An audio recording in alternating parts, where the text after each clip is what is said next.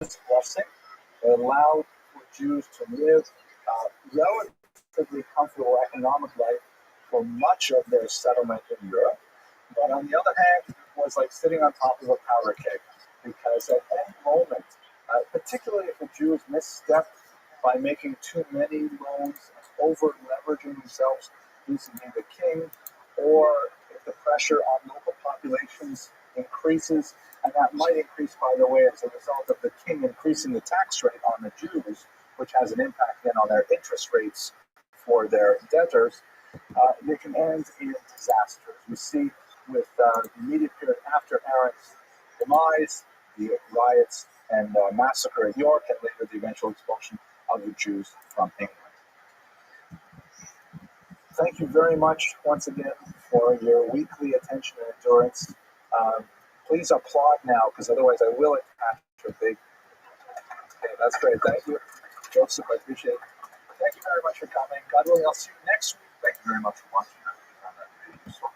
I'm enjoying adding this little call to action at the end of the video as well. So let me say one of the things I'm most excited about is that come this summer, God willing, I'll be heading up to Brooklyn, mighty Brooklyn, to be involved with the great Avenue J campus of Joe College.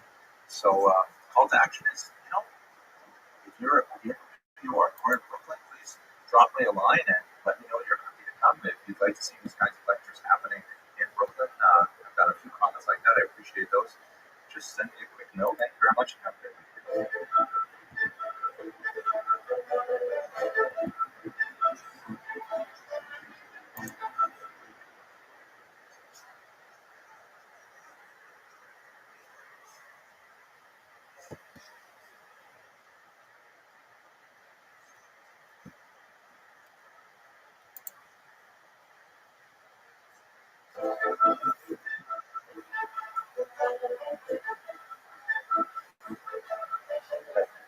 Okay, ladies and gentlemen, thank you very much for coming. Why don't we get started? I'm sorry I'm 2 minutes late, so I will speak a little fast. We're looking at the life of Rabbi Bar Yochai, a very famous 2nd century thinker, a rabbi, highly influential, whose life began, or really his leadership began in the wake of the Hadrian persecutions of the 130s, which is an extremely difficult time for Jews, and it was through leadership of people like Rabbi Bar Yochai that we managed to emerge once again and establish a firm intellectual, spiritual, ultimately economic, and social foundation for our civilization.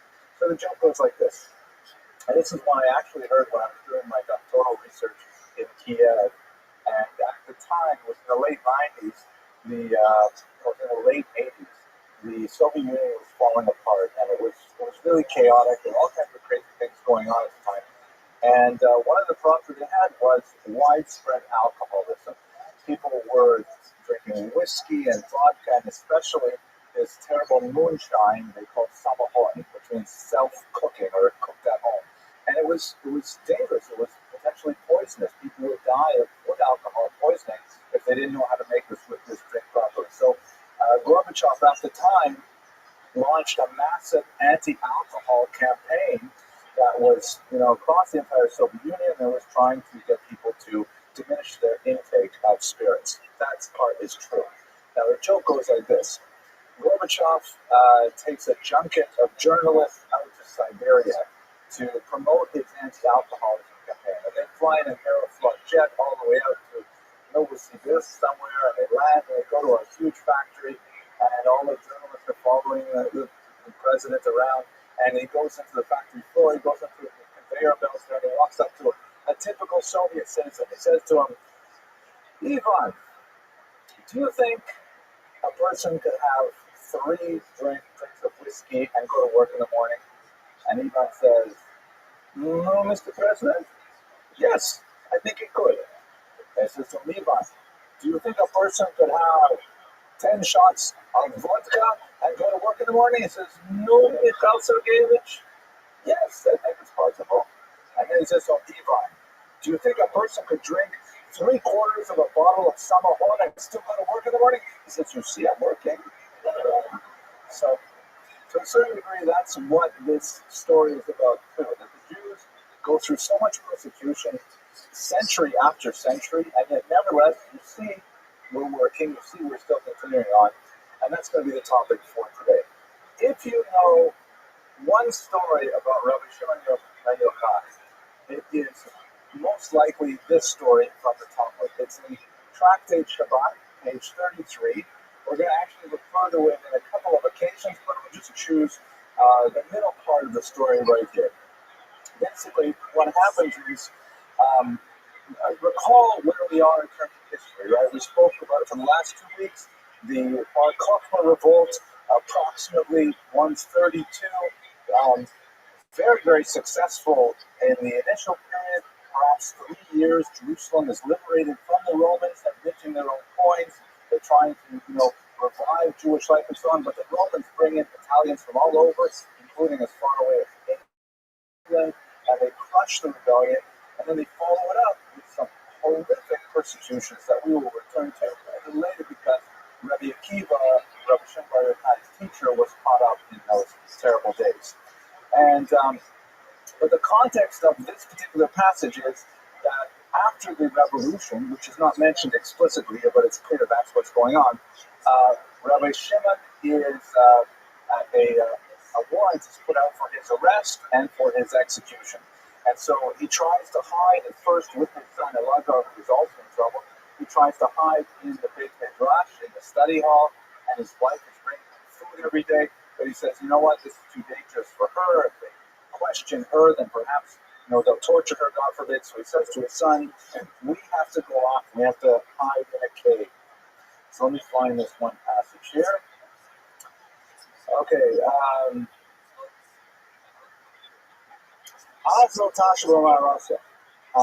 we went and they hid in a cave.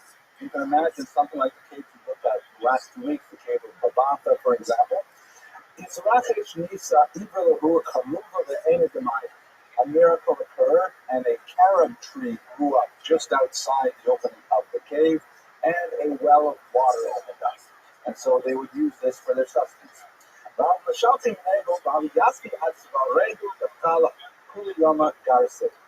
would go into the cave, and because they were there for an indefinite period of time with only one change of clothes, they would take off all of their clothes and bury themselves in sand all day, and they would study Torah. It's a pretty bizarre story. Here he is with his son. He's in this cave, buried up, I imagine, to the neck in sand. Thank you, Mr. Rodriguez. Buried up to the neck in sand, studying Torah. But he done and when they had to pray, the 3 times daily prayers, they would come out, they would put on their clothes, they would daven, and then maybe they'd have a snack of a carob or two, and then back into the sand. And they did this because they didn't want their clothes to wear out. They stayed in that cave for 12 years, learning Torah, just the two of them the whole time. Finally, Elijah the prophet, who in Jewish tradition is always kind of like showing up at key events and times, the Seder table, things like that, where he partakes of milk and cookies. No, wait, that's somebody else.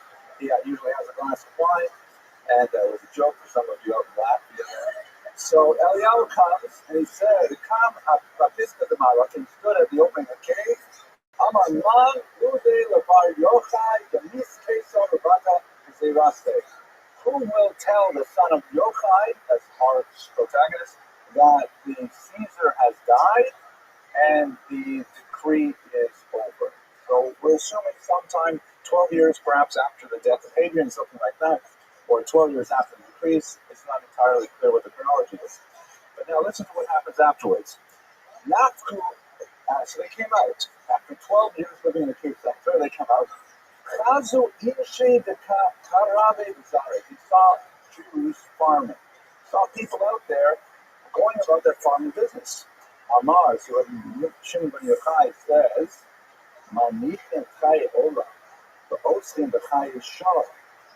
they abandon the eternal life and they engage in temporal life. It's a criticism. What does he mean by that? They should be studying Torah full time, like us in a cave. Don't worry, get a miracle, we'll get a carrot tree, things like that. So I'm emphasizing this because it's an element of Rabbi Shimon Bar Yochai's persona that penetrates his life and also really penetrates, in my humble opinion, a certain sort of trend, a sort of strata in Jewish society, even to the present day. We'll see it even in contemporary Israel, maybe suburbs of Jerusalem, places like Lakewood and Brooklyn. And it says here, so what happens is even worse. Kol makom shenosen eineihem, any place they cast their eyes, meaning Rabbi Elazar and Shimon would look at something, miyad nisra, immediately whatever they looked at would be burned up. Right? You can take it on a literal level, which the Talmud is saying that their holiness from studying the Torah had given them such superpowers that when they looked askance at a field of wheat or something like that, then the wheat would go up in flames. So guess what happened at that point? Yatz Tabasco of Amra. So a divine voice rang out and said to them, what are you guys doing? Are you trying to destroy my world? Let's say, what are you guys doing? So, are you trying to destroy my world? Meaning, this is not what I planned here. I don't want you to come out of the cave and start burning everybody's fields up. Back into the cave with you guys.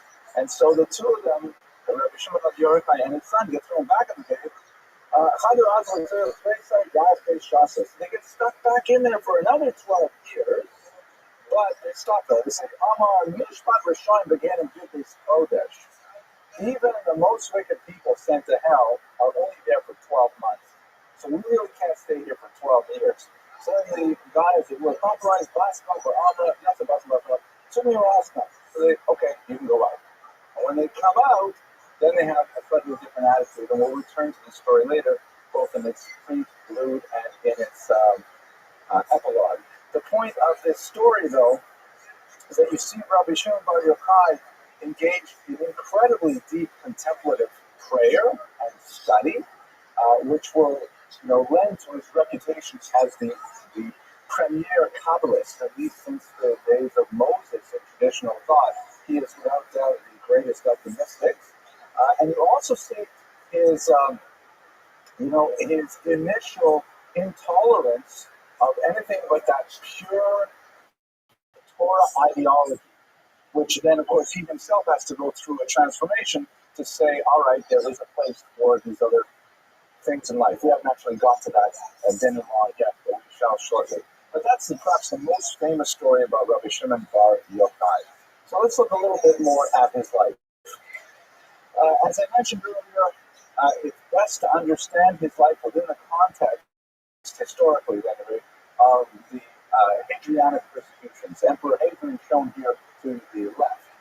And we won't go over the reasons for this again because we discussed it in previous classes, but it was a period of tremendous persecution for Jews and especially for Jewish leadership. You will recall that Bar Kokhba was well supported by the Pharisaic leadership, by the Perusian, the rabbinic leaders of the time, most notably by Akiva ben Yosef, the greatest of them, who according to the Talmud had 24,000 students, who all died mysteriously in this period during the Hadrianic persecution.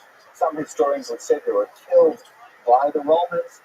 The Talmud itself gives a few other reasons, including the plague and so on. But at any rate, Rabbi Akiva was spared temporarily in order to endure a show trial and a horrific punishment in order to deter other would-be Jewish rebels. The story goes that while Akiva was jailed, his student, Rabbi Shimon, came to him through the jail and wanted to learn more Torah from him.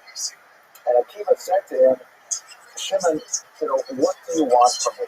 You see how much trouble I am in for studying Torah? Don't you know that what's going to happen to me is that, I'm going to be killed probably on the morrow? Why are you here trying to study Torah from me? Shimon says, you have to teach me Torah. It's an incredibly important thing, and I won't let you go unless you teach me. Akiva responds for a beautiful passage. He says, if you want to hang yourself, you should find a taller tree. Meaning, in his humility, if you really want to be in trouble for this, find someone who's a greater rabbi than I. Shimon, in his insistence, says, if you don't allow me to hear your words of Torah, I will go tell my father Yochai about this, and you'll get even in worse trouble. So you see, just by one little passage, there are other passages elsewhere that corroborate this. Shimon and his father Yochai had something of a generational gap, that Yochai was more in favor of the traditional Pharisaic idea of accommodation with the Romans, or at least that strategic or tactical retreat to say, look, you leave us alone, we'll leave you alone. Whereas Akiva was more of a rebel, and Shimon sided with the rebels. So Shimon was threatening to go to Yochai and inform on Akiva, which was more of a simply an empty threat than anything else, because nothing worse could happen to Akiva at this point. Finally, Akiva says to him, a beautiful passage, which doesn't translate very well into English, but I'll try anyways. He says, more than the calf wishes to suckle, the mother wishes to nurse.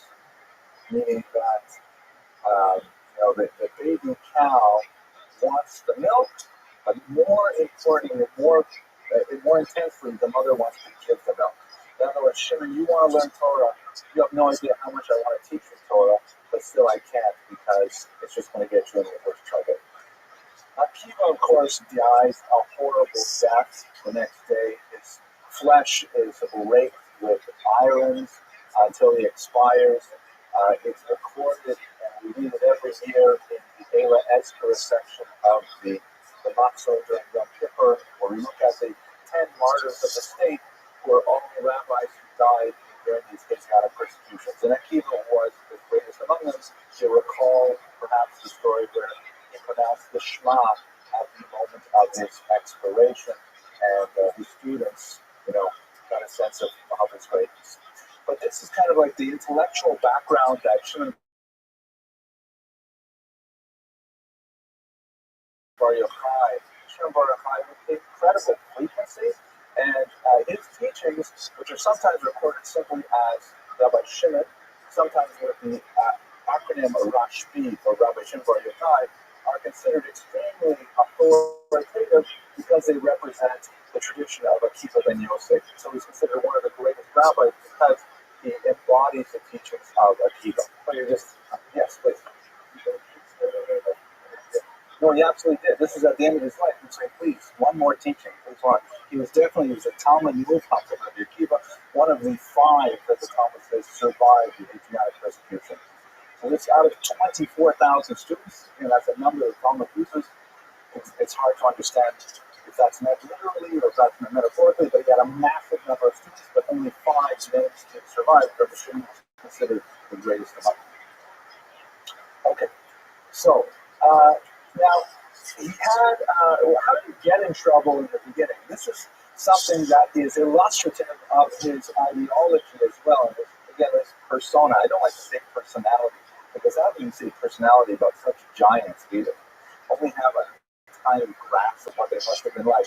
But you can see in the literary evidence what exactly he would have felt about some of these larger things. So this is probably something that occurred, in the context of the Bar Kokhba Revolution, perhaps shortly thereafter, but I'll just read you what it says. So 3 rabbis are sitting and talking. They are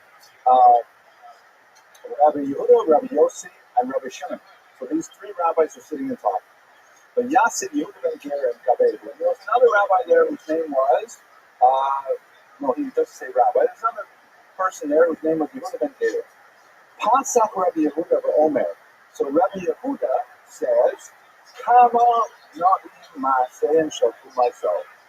How wonderful are the achievements, or the acts of this people. Rashi explains, Umazo, this people means the Romans. We love those Romans. They are great. Why? Tiknu Shavakim, they set up malls, like marketplaces. Tiknu Gesham, they built bridges. Tiknu Merchatzaros, they built bathhouses. They're hugely invested in public works, which is true, by the way. The Romans were incredible builders. You see here a Roman aqueduct. Phenomenal, large public achievements. The road system in Europe is heavily dependent on the original Roman architecture. water transport, sewage, all of these big public works projects were typical of the Romans. So that was Rabbi Yehuda's opinion. I like those Romans because I like my aqueducts. Now, Rabbi Yossi Shasa. Rabbi Yossi decided to say nothing. And remember, the Jews are in Taik. The Jews are fighting with the Romans at this point. Rabbi Shimon, however, that's our protagonist. Nana Rabbi Shimon Amar. He said, "Kol ma shetiknu lo tiknu elo tzorech atzman." Everything they built was entirely selfish. They built it all for themselves. How so? Tiknu shvakim lo shiben zonos. They built marketplaces in order that they could have houses to build repute. In order they could have places where they could find entertainment. Now, they built bathhouses not to cleanse themselves, but just to chill, to hang out, like to go to the Schwitz. Yesharim, he told my hands not us. They built bridges to collect tolls. And all of this stuff was purely self-motivated. So what ended up happening? The three rabbis, right? The first one said, I love these Romans. The second one said nothing. Rabbi Shimon said, no, this is all purely self-interest. Halach Yehud ben Gerem. So Yehud ben Gerem went with secret Ibrahim, and he told people what he heard. Rashi says it's not like he was doing anything wicked. He was telling his father, he was telling students, he was telling kids, saying, oh, I heard these three rabbis talking. But of course, that was a dangerous thing to do. Why? The Nishma of the Malchus, because these stories became known to the Romans. So then what the Romans did is, he praised them, they gave him a big promotion. The Yossi, who said nothing, they exiled him. And Rabbi Shimon, they put an APB up for him. And that's why he had to go into the cave, because he spoke his mind about the Romans, and he was rather critical. Now, that's one of the more difficult aspects of Rabbi Shimon Bar Yochai's teachings is quite often, I say quite often, but often enough, there are some really strong anti-Gentile statements in his teaching. I'm not going to quote most of them. All you have to do is wander around YouTube and you'll find all these passages, usually taken out of context, but he has some strong things to say which are highly ethnocentric in nature. To quote one of the passages that is perhaps the least offensive because it's placed within the sort of larger mythic terms of the Bible, he says, Halakha le'olam is an eternal law, Esav Solon Yaakov, Esau hates Jacob. Meaning, this is just an essential condition of the non-Jewish world that Jacob will be hated. Just like Esau hated his brother Jacob, so too will Jews always be hated by the outside world. Again, these are difficult passages to understand on a philosophical level. I'm not going to entertain them because I'm not a rabbi. I'm just a professor of history. But you can certainly, when you put it within the historical context, understand the kind of suffering that Rabbi Shimon Bar Yochai personally went through, what he saw his teacher go through, and the kind of massacres that were part of the aftermath of the Bar Kokhba revolution. But you certainly understand why he would have some strong feelings about the Romans and about non-Jewish society at the same time. So these things all come out of his relationship with the larger world. But that's subsumed within a far more central aspect of his personality, which is his dedication to Torah study. Let me provide for you another quote. This is from Pirkei Avot, and I actually had Mr. Rodriguez, who is multi-talented. Mr. Rodriguez, for those of you who are in Latvia watching right now, he's behind the camera there. And he's a chaplain in the U.S. military, candidate chaplain in the U.S. military, just completing his master's degree in religious studies, and a fiercely knowledgeable individual. So I asked him if you find this quote for me, please. And here it says, Rabbi Yaakov says, now I'm pretty sure this is Rabbi Shimon and other readings. Maybe that's why I couldn't find it. But I'll read it to you, and I'll have to look up exactly what's going on. So you found it even when I remembered mistaking it.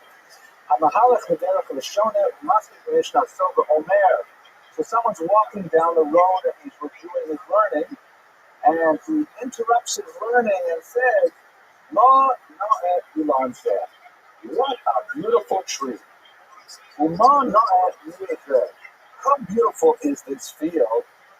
That's the key in the nutshell. The Torah considers as if he should give up his life. So I mean, it's a very strong passage. Here in a central text, Pirkei Avot, and the basic concept is that Torah study is so incredibly important that we should not be distracted from that study by anything else in the world. It's written in hyperbolic language. How do we understand that on a real level? You have to go speak to a religious expert. I'm not one of those. But nevertheless, it gives you a sense of the mono-focus that is characteristic of Rabbi Shimon Bar Yochai and that sort of strata in Jewish thought. Okay, the passage that Judas is referring to is when there are always rabbis in Bnei Brak, which, by the way, was the camp where Rabbi Shimon Bar Yochai studied with Rabbi Akiva in Bnei Brak. In the modern day, Bnei Brak is there today.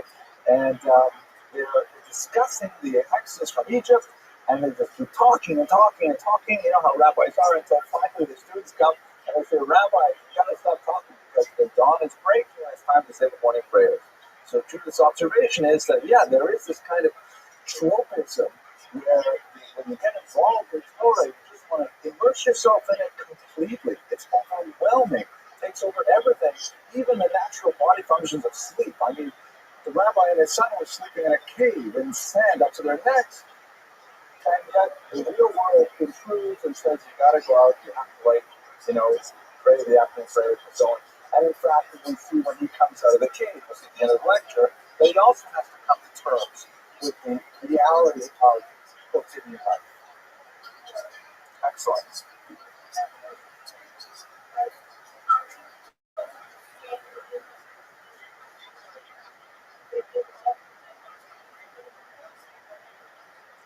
A little bit difficult right there, but yeah, I think we are to understand that most people can break. And there's no question that, what you're asking is really a fantastic discussion. You can open up about the modalities of learning.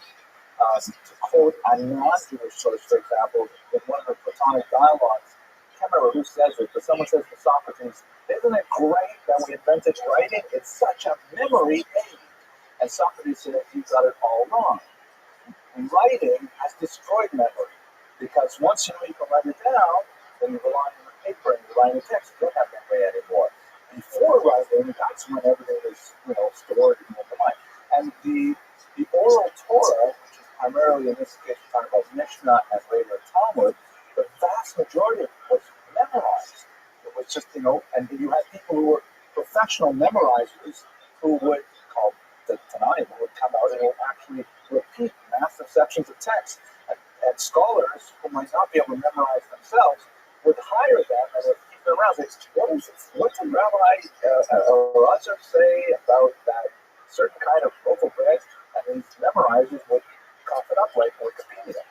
So they definitely, the idea of them learning in the cave by memory was not at all weird. In fact, I'm going to tell you one other story. I have a lot of stories that illustrate this. Just one, and it gives you a sense of how we've changed even in a few short generations. One of my study partners, when I lived in Toronto, told me that his father in Europe, he was not a rabbi, not an extremely learned person, just a regular kind of Jew. They used to like to travel at the end of the Sabbath to a neighboring town, but it was outside of the Sabbath boundary. You're only allowed to travel a certain distance out of town by foot on the Sabbath. So what they would do, and you couldn't carry anything, they did not have an area around the area. So my study partner told me that his father remembered as a young man walking with his friends out to that Sabbath boundary on a Saturday afternoon and waiting for the Sabbath to end, so they couldn't walk further. And they weren't allowed to carry any books with them, so they would repeat an entire tractate of Talmud. They would review it, and we're talking now about something that takes, 250 pages to translate to English, and with a few young men, they're able to recreate the entire Talmud. And that's only, let's say, in the first couple decades of the 20th century. So you can imagine how our culture today, with our smartphones that have the entire Talmud on there in a second, how our memory is really deteriorating. Really interesting digression. Let's get back to the text stuff. Okay. Despite his antipathy to Rome, as we discussed earlier, he became recognized among the remnants of the Jews living in Israel as a leadership figure, and he was actually appointed by Nero to specifically go to Rome at one point and to plead the case of the Jews and to try and avert any further decrees being passed against them. We don't know a lot about the details of that message to Rome, but it seems to be widely supported throughout the text. What is kind of fascinating about that particular trip to Rome is that he is associated with perhaps the first miracle in his life, and I've omitted the vast majority of them, but the legends that are associated with this particular trip are fascinating. Again, given the way rabbinic literature is structured, sometimes it's difficult to understand which legends are justly attributed to Shimon Bar Yochai and which legends may have been written about another rabbi and pasted on to Rabbi Shimon Bar Yochai. But nevertheless, the fact that there are such legends circulating about him gives you a sense of how he was regarded. Specifically, the story was that the Jews had no idea how they were going to get the emperor of Rome to rescind a particular decree. So Rabbi Shimon Bar Yochai employed a type of a demon, a shade, which he then went and possessed the daughter of the emperor. Like a dibber kind of thing, where this demon somehow made her mentally ill, and they were very worried about it. So Rabbi Shimon Bar Yochai shows up, and as the legend goes, he offers to heal the young woman, and of course he performs an exorcism, which then removes the demon. The emperor is so grateful, he says, "You can have anything in my storehouse of treasure." And so Rabbi Shimon Bar Yochai goes and finds that particular decree that is, impending some doom for the Jewish people. He says, "This is what I'd like to taste," and the emperor says, "That's easy." And so Rabbi Shimon Bar Yochai takes it and rips it up. Again, this particular legend may not be justly associated with Rabbi Shimon Bar Yochai, but it points to a much larger trend in his life, and that is his miracle work. We'll return to that in a moment. There's also a lot of beautiful stories about Rabbi Shimon Bar Yochai. I don't want you to leave with this impression that he was incredibly intolerant and completely focused on Torah study, disdainful of others, and so on, because that's not an accurate portrayal. Another story associated with him is there was a couple that had difficulty bearing children, and after 10 years of attempting to have children, they decided that they would get a divorce. It's changed the body of Jewish law discussing this. So they went to Rabbi Shimon Bar Yochai, and they said, it's just not working, and so we want to have a divorce, and we'd like you to, write to them and make sure that everything's done appropriately. And Rabbi Shimon Bar Yochai apparently could see that they actually cared for each other very much, and wanted to find some other way for them to achieve their objectives. So he said, "Well, listen, how about this? When you got married, you made a big party. So when you get divorced, you should also make a big party. You should also have a celebrate party." And they invited all their friends, and it was a wonderful time. And that night, they felt so good about each other, and lo and behold, she became pregnant, and so they decided not to get divorced after all. It's a beautiful story. Maybe it should be a strategy for other couples who unfortunately are not able to have children. But you get a sense of Rabbi Shimon Bar Yochai's sensitivity and his association with miracles certainly didn't hurt in that case either. Now, some of the miracles are really quite amazing and fantastic, even besides these. There's a whole discussion of his cleansing of the city of Tiberias, in which the city was apparently filled with unmarked graves, which represent a problem, particularly for Jews who are Kohanic. The Jews are Kohen, part of the priestly tribe, is not allowed to be in the vicinity of a graveyard. You can't walk over graves and things like that. Unmarked graves are particularly difficult for Kohanic. So Rabbi Shimon Bar Yochai, the legend goes, he elevated all of the graves and removed all of those bodies, identify them from, underneath driveways and things like that, and have the bodies moved and purify the entire town so that people there. There's one version of that story that actually says all those who are buried alive and all those who are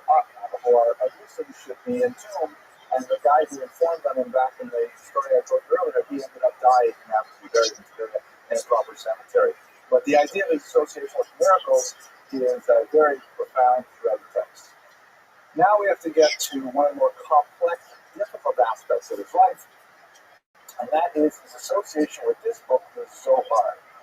And the truth be told, many lectures, and you might find on the internet about Rabbi Shimon Bar Yochai, would probably start with this point, identifying Rabbi Shimon Bar Yochai as the author of the Zohar. This is a very problematic statement that already came into question even in the Middle Ages. So let me just kind of outline a little bit of the debate, and the truth is we're going to omit most of the discussion because it properly belongs in the 13th century, not in the 2nd century. Basically, what is the Zohar? It is a huge Aramaic language commentary on the Torah, which is deeply Kabbalistic in nature. It is one of the most central texts of Jewish mysticism, a massive, rambling text, very difficult to understand, clearly made up of many, many different levels and most likely authors who are contributing to massive works that has been extensively studied, particularly by Gershom Scholem in the 20th century, and Moshe Vidal after him, breaking it down into its constituent parts. It has been always associated with Rabbi Shimon Bar Yochai since it was first released to the public world in the late 13th century by a rabbi named Moshe de Leon. He claims that he discovered this book, and it had been hidden for so many centuries, studied privately by Kabbalists, handing it down from one Kabbalist to a student, that student later to his student, and so on, until finally in the 13th century, because of material circumstances, it had to be made public, and the Zohar was released to the larger world. And it became an amazingly popular work, the subject of many learned commentaries, and earned a place of tremendous authority within the mystical tradition. The problem is there's a lot of internal literary evidence to indicate that Moshe de Leon did not discover the Zohar. He may have actually authored it, or he may have edited it.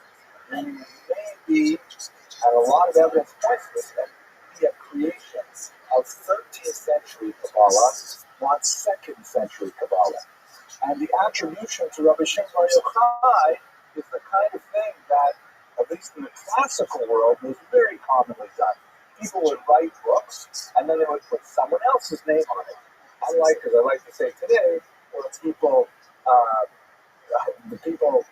take other people's books and put their own name on it, right? It's the opposite of what we like to do today. But at any rate, adding Rabbi Shimon Bar Yochai's name to the author line was a way of promoting this particular work. And the evidence is really quite, it's not inconsiderable. It has to be looked at. Like as Rabbi Joseph Telushin put it in one of his books, if you look at, for example, the language that's used in the Zohar, there are words that show up there that are totally inappropriate for 2nd century work. He says it's like reading an ancient work and suddenly finding the word Oldsmobile show up in the middle of it. Like the word Oldsmobile does not belong in the 2nd century. It doesn't make sense otherwise. And they're like passages which are clearly echoing things which were written 1,000 years later that are repeated in the Zohar, and a lot of like the archaeology of the background of the Zohar really belongs to a later date.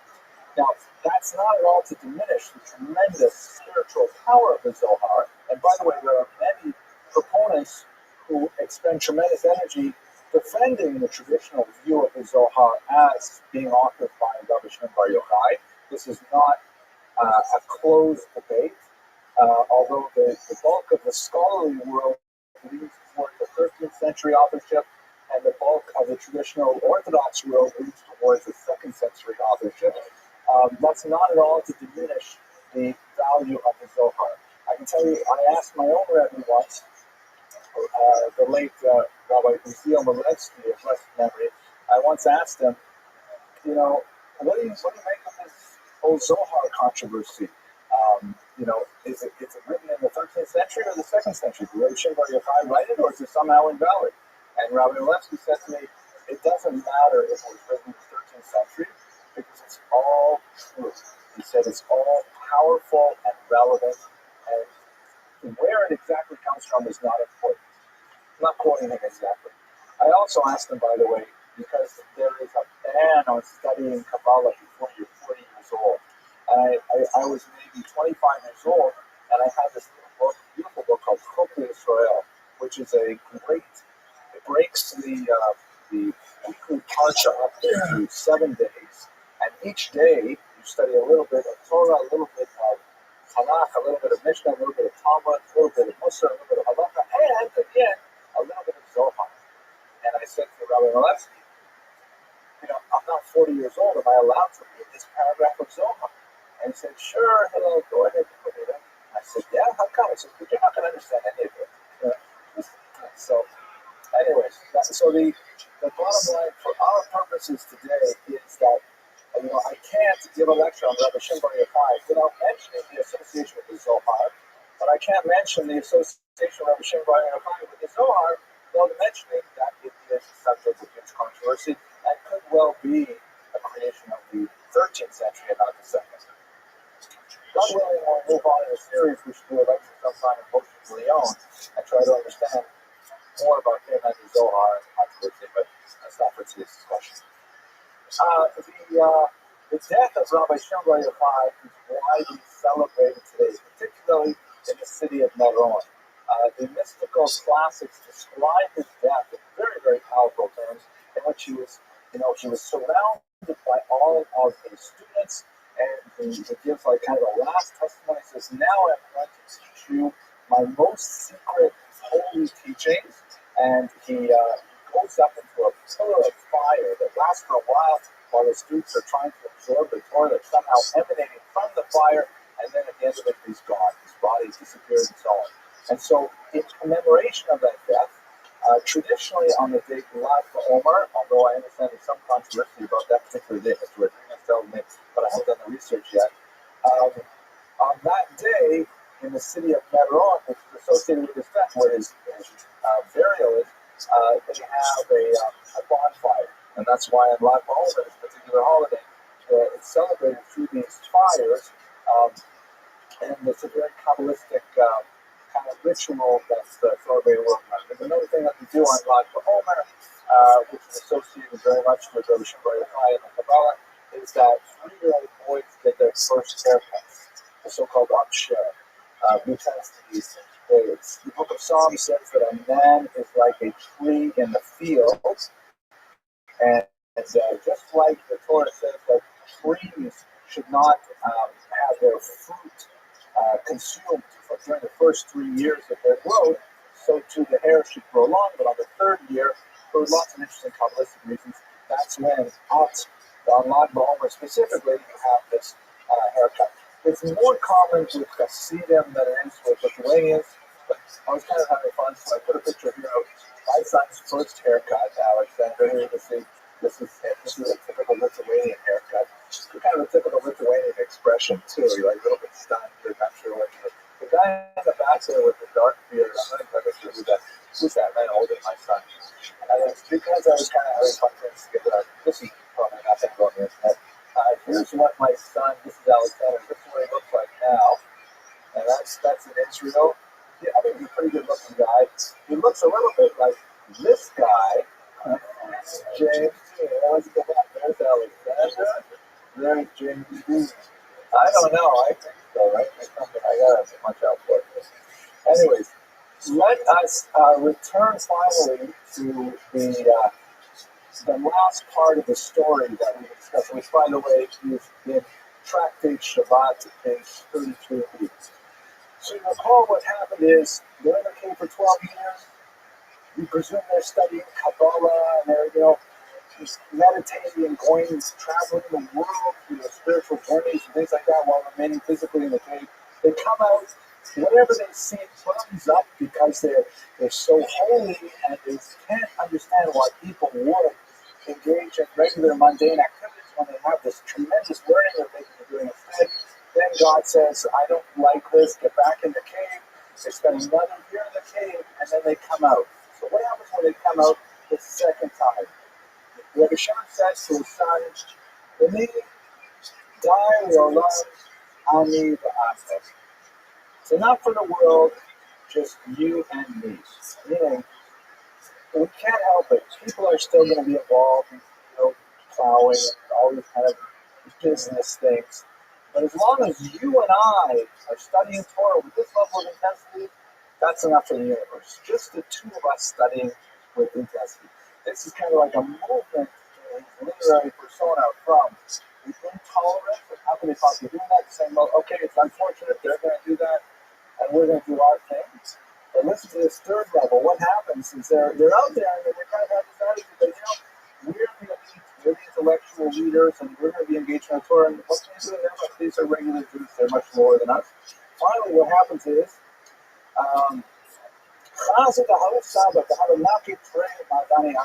they saw a certain old man who was carrying two bundles of myrtle. By the way, when it says Saba, a certain old man, there's a Talmudic tradition that says that's Eliyahu Hanavi, Elijah the prophet. Again, in disguise this time, he's a certain old man. They don't know it's Elijah the prophet, but they see an old man carrying two bundles of myrtle. The Rocky Ben Hashmashas, and he's running because it's Friday afternoon, it's going to be Shabbos soon. So Amrullah, they said to him, Hanei Lamala, what are you carrying those for? Amrullah, Shabbos, I'm carrying these in honor of the Sabbath. So he said, so what are you carrying two for? You only need one. He says that the five connected Zachor, the five connected Shamor. No, it says in the Torah, there's two passages in which the Ten Commandments occur. In one passage it says, remember the Sabbath day. In the other passage it says, guard the Sabbath day. So therefore I have two bunches of myrtle. One is in memory of that passage, remember. One is in memory of that passage, guard.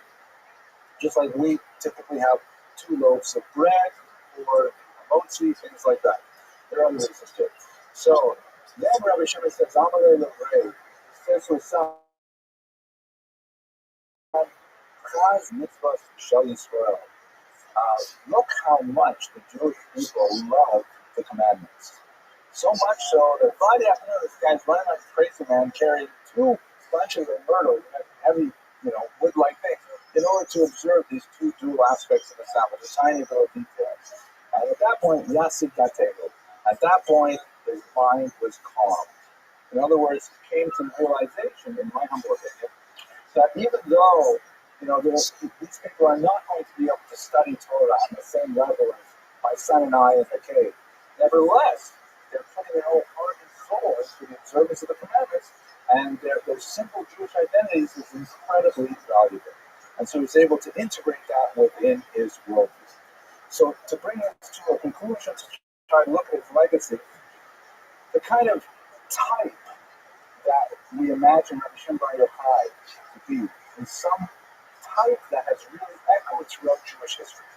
It's a kind of an intellectual ideal that you see in figures like the Vilna Gaon, deeply, completely dedicated to Torah study, to the exclusion of so many others. And they're like these spiritual giants who may have had a sharp tongue, and may have had a lack of tolerance sometimes for just on an apparent level. They might have had a lack of tolerance for the less learned. But ultimately, they are there to devote themselves entirely to the will of God, and it is a kind of a spiritual ideal, one of many that populate the Jewish pantheon of great hearts. Okay, with that, I want to thank you very much for your attention and your endurance, and God willing, I'll see you next week. We're going to talk about Eldad the Danite. Okay, I'll look it up for the internet. I'll put some more info on that. Well, I hope you enjoyed that lecture. I had a lot of fun giving the lecture. I especially like the little part where I include, examples of my son's current photograph and James Dean's photograph. But at any rate, I had a really good response to last week's call to action at the end of the Rabbi video saying, please add to the goodness of the internet by writing something positive or at least something constructive on the videos. So since that works so well, I'd like to join other call to action. If you found this video useful, or even if you found it really terrible, share it with your friends. Put it on your Facebook account and say, you've got to check out this video because this guy has no idea what's going on. Or whatever, this is useful, I really liked it, and impress your friends with your sophistication and ability to learn a high level academic Jewish history. I think that would help improve the world as a whole by just disseminating good quality information. At least I hope I'm producing good quality information that others can use in their own personal, intellectual, spiritual development. That's about it. Thank you again for watching, and I hope you have an excellent week.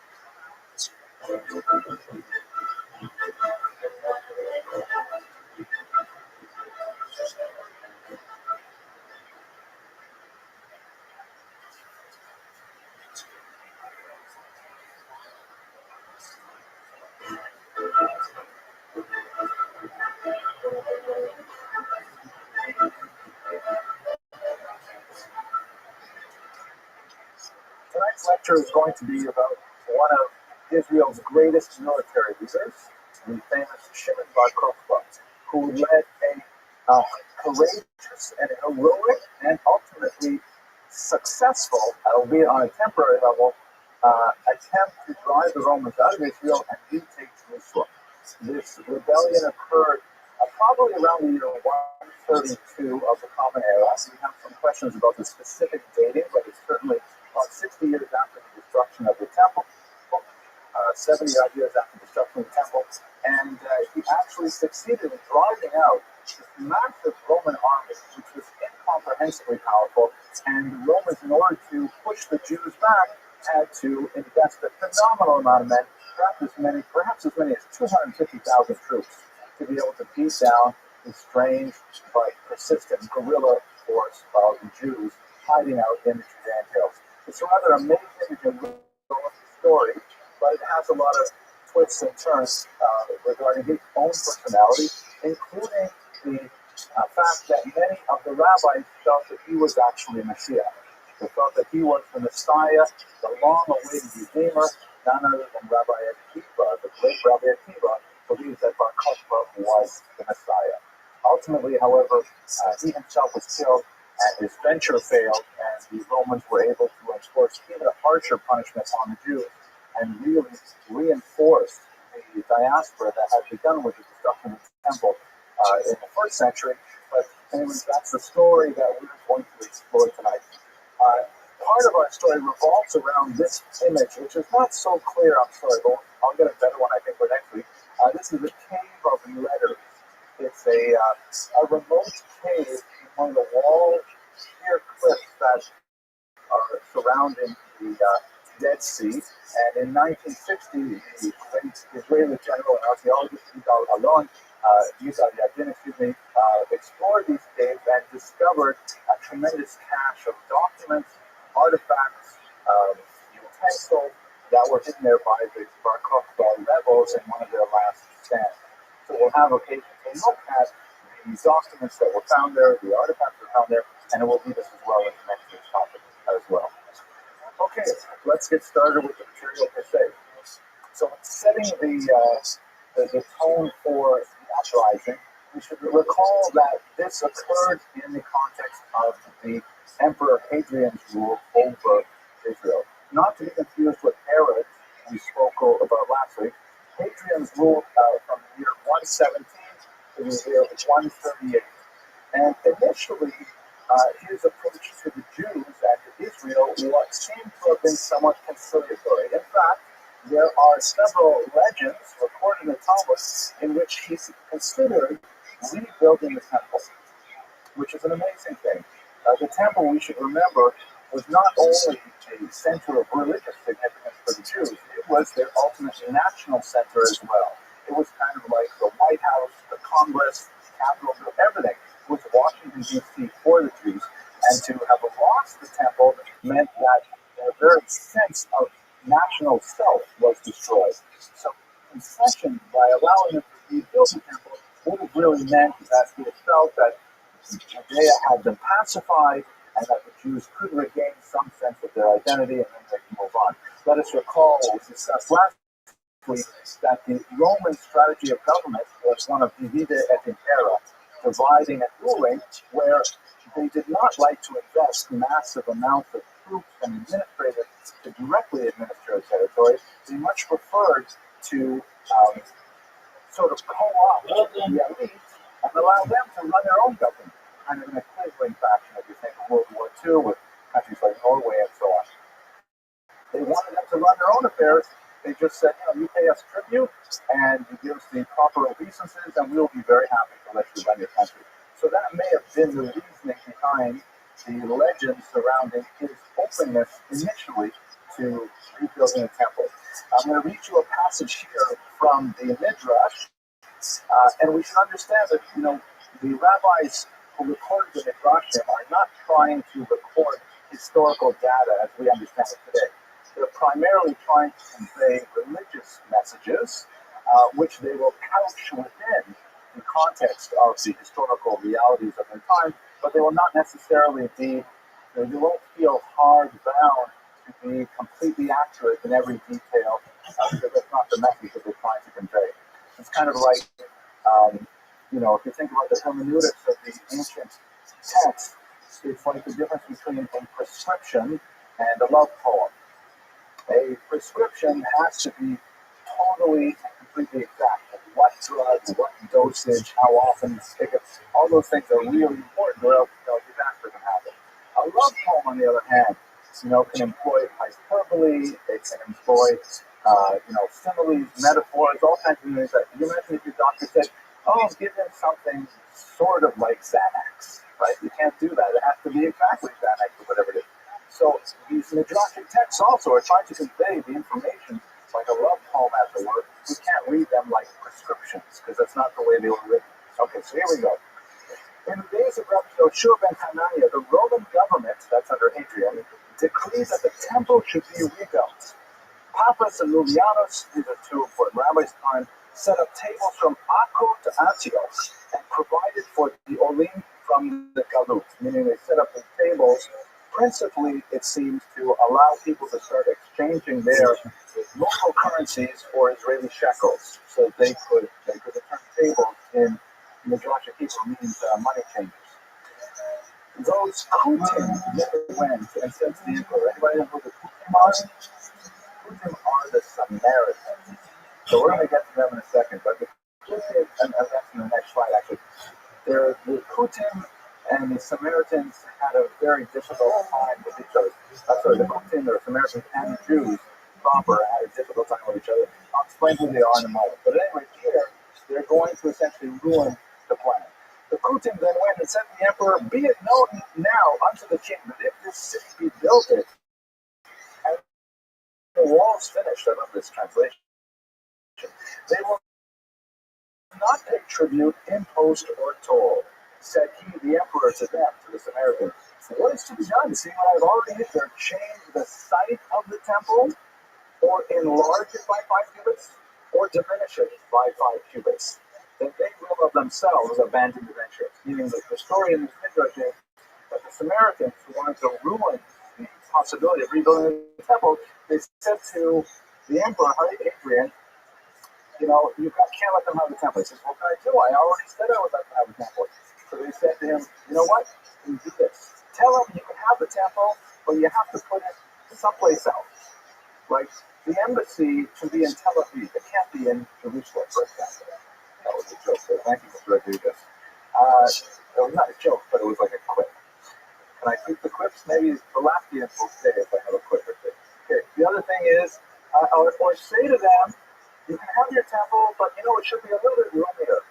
Enlarge it by 5 cubits, which is the equivalent of about 9 feet or so. Or shrink it by 5 cubits. Now, why wouldn't the Jews say, sure, let's do it? Because the temple has to be exact, right? The measurements are described, they're not exactly what it is. And so by telling them, you can have the temple, but it has to be a little bit bigger, they won't be able to accept it. And so what will happen, this is the plan of the Kutim. They are Jewish, by the way, and we'll see exactly how Jewish and what context, but they ruined the plan, because the Jews would have to refuse, and ultimately Hadrian got it with.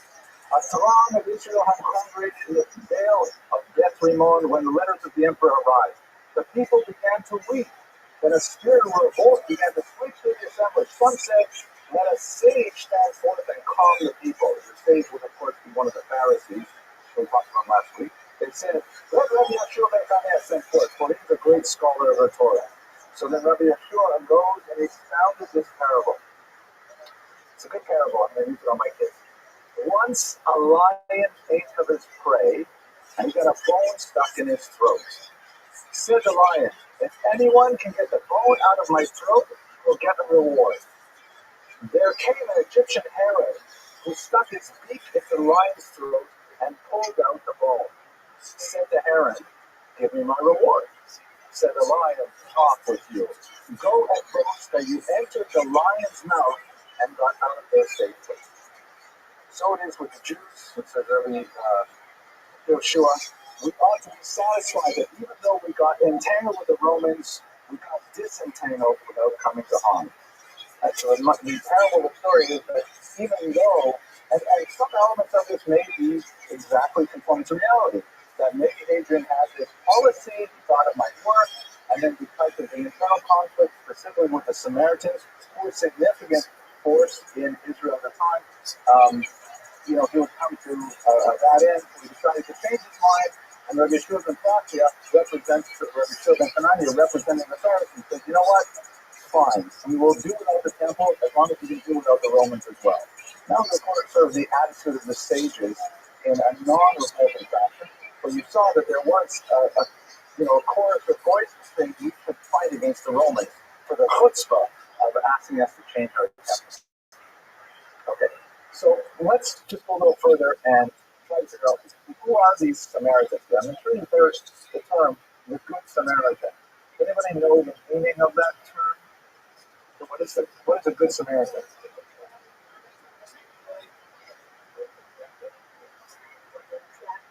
Oh, give me the modern terminology. Just what do we mean by it today? Very nice. Okay, why does that person have to be a Samaritan? What's the shot in Samaritan? Well, here's the parable. Basically, it occurs in the New Testament. I think it's in Luke. I'm sure a lot of my viewers will probably correct me. But what happens is there's a disciple who talks to Jesus, or it may have been actually an opponent of him. He says to Jesus, how am I supposed to love my neighbor as myself? I mean, come on, am I supposed to really do all these things? I don't see anybody doing those things, right? So Jesus says, let me give you a parable. He says, there's a guy who's like mugged, and he's like lying on the side of the road bleeding.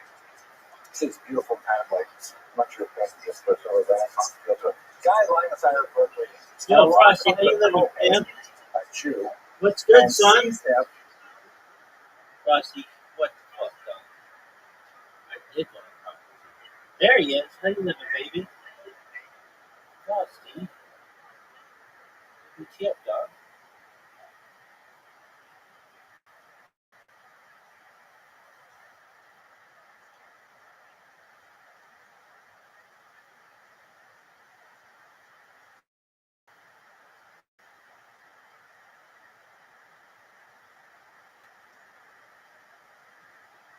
Him, and then passed by. Walks across the street. Then along comes a Levite, a Levi, sees him, doesn't want to deal with him, it's messy, he's got to clean. And along comes a Kuti, a Samaritan, and he helps him nevertheless. He bandages him up, he takes him to a hotel, he tells the innkeeper whatever it costs, I'll pay it, I'll come back in a while to check on him, the whole thing. And that is the Good Samaritan. But the point that we have to understand in the story is that the Samaritans and the Jews hated each other bitterly. The Samaritans were a group of people who had converted to Judaism under duress. So their whole story is described in Tanakh, that they were afraid that if they didn't convert to Judaism, they would be devoured by these lions. And so their conversion to Judaism was sort of suspect for a good 400 years. And a good part of the Talmud, Tractate Barako in particular, goes back and forth. Do we consider them Jews or not Jews?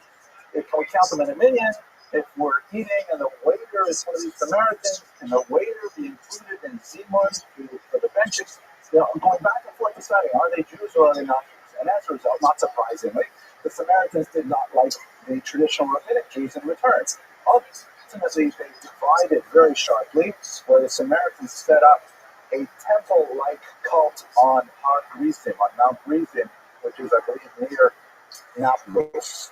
It's a mountain up near Nablus, and they even to this day, by the way, Samaritans do today, they still sacrifice on certain holidays, goats and things like that, because it's sort of like the ancient temple cult, but it is a Samaritan version. And so at that point, the rabbi said that's it. They definitely were not considering them Jews at all. And they had a tremendous fight with each other throughout the entire time. Another example of how they used to fight is the rabbis, when they would announce the new moon, they would signal to far-off communities that the new moon had been declared, so people would know when is Rosh Chodesh, when is Pesach, when is all these holidays, and they would do it by, lighting signal fires on mountaintops. And from far away, you would see the fires, and you would light a fire and go on. And so the Samaritans started waiting and lighting fires on their own, on the wrong days. So it messed up the whole system, and we had to go to a printed calendar, and synagogues made a lot of money as a result because they could print catalogs. At any rate, so the story, Jesus' story, is only understandable in the context of the fight between the Jews and the Samaritans. It's like saying all the people that should have helped this Jewish guy on the road, they refused to, and of all people, Dafka, it's a Samaritan who helps him. It's like saying, you're let's say you're stuck in a really bad neighborhood, and all of the inner city population, rich people are walking by with this white middle class American, they're walking by leaving alone, and then an inner city resident who is dirt poor walks up and takes care of you.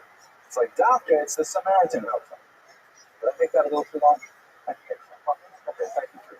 All right, so anyways, there's three basic groups of Jews who are vying for authority in Israel at this point, and they have different relationships vis-a-vis Rome. The Pharisees we spoke about. The Pharisees are trying to practice this, like Yochanan ben Zakkai, we discussed the other day, they're trying to practice sort of tactical retreat. They're trying to stay disentangled, disengaged from Rome. You leave us alone, we'll leave you alone, and they're trying to just stay out of Rome's way and manage their own Torah affairs in closed disciple circles. The Christians are being horribly persecuted, and they're being persecuted both by the Romans in a very physical and fatal way, and they're also being persecuted to a degree by the Pharisees by being excluded from the Jewish body politic. Again, remember that when I use the term Christian in the 2nd century, we're talking about a mixed population of Jews who adopt Christianity as a faith system, and their version of Christianity, Jewish Christianity, if you want to call it that, is basically all the mitzvos plus belief in Jesus. And you also have a growing population, especially outside of Israel, of Gentiles who adopt Christianity, and they are practicing no mitzvot, but believing in Jesus. So it's a mixed population. It doesn't make sense. Well, these are Gentiles, meaning they're like Romans, Greeks, from Asia Minor, all these places, and they leave essentially paganism to become Christians, but they feel no reason to go through Judaism to get to Christianity, to go straight to Christianity, and therefore they don't pick up keeping kosher, keeping Shabbat, things like that. And there's internal struggles within the Christian world, but definitely they are united against the Romans and united against the Jews as well. I mean, they're within it. And then finally you have these Samaritans who are trying to have some kind of engagement with the Romans and trying to betray the Jews, as we saw in the story with Taik. And there's a lot of conflict as a result. To a certain degree, it will affect our cultural revolution, but I didn't include too much of it in particular. So we have basically two major accounts, non-Jewish accounts of the Bar Kokhba revolution. I'll show you some depictions of the historians there.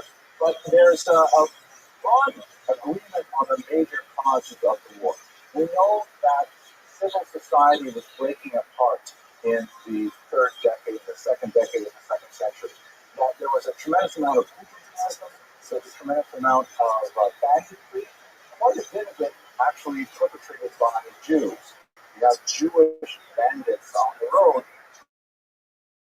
throughout Israel, and the Romans are not particularly exercising much control. They're not trying to establish ROTHSCHILD, you know, a society governed by law. They're just basically letting it become lawless as long as it doesn't affect the governing authorities.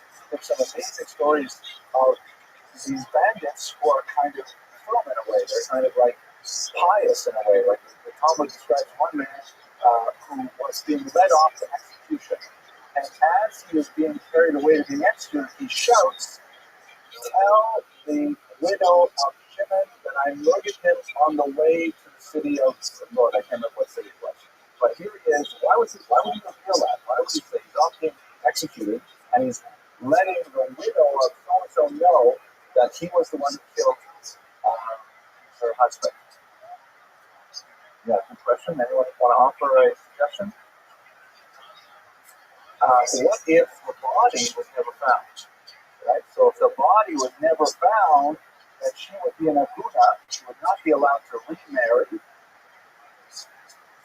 Well, if she were to remarry, right, against the rabbinic approval. So by going and shouting, "I killed him," that meant that she was no longer an aguna. She was a widow and therefore could remarry. So then the rabbis got into a big tumult. Oh my gosh, do we accept the testimony of a guy who's being let out to be executed? I mean, how reliable is that? The testimony, they concluded in the woman's favor, saying that yes, the fact that he admitted to killing this guy, we would accept it in order to render her able to marry another man. But that you get a sense of the kind of confused period of the time. Here's a person who had no problem murdering another Jew, but he's about to execute. He wants to definitely save this other woman from being an aguna. We also, so the local governing authorities began to really crack down heavily. In particular, one individual named Tineus Rufus, or Rufus Turnus, as he's known in the Talmud, began to impose some really severe measures on the Jewish population, outlawing a lot of basic Jewish practices. There's some debate about which specific ones, the observance of the Sabbath, circumcision, and so on. But there are a lot of stories of brutality from this one Turnus Rufus that certainly escalated the conflict. Now, Dio Cassius, or Cassius Dio, shown here, the Roman historian from the late 1st century, early 2nd century, late 1st, 2nd century, early 3rd century, who wrote that the flashpoint for the revolt was specifically Hadrian's destruction of Jerusalem and its renaming as Aela Capitolina, meaning that was totally the opposite of his earlier policy of perhaps rebuilding the temple, and most historians follow Cassius Dio in their line of thinking. However, Eusebius, shown here, who is a church historian and the other major non-Jewish source on this period, he says that actually the temple was raised, or the Aela Capitolina was renamed, Jerusalem was raised further after the revolt as kind of a punishment for Bar Kokhba rebellion. So the historians at this point did not know exactly what was the flashpoint that caused it. One thing we do know is that Hadrian had just left Israel. He was on this kind of grand tour of the Middle East, and he left Israel, and that's obviously when the Zealots felt, okay, this is the time that we can finally rise up against the Romans. Dio Cassius says that the Jews had a unique strategy for obtaining weapons. They had a certain amount of gun control, as it were, in the ancient world. It wasn't possible for just anybody to just produce weapons. I mean, it made a lot of noise, the banging, the clanging, you had to get the raw materials and so on.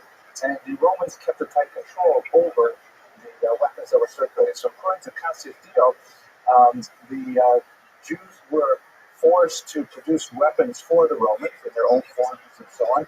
And the Jews would intentionally make poor quality swords, meaning they would have a defective one every 2 or 3 swords, and they would hand these over to the Romans. And the Romans say, "What is this garbage?" And they say, "Theft." And they would probably not say theft, but they would give the swords back and say, "Give us better quality swords." And according to Cassius Dio, that's how the Jews were able to accumulate a large amount of metal and a large amount of defective swords, but they were able to arm themselves. We don't have much evidence for this particular legend, but it's an interesting one. What we do have evidence of, however, is approximately 125 tunnels found to date that they were used by Bar Kokhba and his rebels. Their strategy was to build these underground tunnels throughout, in particular Judea, but also stretching forward into Galilee.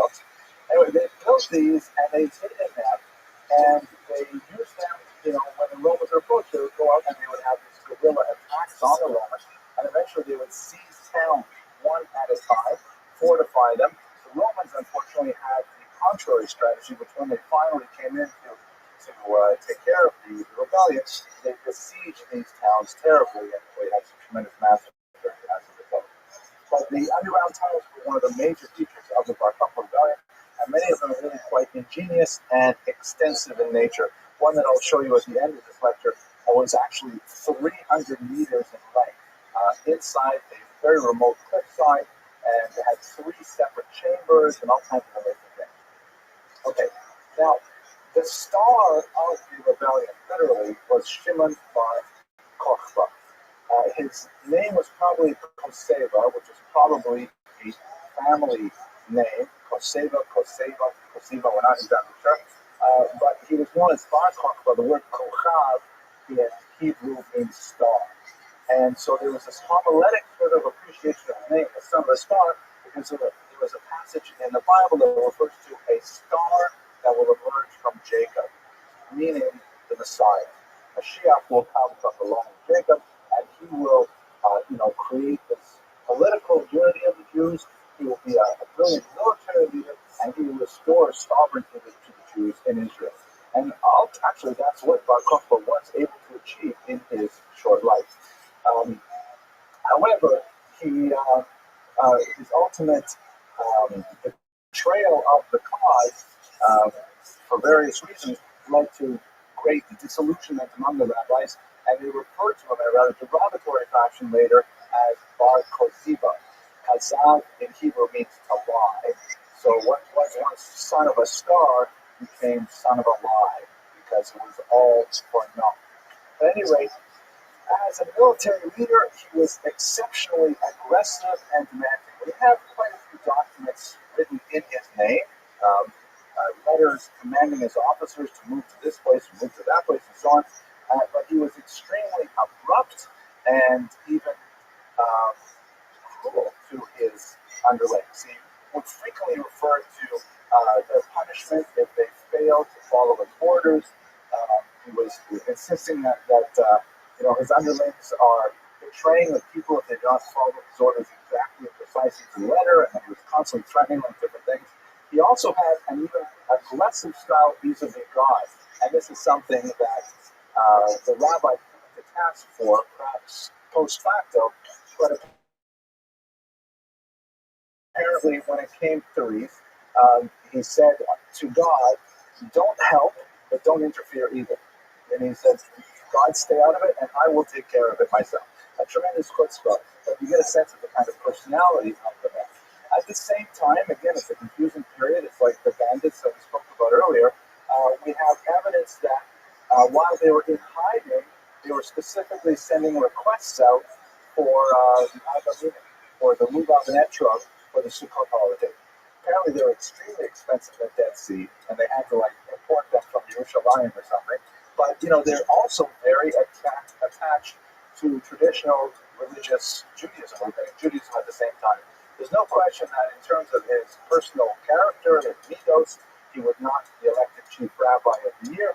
But on the other hand, in terms of his military leadership and his brilliance as a strategist, it was unparalleled.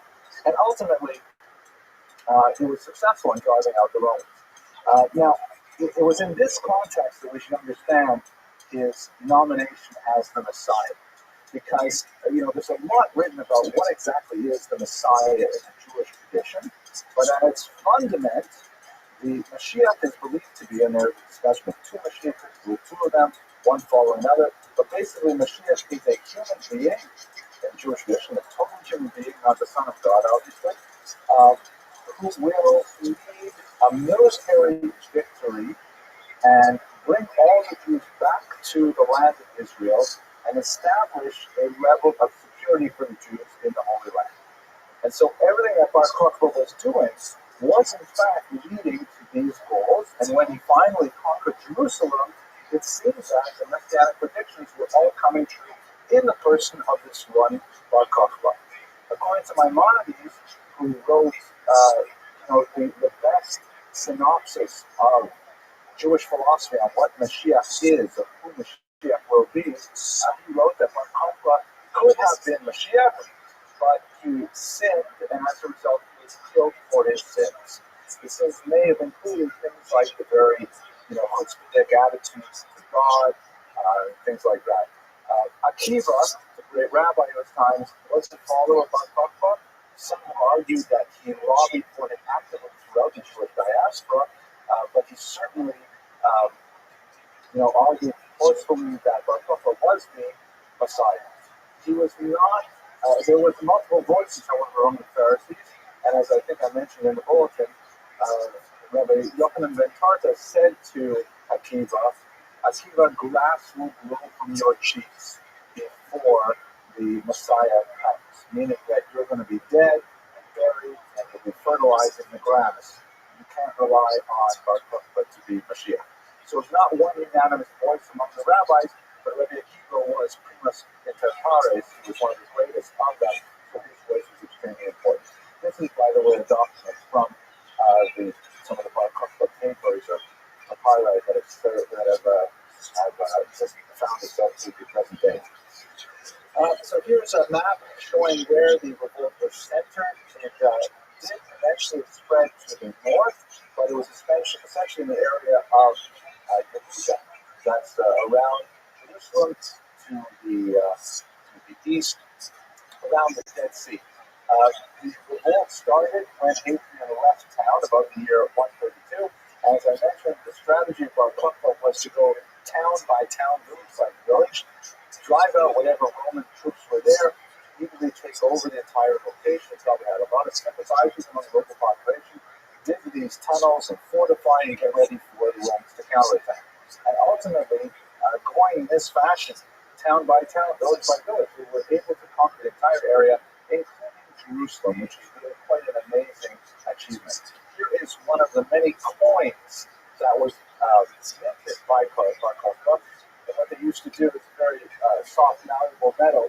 They would heat up Roman coins until they were kind of soft, and then they would simply stamp over the emperor's face with whatever new symbols they wanted to put. And also, I have a look at some of these symbols here. Anyone recognize this structure here? The Mishkan, or I would say the Beit HaMikdash. This is the Holy of Holies, right? Which was created by Herod in a kind of a neoclassical style, like kind of Greek style columns, things like that. So what does it mean that Bar Kokhba is putting this on his coinage? What are his values? They're clearly, very national, religious. Let's get back to Jerusalem. Let's get our temple sacrifice going. That was like a really brilliant film. This little item up here, anyone figure out what that is? I'm sorry. I'll give that a line. This little thing up here, I'll give you a hint. It twinkles. Star, right? That's a who's that? Bar Kokhba, right? So the star on top of the temple, the Bar Kokhba, his star is shining there. That's the symbol.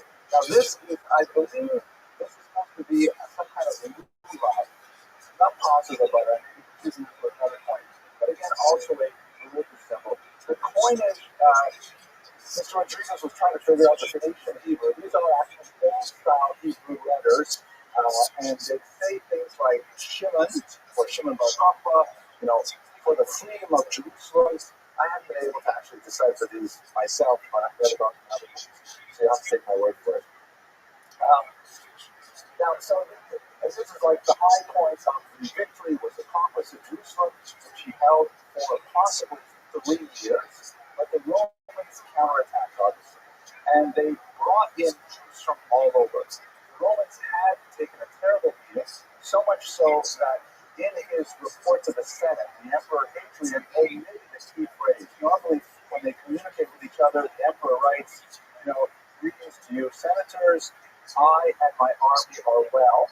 He omitted the and my army part, because they were really taking a beating in Judea, which was, can you imagine from a Roman perspective?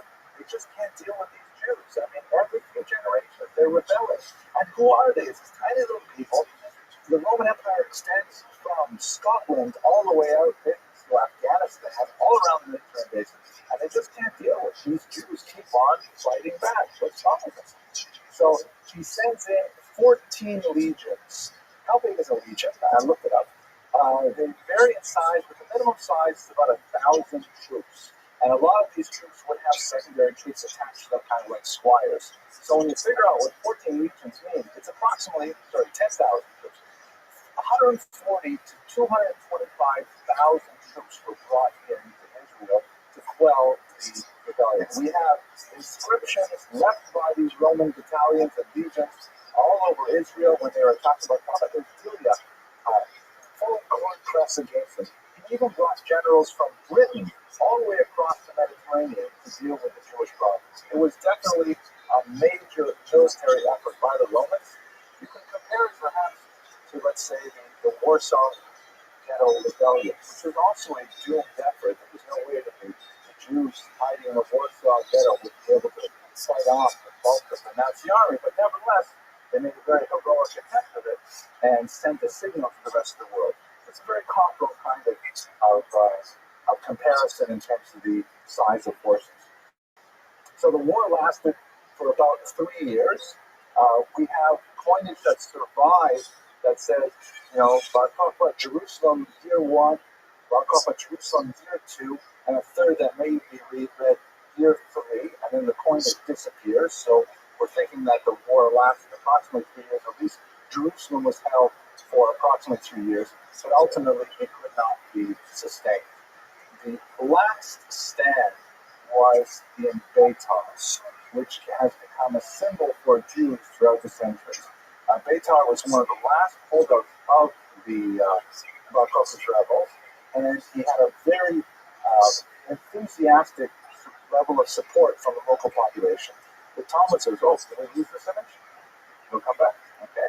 The Talmud says that in Beitar, there were 300 school children who, if they heard the Romans were approaching, would take their styluses, their pens, and they would run out of school to poke the Romans' eyes out. Just as an illustration, the Talmud trying to say just how deep the support was for the Bar Kokhba Revolution in this town, which is, by the way, is located in a place called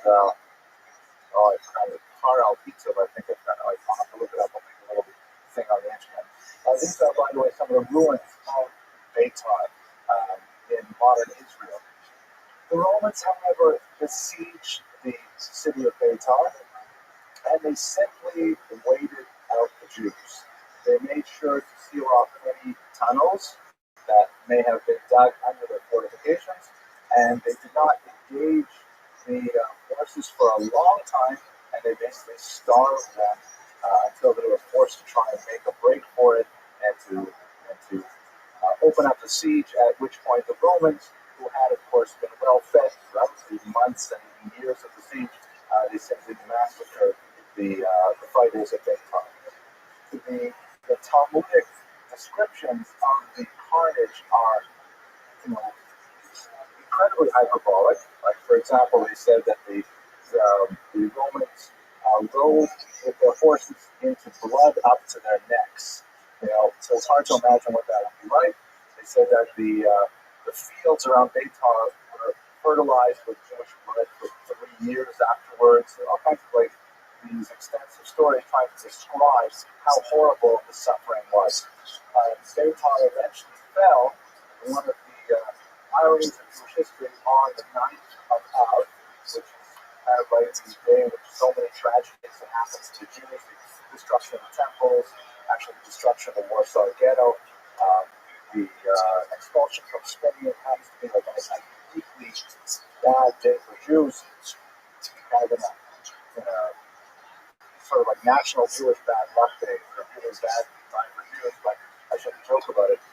And Beitar fell on that day. The Romans, in that cruelty, would not allow other Jews to come and to retrieve the bodies, and they insisted on leaving them there to rot in the August sun without burial. This lasted for approximately a week until finally the Romans, deciding that the revolution really was at an end, they finally allowed the Jews to come and collect the bodies of the dead and to bring them to burial. At which point the rabbis instituted a blessing in the liturgy, which is read always to remember the Bar Kokhba rebellion and the subsequent burial of the martyrs at Beitar. The blessing reads as follows: Blessed are you, Hashem, our God, King of the universe, the Almighty, our Father, our King, our Sovereign, our Creator, our Redeemer, our Maker, our Holy One of Jacob, our Shepherd, the Shepherd of Israel, the King who is good and who does good for all.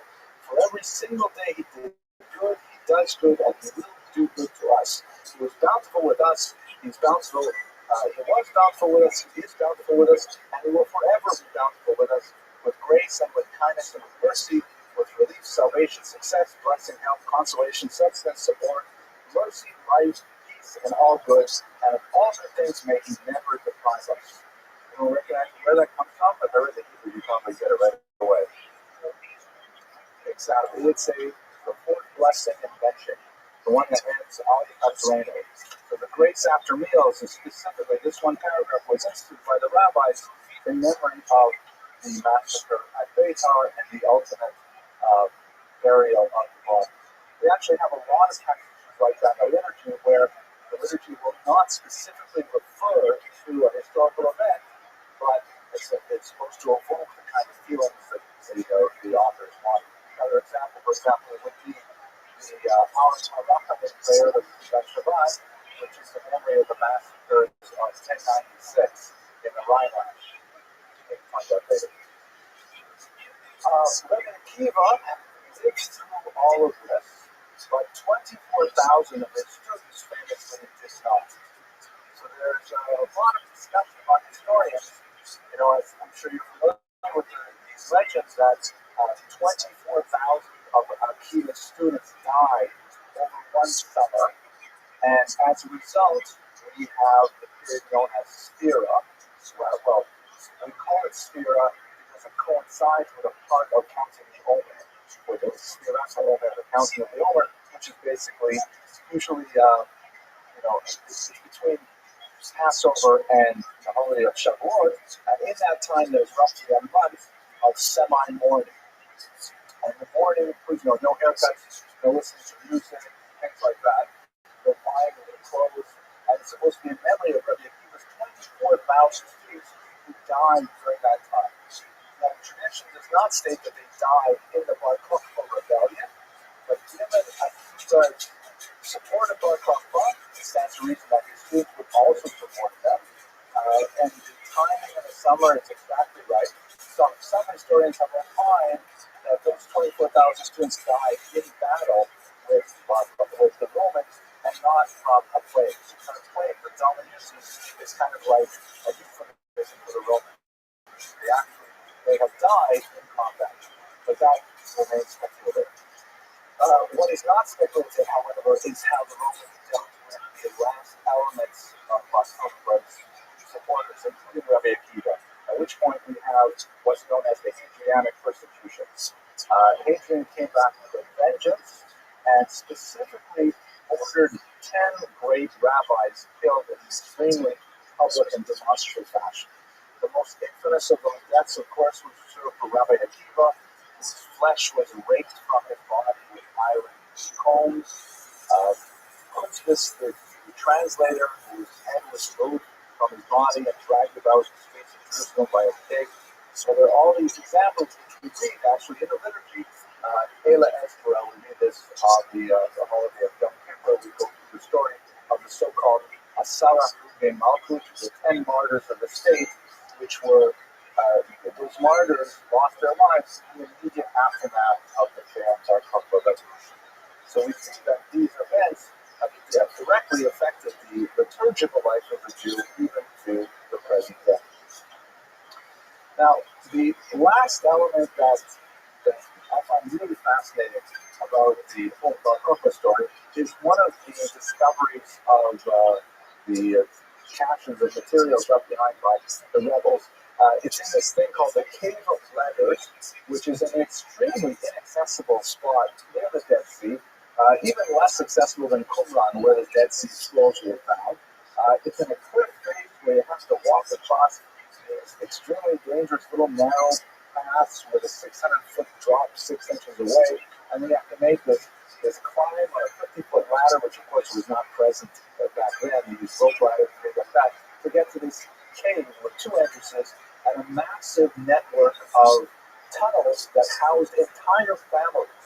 The kind of materials that were found in these caves indicates that women and children lived with the rebels, and you had entire families and who knows how many, maybe a few hundred people living in these caves for years.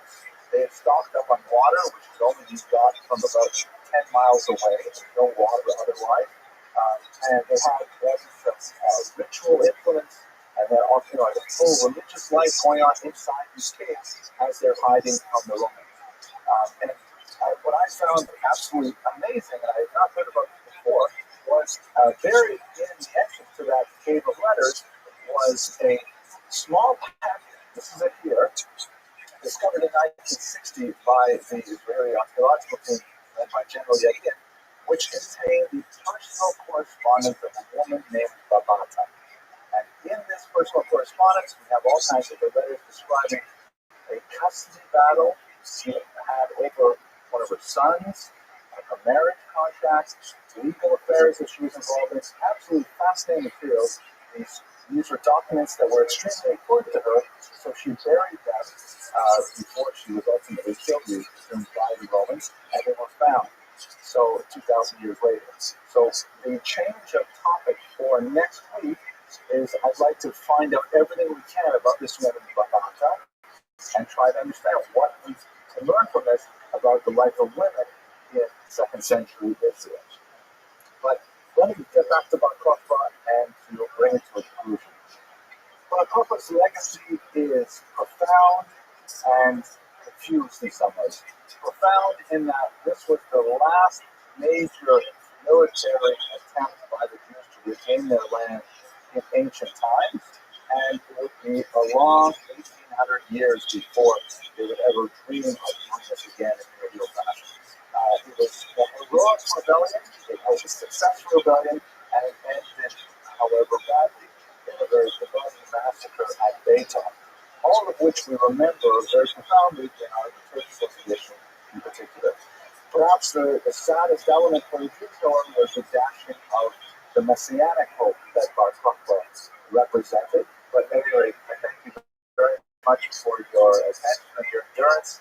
Next week we'll talk about Babata, and I hope you have a great night. Well, you made us all the way to the end of the video, so I hope that means to see you for the rest of the videos. But I just want to say thank you very much for watching.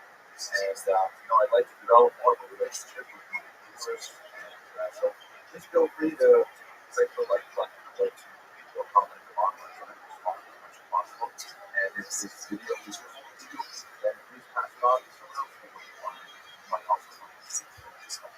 Thank you very much.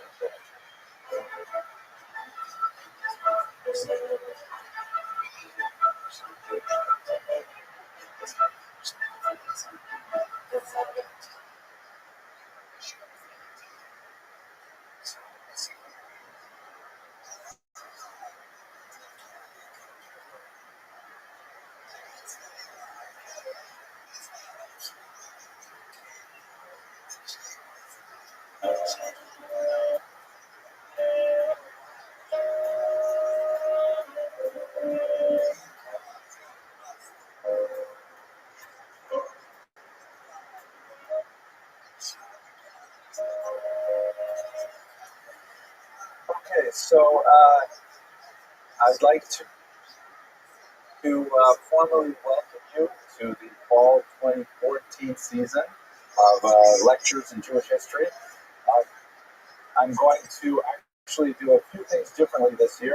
As you know, we have a new greeter, Mr. Nick Balcony, who is very pleased. We're very happy here. We had a grueling interview process to try and find someone to replace Aliza. And I forgot to mention, Mr. Balcony, you have to ask really difficult questions.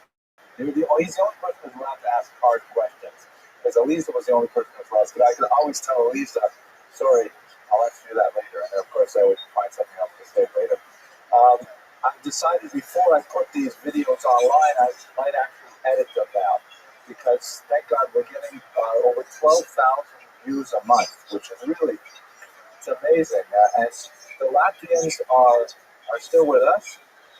Actually, 3 days ago, I noticed that I had more people watching from Finland than I did from the United States, which was really bizarre. It happened to be like at about 5 in the morning or 4 in the morning when I woke up and happened to check the statistics. It was before most of America woke up. But nevertheless, these lectures really are getting quite a global audience, and so I decided I better make the recorded version a little higher quality. Um, the other thing is we're starting at 8 o'clock now until the clocks change. Hopefully that'll be easier for people, and I imagine we'll get a larger crowd once we get to the season a little more. Finally, I have to let you all know, I think many of you are already aware that unfortunately this is going to be my last season here in the Young Israel Bal Harbor, because I will be taking a job in New York City. Yeah. So that will be actually last time I tried to fly in the winter time up to New York. I actually was victim of racial profiling, because they stopped me at the airport because it was very rare to see a Jew traveling north. But at any rate, so we are. So this is going to be the final series. I'm going to try to do a good job with it so that we can leave with a lot of success. So, without any further ado, let's get to tonight's material, which is going to be on Rabbi Yochanan ben Zakkai, an extremely influential figure in the development of Jewish history, and one of the rare leaders that appears at perhaps the darkest moment in Jewish history, at least until the 20th century, takes some very controversial stands. He's not without opposition at the highest levels of the Jewish establishment. And nevertheless, through his bold innovations and his decisive leadership, he is able to, in a period of about 15 years, revolutionize the very basis of Jewish identity and set us on a course that brings us even to the present day. We are very much today living in the shadow of Rabbi Yochanan's decisions, and so it's extremely incumbent upon us to understand a little bit about who he was and what exactly did he do that made him such an important character in our national lives. So, if you know anything about Rabbi Yochanan ben Zakkai, chances are you know this famous quotation: "Ten li Yavne v'chakameha," give me Yavne and its sages. And this is a passage that occurs in Tractate Gittin of the Talmud, which I happen to have with me here from the Young Israel Library. I won't read it to you in great detail because it is really about a page and a half of Talmud, but the version that's recorded in this text basically goes as follows. It's probably the year 68 of the Common Era. The Emperor Vespasian is surrounding Jerusalem and is about to destroy it. And in fact, within a short period of time, the holy city would be razed, the temple would be destroyed, and a whole host of terrible things would happen to the Jewish people. Anyways, Vespasian is outside. He is right now a general. There are other versions that tell this story a little differently. Basically, the version that is in Gittin goes like this. Rabbi Yochanan is inside the city, which is being defended by the Yonid, who are a sect of zealots. These are Jews who are in rebellion against Rome and are trying to, in a very quixotic and somewhat incomprehensible manner, trying to free this tiny country from the incredible might and strength of the Roman Empire, which at this time covers the entire Mediterranean basin, which extends all the way out to Afghanistan. It's going to go over into the British Empire. So it's a massive empire, and the zealots believe that somehow they can overthrow them, like a few hundred years earlier, the Hashmonaim, the Hasmoneans had overthrown a much weaker Seleucid kingdom. At any rate, Yochanan ben Zakkai feels that this is an unrealistic approach to the Roman occupation, and it behooves the Jews to surrender and to negotiate a treaty of some sort, because otherwise it will be utterly destroyed. He approaches his nephew, who happens to be the leader of the zealots, and he says he wants to leave the city that's under siege, meet with Vespasian and negotiate. And his nephew says, "There's no way they're going to let you do that because, you know, my soldiers are very much against any kind of negotiation with the Romans." But Yochanan ben Zakkai pressures his nephew, and so they come up with this bizarre plan that he should fake his own death. Should take a kind of a potion or something, and it'll make him seem like he is in fact dead. Put him in a coffin, and they're going to carry him out of the city walls for burial. The Biryonim they've seen that trick before, and so they want to try and drive iron rods through his coffin, but they say, "Come on, you can't do this to Rabbi Yochanan. That's not appropriate, right?" So then they say, "Well, what if we shake him around a little bit?" Rashi says, "Maybe he'll cry out." No, that's not appropriate to do the body either. You have to treat him like dignity and let him out. Of course, he manages to get out of the city, and he approaches Vespasian. And as the story in the Talmud goes, he says to him, he greets him as Emperor Vespasian. And Vespasian says, "Thank you very much, but I'm not an emperor, I'm a general." And Yochanan ben Zakkai says, "No, you are actually an emperor because someone died in Rome and they're getting a promotion. And in fact, that's exactly what happens right there on the spot. And Vespasian learns he's going to be the emperor, he has to go to Rome." He's amazed with this. By the way, there are other versions of the story in the literature that have a sequence of events a little differently, but the version that keeps it is like that. And what happens is Vespasian says, "Wow, fantastic, you must be a very holy man. I will essentially give you 3 wishes. What do you want?" And so these are the 3 wishes that Rabbi Yochanan ben Zakkai negotiates. He says, the first one is, of course, the slide here.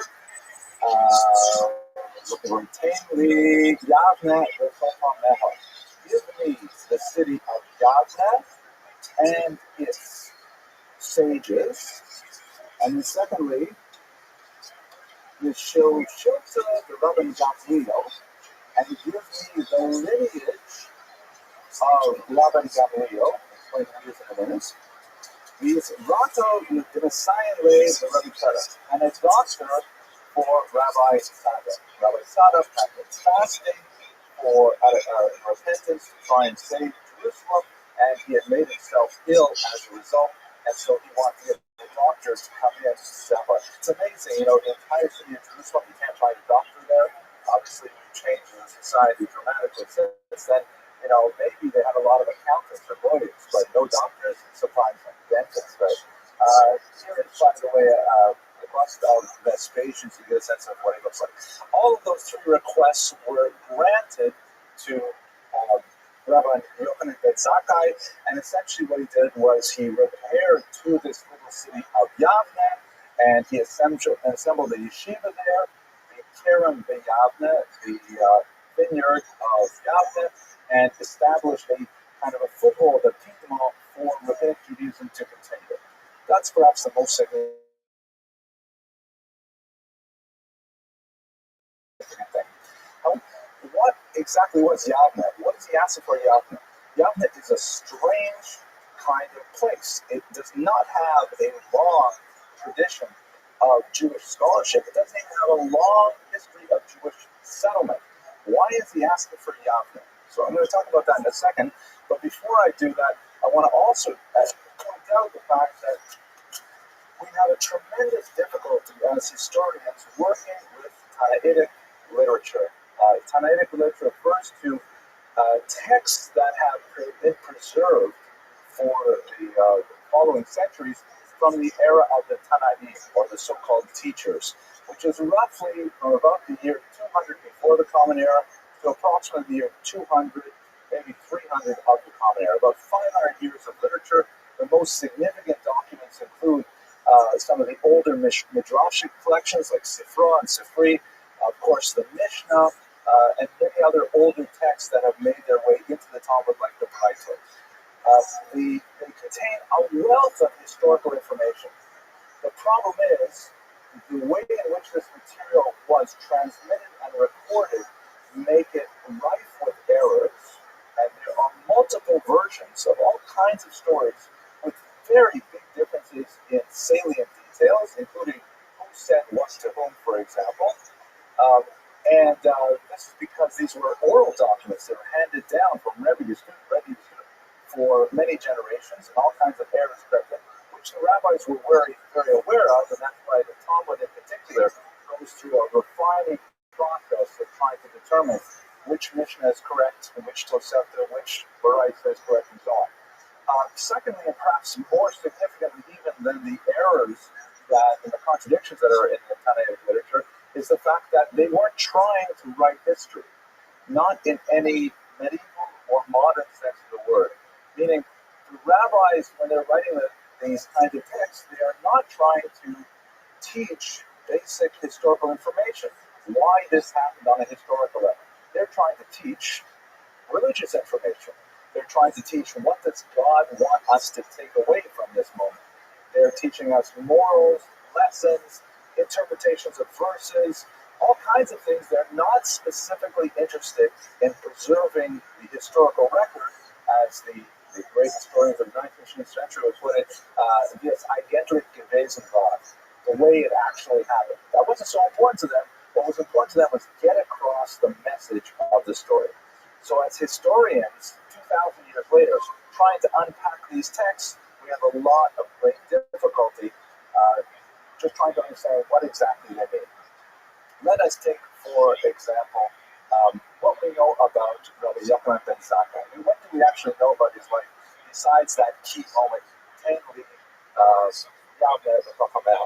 So there's some interesting biographical material in Tractate Sukkah, which talks about his life. Let's grab it quickly here. And this I might read a little bit more detail because it's rather amazing in scope. Okay. So first of all, the Talmud says, Amru Alavo Rabbi Yochanan ben Zakkai. They say about Rabbi Yochanan ben Zakkai, Me'amav lo saf sicha skula. He never spoke casual speech, meaning every word of his was measured and was spoken for a reason. No schmoozing about the marlins, no complaining about the cousin, nothing like that. He never walked 4 cubits, about 6 feet, unless he had his tefillin on, unless he was learning Torah, constant focus. No one ever came before him to shul. He was always first in shul. He never slept in shul. Not even a little drimmel when the rabbi was giving the drasha. Nothing. That happens to be one of my hardest points is daily. He had no problem staying awake the whole time. Below, hard heaven rose to Fanos. He never had any inappropriate thoughts in alleyways that were profane, which means like when he was in the bathroom was forbidden to think about Torah. He never thought about Torah there. He never left anyone alone in the basement and went home when he was always the last guy to go home. And it goes on and on with these kinds of behaviors. And where did this come from? Well, it happens that he was one of the students of Rabbi Hillel, the great Hillel, the sage. We've spoken about him a couple of years ago. Those of you who are watching the internet, you can always go back on the index there. But check this out. This is kind of an interesting passage about him. Also on the same page, it says here, there were 80 students that studied under Hillel the elder.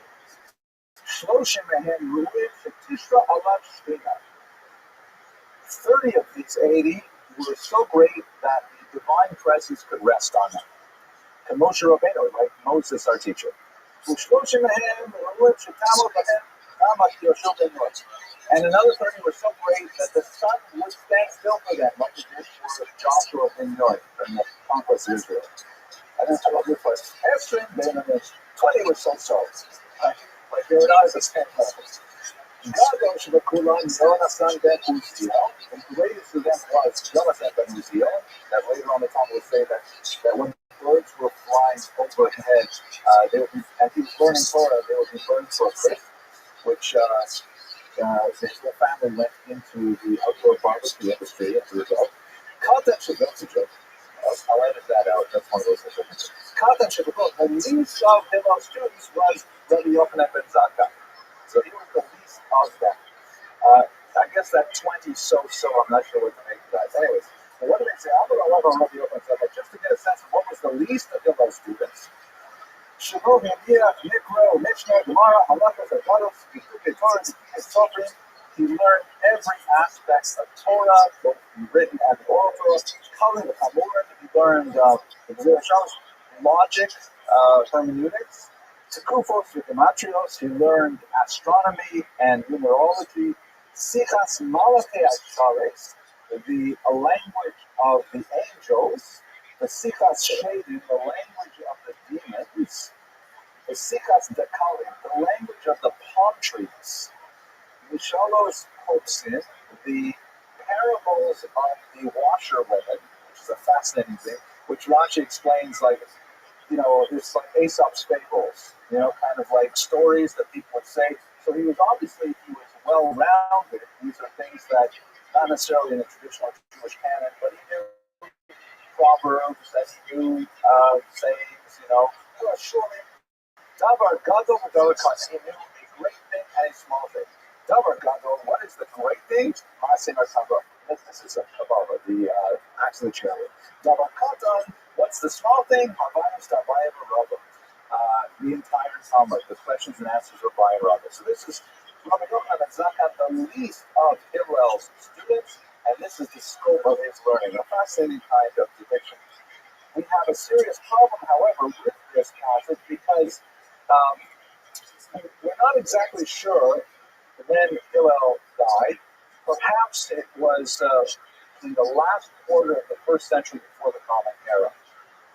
And we do know that Rabbi Yochanan ben Zakkai was active up until the year 85 CE, give or take 5 years.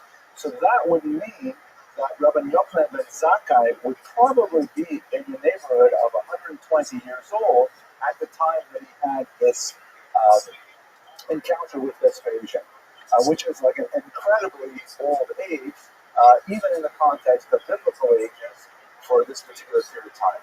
So some scholars have discounted the specifics of him actually studying at Hillel's feet. He may have been one of the base Hillel, or certainly was one of the base Hillel, the house of Hillel, one of the disciples, but he may not have necessarily had the direct contact with him. But at any rate, he certainly was an older man towards the end of his life when he met with Vespasian. We don't know a lot about his family life. We do know, however, that he had one son who predeceased him. And in this context, this will be, I think, my last citation from the Talmud for now. It describes how he was comforted at after the funeral of his son by his greatest student, Rabbi Elazar ben Arak. First, I should tell you, because we will have to come back to this earlier, there's a famous Mishnah which describes the 5 greatest students of Rabbi Yochanan ben Zakkai. They talk about all their characteristics. This one, for example, is a sealed cistern that reaches not a drop, and he remembers everything. This one, my favorite, Ashrei Yoladato. His mother would be so proud of him. That's a beautiful phrase. I think that's one of the greatest things. His mother would be proud. And about the last one, Rabbi Elazar ben Arak, though, has a lave tov. He has a good heart.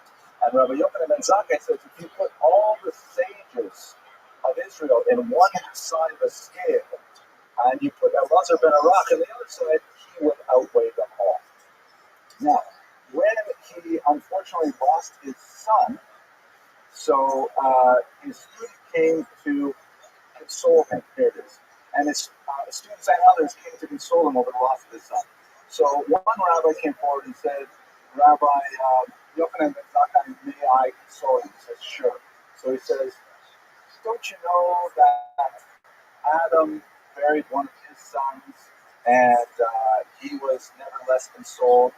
And Rabbi Yochanan ben Zakkai says, I'm sitting here mourning, and you want to add to me the sorrows that Adam Arishon suffered? And then it says, get away from it. And then another rabbi comes and says essentially the same thing with another biblical figure, one after another. He's saying, look, Pastor Meshugai money, do I need more people? This is the kind of comfort I have. Until finally, Rabbi Elazar ben Arak comes to him. There's Rabbi Elazar, you have consoled me, and then he gets up and goes on with his life. but you get a sense of his sense of humor as well, that even in a dark moment, he can still say, here I am mourning my son for giving no tours. We don't know much about his wife, about the rest of his family. Now, what we know about his major teachings in general is that he was, as I mentioned, a student of Hillel's. He was a great populist, meaning he believed in the value of the Jewish masses. He did not, kowtow to the established authorities among the Jews, including the high priests and especially the Sadducees, with whom he had tremendous conflict, as I will explain shortly. And he emphasized elements of kindness as a new way to reach out to God in the absence of the temple. We will also return to that point towards the end of this class. He was a major proponent of Torah study as an activity. You might think of that as, well, that's obvious. We're talking about Judaism, but in fact, Rabbi Yochanan ben Zakkai really directed Judaism in that particular path, arguing that in the absence of the temple, in the absence of traditional sacrifices, the way that Jews can express their devotion to God is through study. And he said famous things like, do not take credit for your study because that is the purpose for which you were created. These kinds of things endeared him to the masses, but I think what I'd like to do now is turn to some of the political background of his life and works. Maybe I'll pause for a couple of questions. We have no record of his debates with early Christians that I'm aware of. Occasionally, you will see certain rabbinical figures speak with so-called philosophers, philosophes, which may be an allusion to early Jewish Christians, but we don't have any record that I am aware of any sustained debate. Next week, actually, when we talk about Salome, we will talk about Jews and the early Christian movement. But again, it's important to recall that even in the immediate wake of the destruction, the year 70, Christianity was still such a tiny movement. We're not even sure how much intercourse they would have had with each other. Small groups of Jews who choose to follow Jesus in the context of, they're still Jews, and it's just another kind of. And don't forget, this is a period, as we'll talk about next week, of incredible messianism. There were several figures during this period who were claiming messianic status, and in fact, Jews were following them and fighting and dying for them against the Romans. And within just a short period of time, we would have Bar Kokhba, that'll be 2 weeks from now, of whom even Rabbi Akiva thought that he was Mashiach. So it's a period where Mashiach was the time it does that. Doctor, on the other hand, is very hard to find, but Mashiach easily. Well, what does that mean in the first century, a Torah Jew?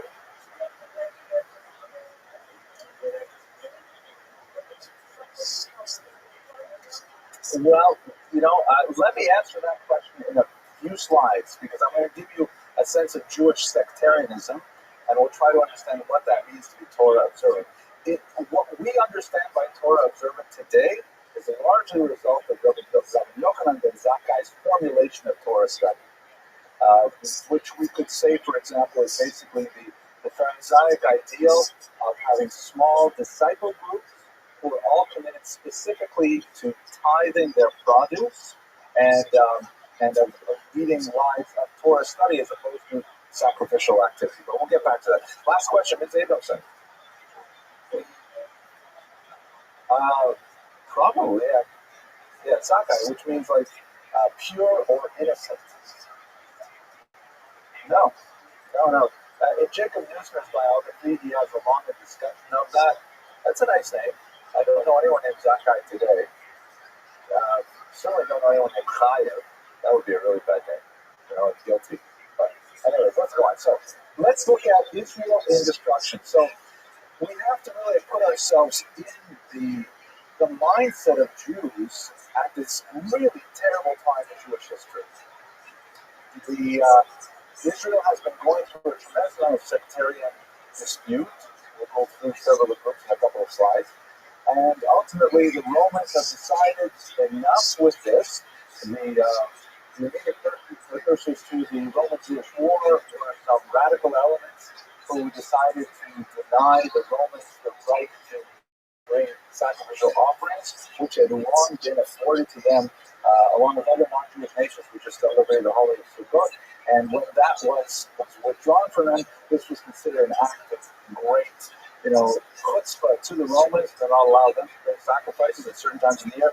And it sparked the revolt because the Romans really had had enough of these fractious people who were insistent on maintaining their stubborn individualism on the Kashay Orech, stiff-necked people, when just about every other nation that they conquered, they were able to effectively manage.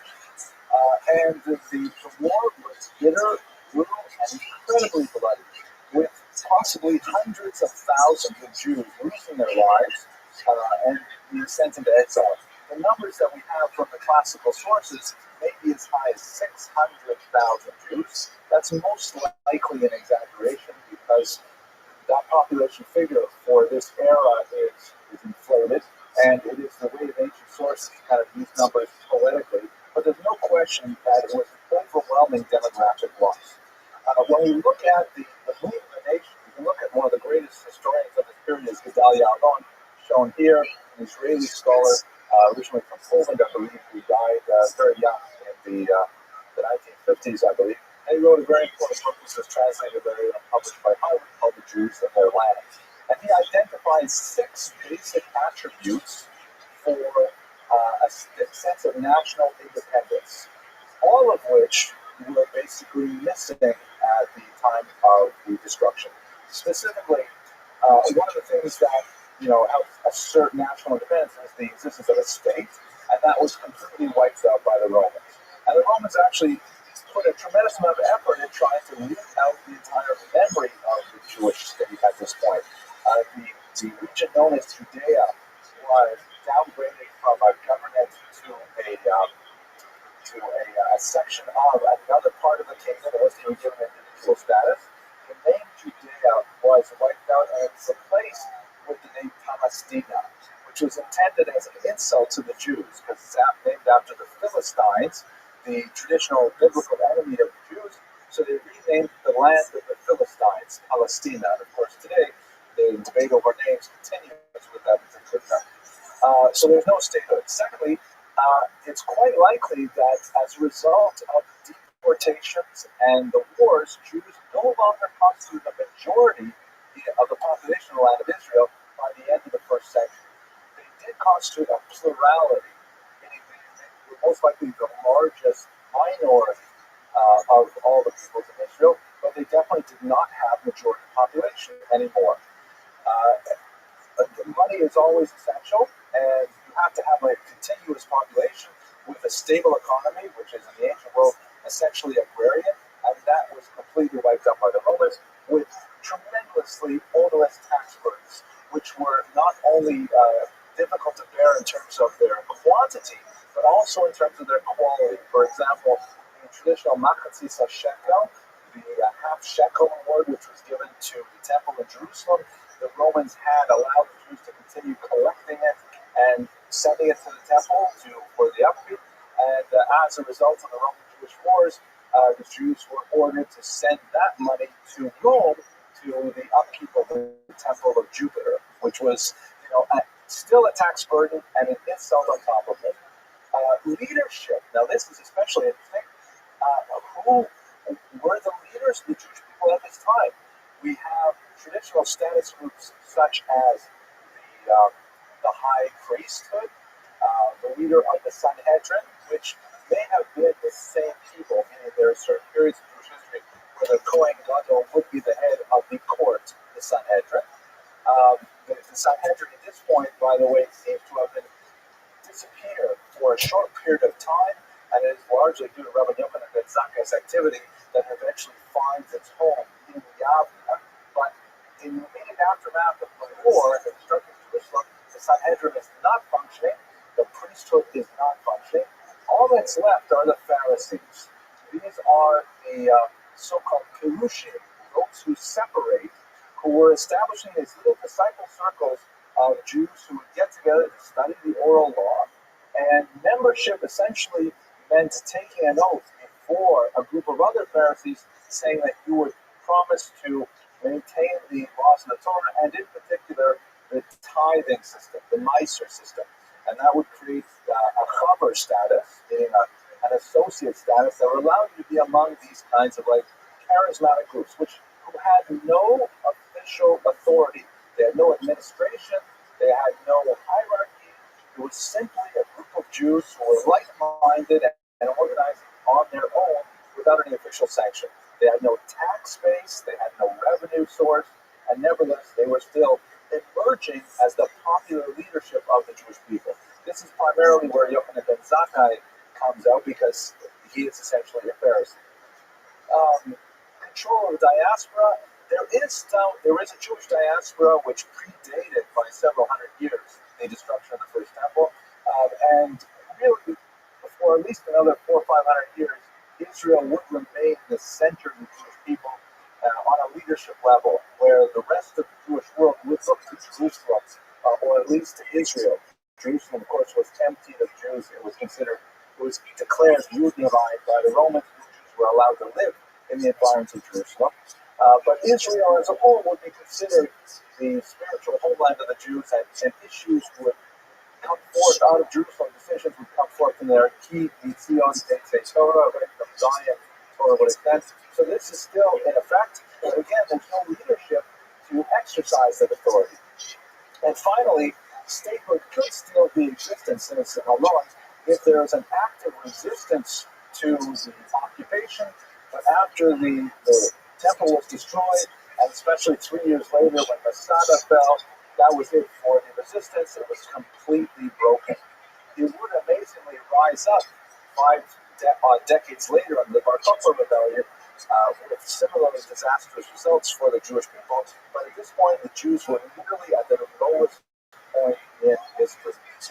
And it's amazing, it is truly mind-boggling to think that they could survive this kind of national assault and still emerge victorious on a spiritual and ultimately even today on a national level, spiritual. So this is the context in which we have to see Rabbi Yochanan ben Zakkai's activity. Who were the various groups? We've been dancing around this question a couple of times. Who were the various groups that were active at this time? So you have the so-called Sadducees, the Tzaddukim, who were associated primarily with the temple, and that was their locus of authority. They had a revenue flow, because Jews were always bringing in their sacrifices and so on, and they had a level of significance because they controlled the ritual activity of Judaism, which centered around temple activity. Again, let me take us back a second and just imagine for yourself, we live in an era where, Jewish activity probably centers on the home more than anywhere else, and a close second would be the synagogue. We have a tremendous amount of rituals that are involved in the kitchen, in the bedroom, in the study, and then of course in the synagogue with all the regular prayers and so on. But this is an era in which that was not true. Judaism was practiced in one place, in the temple. And you had all kinds of laws that you could observe on your own in your communities. And if you had a Beit Knesset, which means simply a house of gathering, you would get together perhaps to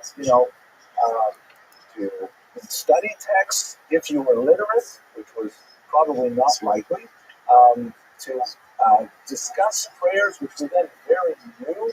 The Anshe Knesset Agadola had just begun really producing these things shortly before the Roman Jewish Wars, maybe 100 years earlier. If you were a Jew, you thought of yourself as belonging to the great temple in Jerusalem and nowhere else. So when all that was removed, it's as if the horizon had disappeared, and the defining elements of your religion were totally gone. So what would you do with that? The second group were the Zealots. We discussed the Berionim, which were a group of the Zealots earlier, who believed that the correct way to deal with the Romans was to rebel against them, to throw off the hated yoke of occupation, the yoke of the so-called evil kingdom. The Sadducees, by the way, believed in complete capitulation to the Romans and collaboration with the Romans. Finally, the Pharisees, which we discussed a minute ago, and then there are a whole host of other groups. Not only the early Jewish Christians that we mentioned earlier, but there are also Jews like the Essenes who went and lived in caves and practiced celibacy, which meant that they had to have a recruitment drive every 20 years or so. And these were all various groups who were neo-Messianic and so on. So to return to your question, what does it mean to be a Torah Jew?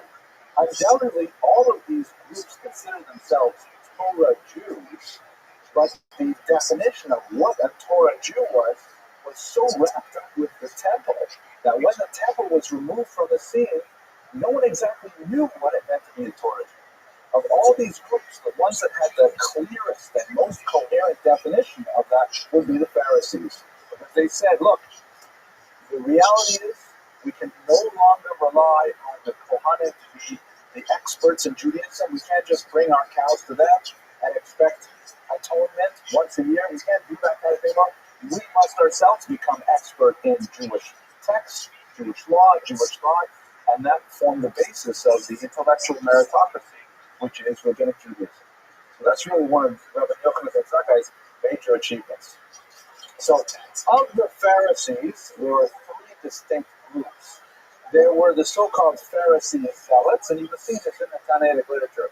There are some Pharisees who have such tremendous contempt for the Romans and are more than willing to take up arms, even though they are still, within the Pharisaic camp, they still feel they lean towards, aggressive confrontation with the enemy.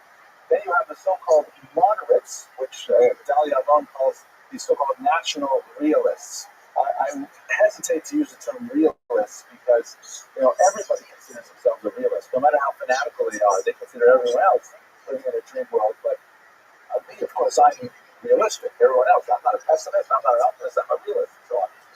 And then I believed in some level of accommodation with the Romans because defeating them was impossible. And then there were the so-called peace party who were simply out for a complete surrender without any conditions whatsoever. Where exactly Rabbi Yochanan ben Zakkai fits into these three groupings is not entirely clear, but it appears that he fit within the moderate group more than anyone else. He believed in some accommodation with the Romans for a strategic retreat, or a tactical retreat, by simply allowing the Romans certain things that they wanted. The Jews could retain other things that were crucial to their development. So let's go to the three enduring questions that we began with our lecture with. First of all, what exactly was Yavneh? You recall I asked, why would he ask for Yavneh and its sages? There really were no sages in Yavneh before Rabbi Yochanan ben Zakkai. And secondly, what kind of a place is Yavneh? It's like Yehuda to that. It doesn't occur in Tanakh. Nobody ever talks about Yavneh. Maybe you could say, I don't know, Hebron or Shechem or some other biblical place. What is going on with Yavneh? So the Roman term for Yavneh is Yamnia, sometimes spelled with a J, pronounced Jamnia, but really it's Yamnia. And it appears that even though Yavneh did not have a majority Jewish population and had no yeshiva to speak of before Rabbi Yochanan ben Zakkai, the Romans used Yavneh primarily to control displaced populations in their rule. Meaning, when they had a population, and they were big into moving large numbers of people around, when they had a population that they wanted to keep tabs on, not quite a jail, but kind of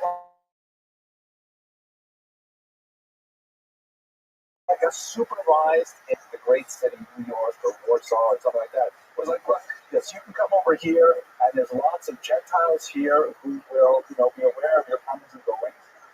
In other words, it was kind of like not exactly a ghetto, it was like a mixed population, but it was kind of like a place where the Romans could keep an eye on what was going on.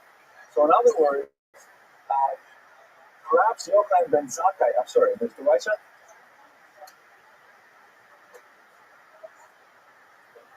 Exactly. It's maybe a colony, a control point. It's very good. In other words, perhaps Rabbi Yochanan ben Zakkai had asked for a place that he knew the Romans would be inclined to grant. Meaning, we're not asking to occupy a traditional Jewish center where maybe we could foment revolution. We'll live right in your backyard where you want us. Or, as Alon has suggested, not in keeping with the text that we have in the Talmud of Gittin, perhaps it was Vespasian's idea, saying, "Oh, okay, look, you're You're flattering me. You're telling me I'm going to be the emperor. It turns out you're right. So, fine. What do you want? You want it? He says, well, give me the sages. Okay, all right. You can have some of your sages, but they have to live in Yavne. They have to live here where I keep an eye on them, which is a radical rereading of the text and alters the understanding of it, but at the same time, it makes much more sense with the nature of the confrontation between the Romans and the Jews at that point. Um, so it could be, according to Alon, that Vespasian offered Yavne, and Yochanan ben Zakkai accepted it. Other readings of this story elsewhere seem to support that interpretation as well. Secondly, what exactly was Rabbi Yochanan ben Zakkai's role? We note that he is referred to usually as Rabbi Yochanan ben Zakkai, and not as I erroneously thought Rabbi Yochanan ben Zakkai. But Rabban means simply our teacher, but it is a term that is reserved for a particular position known as the Nasi, or the president. For most of this period, the Jews were led by two distinct individuals, and the Zukot, the partners, or the pairs. One was called the Nasi, or the president, and the other was the Al-Beit, the head of the Jewish court. However, according to Sharir Gaon, a medieval commentator on Jewish history, he insists that this term Rabban is reserved for people who are the Nasi, or the presidents, which doesn't make sense because Rabbi Yochanan ben Zakkai was not of the lineage that would allow him to be rabbi. There was always, a Hillel, a Shimon, or a Gamliel, Shimon ben Gamliel, and so on, that were the Nasiim. How did Rabbi Yochanan ben Zakkai suddenly get to be Nasi? And secondly, in the various decrees that he passed during the time he was actually in Yavne, he was always signing documents second after probably absent Rabban Gamliel, who was the Nasi. So it appears like he was behaving as if he was the Nasi, the president, with the right to execute orders and to demand Jews to conform to new takanot, but he doesn't have the right to take that position. You add to that the fact that there seems to be no other person acting like that until about the year 85, and you wonder what exactly is going on. So the way Alon reads this particular period, he takes it in such a way that he believes Rabbi Yochanan ben Zakkai essentially stepped into the breach at a moment when the existing leadership, the existing Nasiim, were paralyzed with indecision. How do we deal with the loss of the temple? How do we deal with this overwhelming loss of statehood? And Rabbi Yochanan ben Zakkai said, look, let me just escape from Jerusalem, and I'm going to take a place, I don't care what it is, Yavne, who cares what it is, and in Yavne, with a few sages, I will set up the yeshiva, and that's going to be the future of the Jewish people, which was an incredibly audacious thing to do, flying in the face of all of the authorized leadership figures of the time. And in fact, after 15 years of this activity, it appeared that he was successful, and then he was removed from that position, and the traditional leadership reasserted itself. And he stepped back from national politics.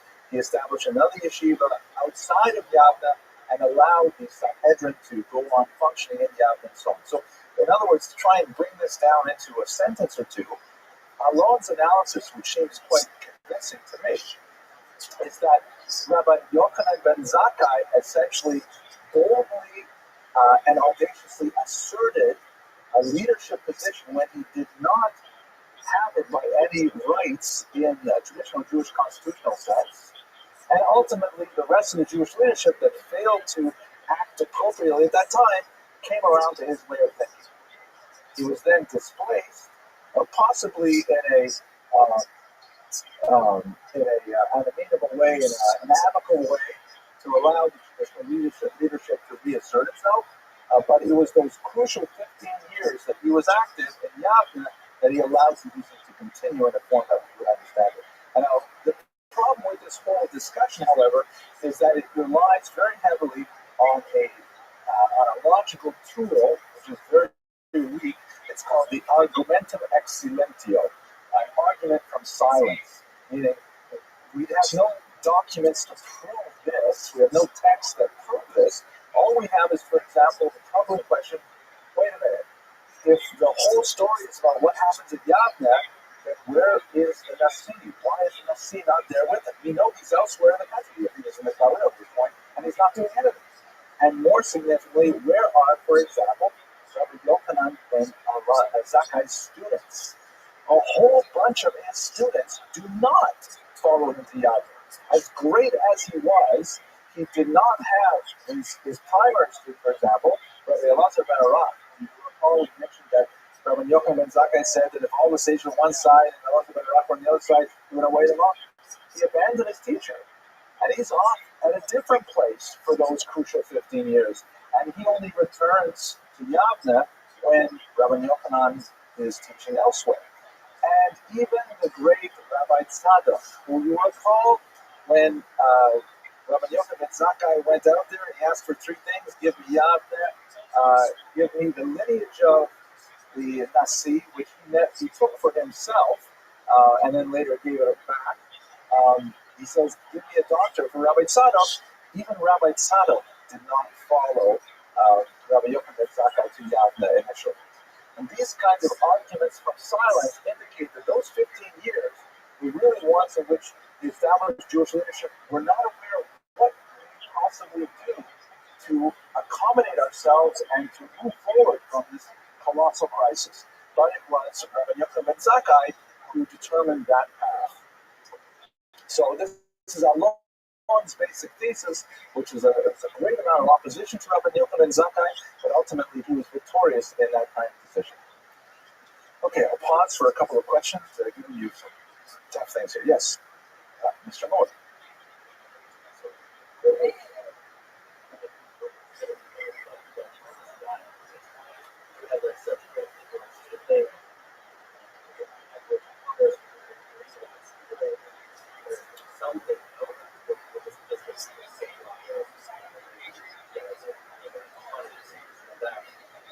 So that's a good question. I'll repeat it for the internet audience might not hear on it, especially like where was God during all this picture?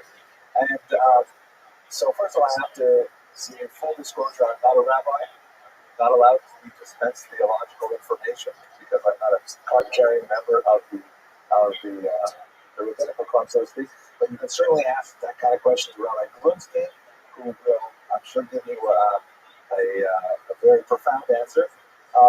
The sources that analyze this material, like Gedalia Alon, for example, they won't ask that question. It's just not part of the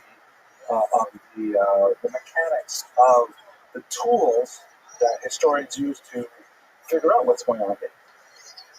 But on the other hand, and I'm not going to step into a rabbinical role, but I'll speak as a Pasha to Yid, a simple Jew at this point. Obviously, God was all over the place. And just because some of the established leadership may have a temporary lapse in the ability to make the right decision, shall we say, that doesn't mean that God isn't with the Jewish people with a new leader. And here's Rabbi Yochanan ben Zakkai, who is taking control. And if it were not for his chutzpah, we wouldn't be here in the synagogue today. So where was God? I think it's pretty clear that God is right in there the whole time. Yeah, apologies to Rabbi Grossstein, he's not here. So, okay. So let's understand something about his legacy, and then we'll conclude for the evening. One of the more interesting passages about Rabbi Yochanan ben Zakkai is a discussion that he actually reinstituted smicha, that he was the person who really created the rabbinate as we understand it today. And there's some interesting passages that support this in the rabbinic literature.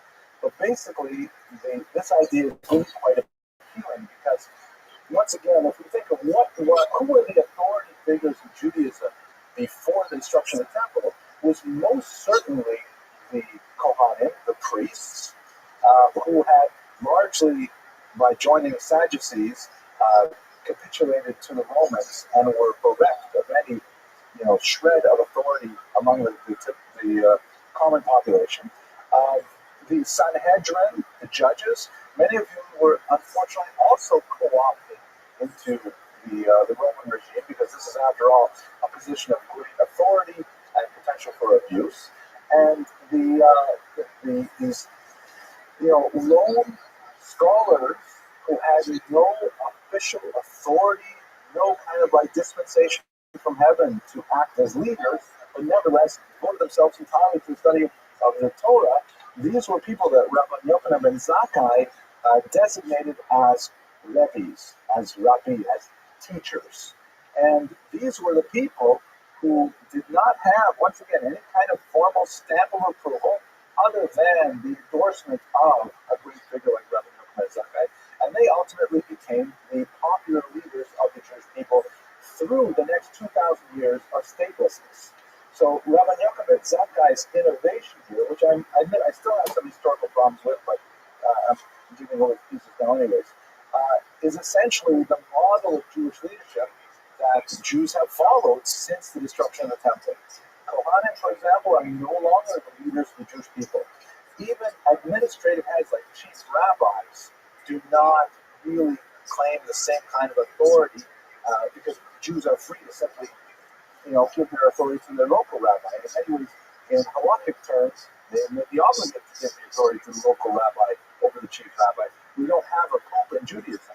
This is the kind of structure that Rabbi Yochanan ben Zakkai really created. Another major legacy point was his teachings firmly established the moderate or national realist approach of Pharisaism to the present day. I'll just quote two passages which I think are really quite telling of this approach. First of all, Rabbi Yochanan ben Zakkai says, "Do not hurry to knock down idolatrous altars, because perhaps you will have to rebuild them better than they were before," which the commentators explain. Like in Israel, there are various commands regarding the establishment of idolatrous places of worship.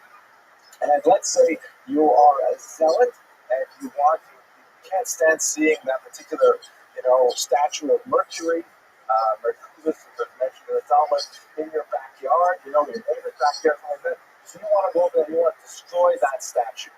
So Rabbi Yochanan ben Zakkai says, don't do that. Why? Because right now he has a statue up there that's made out of plaster. If you go over and you knock it down, given the reality of the governing authority in Israel right now, the Romans might make you go back and build it out of bronze, or maybe even silver. So what's the point? You will have just created another altar and a more enduring one at that. So this is kind of like a moderate realist, national realist approach saying, yeah, sure, it makes sense on a purely ideological level that you should get rid of all idolatry, but let's be smart about this, because it may be that it'll come back to haunt you, and it'll backfire, and you'll reinforce that. So this is kind of an interesting approach that sort of steps back from the ideological demands of the Torah and says, let's be real about the political situation we're living in. Similar to his negotiation with Vespasian in the first place. Another beautiful teaching, one that is recorded in a variant text of the Avos Rabbeinos of Rabbi Nasa, which I found absolutely fascinating. I was thinking about it all week. The text reads, if you are holding a seedling in your hand, right, you have like a tree seedling, you're about to plant it, and someone comes to tell you that Mashiach has arrived, the Messiah is here. Rabbi Yochanan ben Zakkai says, plant the tree first, then go see Mashiach, which is an amazing statement, because you think that if Mashiach is really here, oh my gosh, drop everything, right? Because this is the end of times, it's the apocalypse, and this is Rabbi Yochanan ben Zakkai who says, no, look, you got to take care of the business that's going on right now. Take care of the future. You're planting a small tree. If he really is here, Mashiach is here, then it'll be irrelevant whether you're on the tree or not. But, be smart. Plant the tree first. So this is the national realist approach that we see throughout the entire lifespan, and ultimately it is the strategy that allowed us to survive tremendous crisis of the destruction of the temple. So with that, We're right on time. I want to thank you once again for your support and your attention. I'm really happy you come, and I wish you an amazing day. Thank you very much.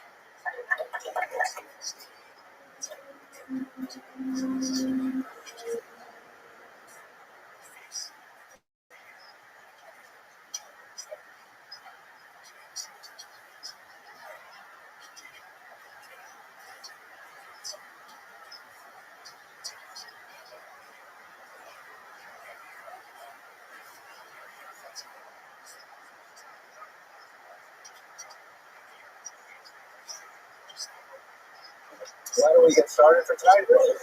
Tonight is the penultimate class of the season.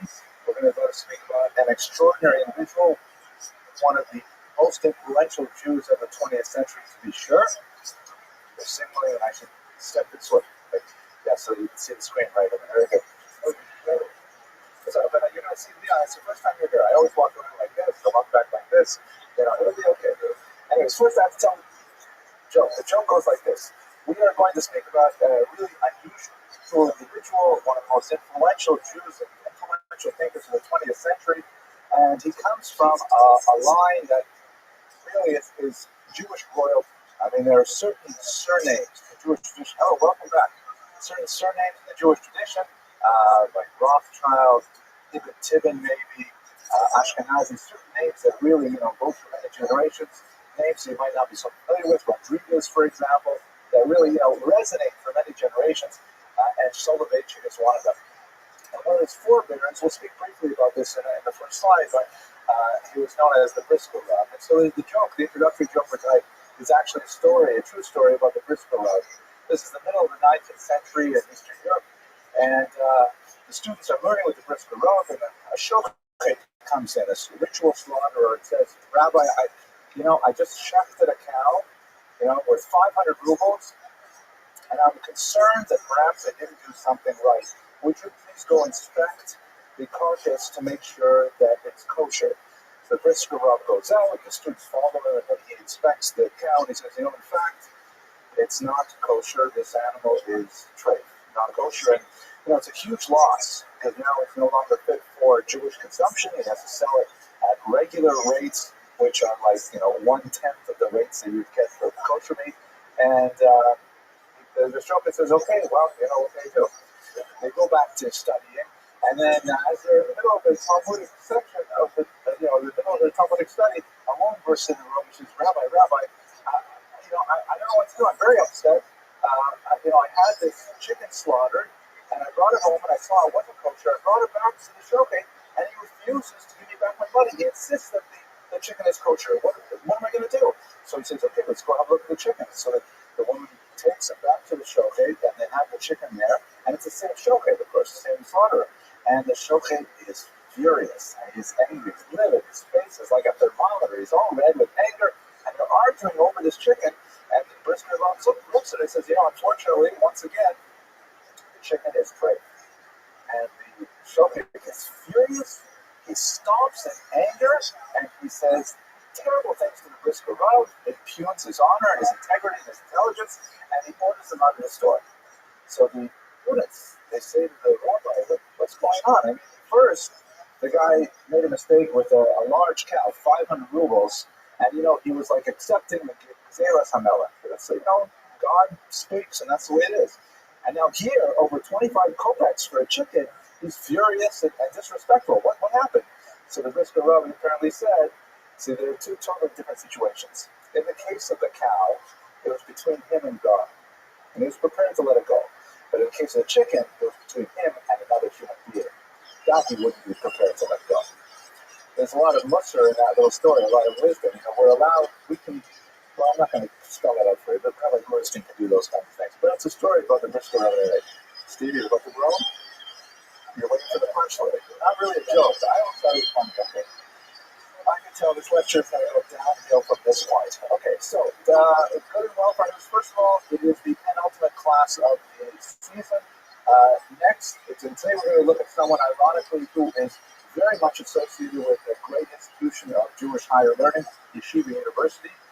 Next week, our last lecture, we'll look at someone who is associated with another great institution of Jewish learning, Touro College, as we will study the life of Dr. Bernard Lander, the founder of Touro College, also a fascinating figure that cast a wide and long shadow over American Jewish history.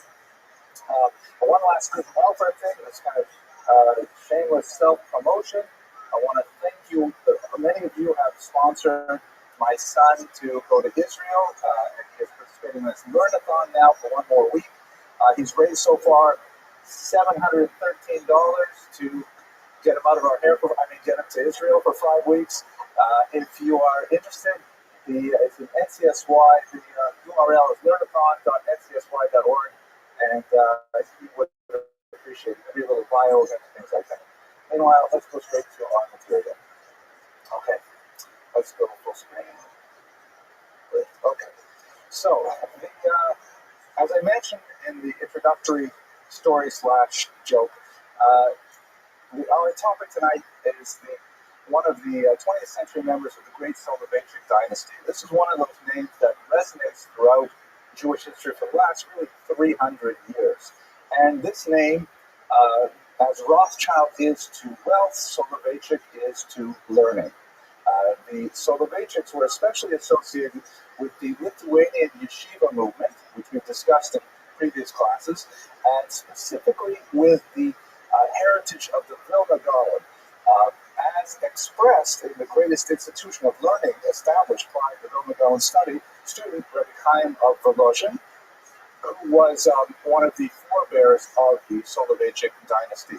Incidentally, the reason why Rabbi Chaim, we don't have a surname attached to him is because the 18th and 19th century is when Jews began to take surnames in large numbers. There are some exceptions. Italian Jewry, for example, you find surnames that go back to the Middle Ages, things like that. But in Europe, surnames were kind of like the equivalent of social security numbers.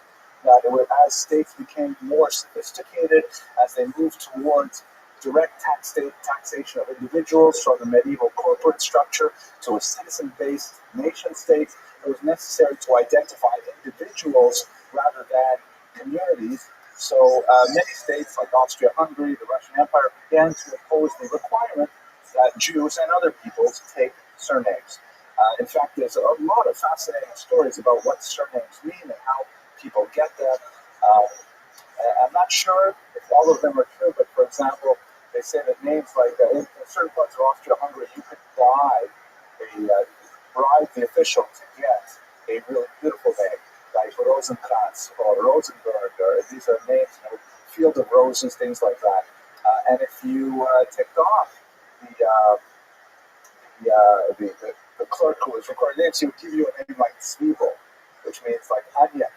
Or it's a good one, Katzenellenbogen, famous Jews, Zwiebel and Katzenellenbogen. Katzenellenbogen means cat's elbow. So it's hard to imagine you're going to come up to the authorities and say, I'd like to register my surname as cat's elbow. But that's why so many Jews have surnames that are related to professions like Schneider or Taylor, or they're related to the traditional son of the father's given name, like my name, Abraham's son of, I probably had an ancestor named Avram, and so his son was the first one taking it, and so on. So Rabbi Chaim is just known simply as Rabbi Chaim of Volozhin, but shortly thereafter you have the Soloveitchik line that descends from him. There's a whole line of rabbis, one after another, who are really towering figures, not only in terms of their fame and erudition, but also in their highly original, creative approach to study. And in fact, it is through the Soloveitchiks that we get the so-called Brisker Derech, the way of Brisk. They were attached especially to the city of Brest-Litovsk, which is in Poland, Belarus, Ukraine region. The boundaries were really quite fluid during most of the 19th and early 20th century. And so the name of the town was taken from Rabbi Chaim Soloveitchik, known as the Brisker, who lived in the middle of the 19th century. The Brisker Derech, or the Brisker way of studying the Talmud, is a highly analytical method which takes a text and, using what would be considered, in my humble opinion, very postmodern techniques, breaks it down into its component elements without looking at its content. So rather than looking at the subject that the Talmud is discussing, the Brisker Derech will analyze, well, what is the question? What is the response? What is the refutation? And they can map out a sugya or a section of the Talmud simply by its structural form rather than the content. It was highly influential, and there are many, many modern yeshivot who study the Talmud in this manner. There is, of course, a Brisker yeshiva in Israel, and the Yeshiva University in many ways inherits this similar method, and it's highly influential in the university-style academic study of the Talmud as well. So there's a whole line of Rosh Yeshiva, heads of these yeshivas, like the Metziv, Rabbi Taik Berlin, and on his mother's side as well, another famous dynasty, almost as well known as Soloveitchik, the Feinstein family. Of course, we have the great Rabbi Moshe Feinstein. Hopefully, in another class, we'll discuss that was a relative of our protagonist today. Okay, Ms. Abrams, you have a question?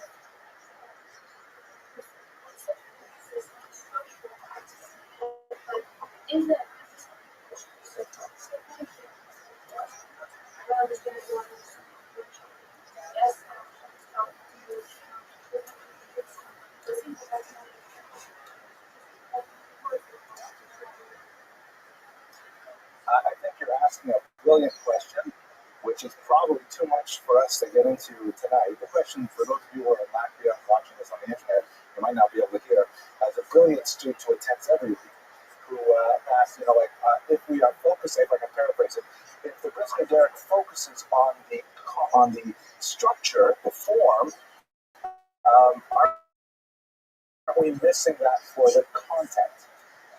Just to give you a short answer, though, the content is truly revealed by the form.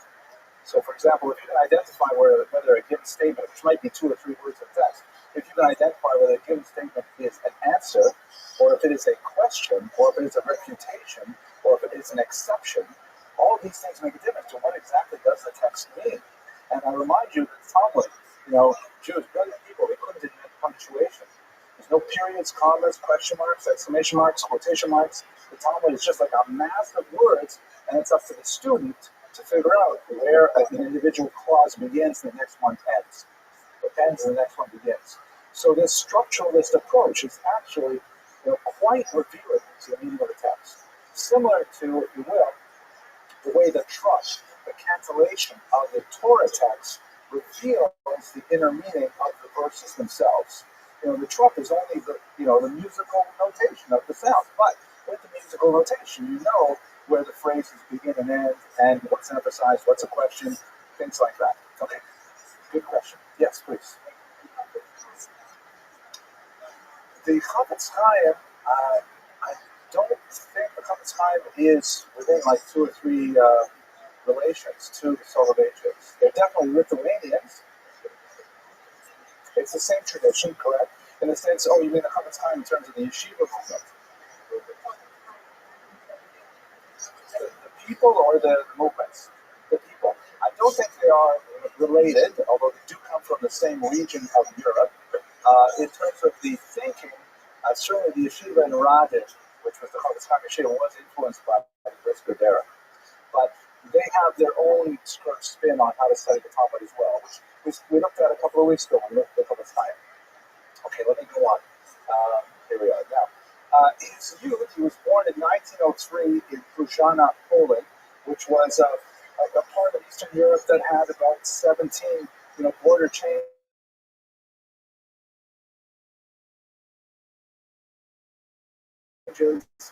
Became a rabbi, served as a general rabbi, and early on in their youth, he was about 10 years old. They moved to Belarus in 1913. There, interestingly enough, he was influenced by the large number of Lubavitch Hasidim that lived in the town. And this is kind of a fascinating thing that all biographers of the Rav, by the way, he is known affectionately simply as the Rav, meaning the rabbi. So there were very, very few people in Jewish history who received that designation. The late medieval Italian commentator in the Mishnah, Rabbi Bartanora, is called the Rav. There is a rabbi in the Talmud who's called simply Rav, but really only a handful of people are called the Rav, as they're well known. So I'll just probably use that designation. As a young boy, the Rav was exposed to a tradition which is also Lithuanian in origin, but miles apart in terms of its trajectory to the traditional emphasis on Talmud. And he spent about a year in deep study of the Tanya. As a very young man, we're talking about an early adolescent. Um, so much so that his parents began to notice that his traditional grasp of the Talmud, which was precocious, as would be expected from a soul of ancient Zion, and so they actually pulled him out of his close association with one particular Baruch Reisberg and said, "Thank you very much, Rabbi Reisberg, but we really got to get him back to Tosfos." And he, ventured back to the traditional areas of Lithuanian non-Hasidic thought. Nevertheless, the Tanya, and if you'll recall and go back a few lectures, we talked about the author of this book, the Alter Rebbe, is an extremely deep philosophical work that plumbs the depths of Jewish mysticism, that seeks to understand the structure of the soul, the nature of the universe, the theurgic value of our everyday actions, and it's an absolutely amazing work with a tremendous range of depth and quite different in feeling than the Talmud. And so he was very early on influenced by the Lubavitch movement. He, by the way, maintained a very close personal relationship with the Rabbi Menachem Mendel Schneerson. They say of him that when they studied together in Europe, at one point they were either at University of Berlin together, or perhaps it was in Paris. He never missed a day of going to the mikvah when he was in a close association with the Lubavitcher Rebbe, who would go to the mikvah every day. And it's no question that he had a very warm feeling for that movement. You see that even though their intellectual activities diverged significantly, they had a few kind of interesting convergences. Like, for example, with regard to the education of women, the Rav was a controversial proponent of the study of Talmud by women, sometimes in co-educational groups, and the Lubavitcher Rebbe held a position that also was very favorable to women studying Talmud for similar reasons, even though their worldviews were quite different. At any rate, he developed this intense love for the philosophical orientation of the Tanya, and by the time he was 18, they had to leave that region. They fled from the Bolshevik Revolution, and when all of this settled down, 1914, of course, you have World War I, 1917, the Russian Revolution, the entire region is thrown into chaos with the German army moving over the front lines and then being pushed back by certain elements of the Red Army, and ultimately this created the state of Poland, which is where they settled in 1920 in the city of Warsaw. Warsaw, in the interwar period, was an absolutely fascinating place for Jews. It was, I believe it was probably the city with the largest Jewish population. I'll have to check the demographics, but it certainly had a very high proportion. We're talking about 1/3 of the population of Warsaw was Jewish, and it represented tremendous diversity of thought. Warsaw was a very cosmopolitan city where you had Jews who were Talmudists, Lithuanian-style Talmudists. You had Jews who were Hasidim. You had Jews who were Zionists of all stripes. You had Jews who were communists. You had and you had Jews, of course, who were secular and openly assimilated.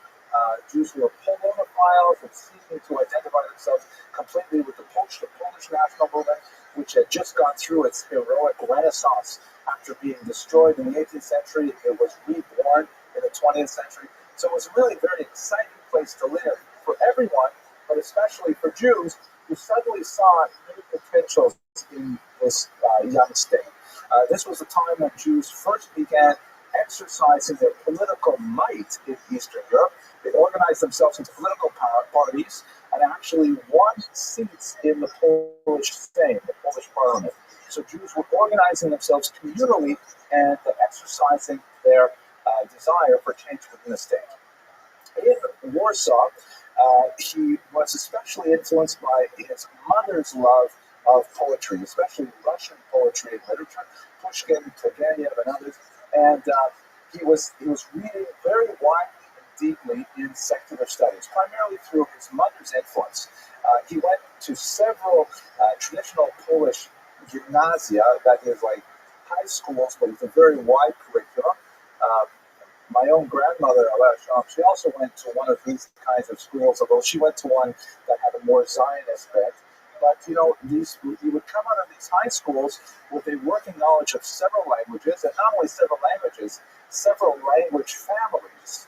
It's understandable to have a couple of Romance languages and a couple of Slavic languages, but they would come out of these places with 3 or 4 different language families represented. Very high level education. He attended the university, the Free Polish University in Warsaw, and later he went on to the University of Berlin. And in 1933, he completed his dissertation on the philosopher Hermann Cohen. Hermann Cohen, as you probably guessed, is a Jewish thinker. His thought is not specifically Jewish, but widely admired by Jews in the 19th century, primarily because he was the preeminent spokesperson for the Neo-Kantian movement. If you'll recall, way back, beginning of this semester, I think we spoke about Immanuel Kant's influence on Jewish thought, his relationship with Moses Mendelssohn in particular. Kant created a kind of moral system that was independent of religious texts. In fact, one of his lesser known but very influential works was, I think I remember the German title, the Religion in Grenzen verknüpft. I memorized that because I like the way the sound of Grenzen verknüpft sounds. Religion within the boundaries of reason alone. And so there are many Jews who are looking to kind of create their identities in modern Europe, and they wanted that morality that was so soaked in the Torah, but they wanted to find a way to anchor that morality to some philosophical system that did not require religious text. That's what Kant provided them. Hermann Cohen was one of the Jews who really discovered it and expanded on it, and I think it's instructive that one of the philosophers that Soloveitchik was attracted to was this Hermann Cohen, who was kind of the entree into the wider world of Enlightenment thought. Okay, pause for questions. Does anyone say no questions? And I know Kant. Fine.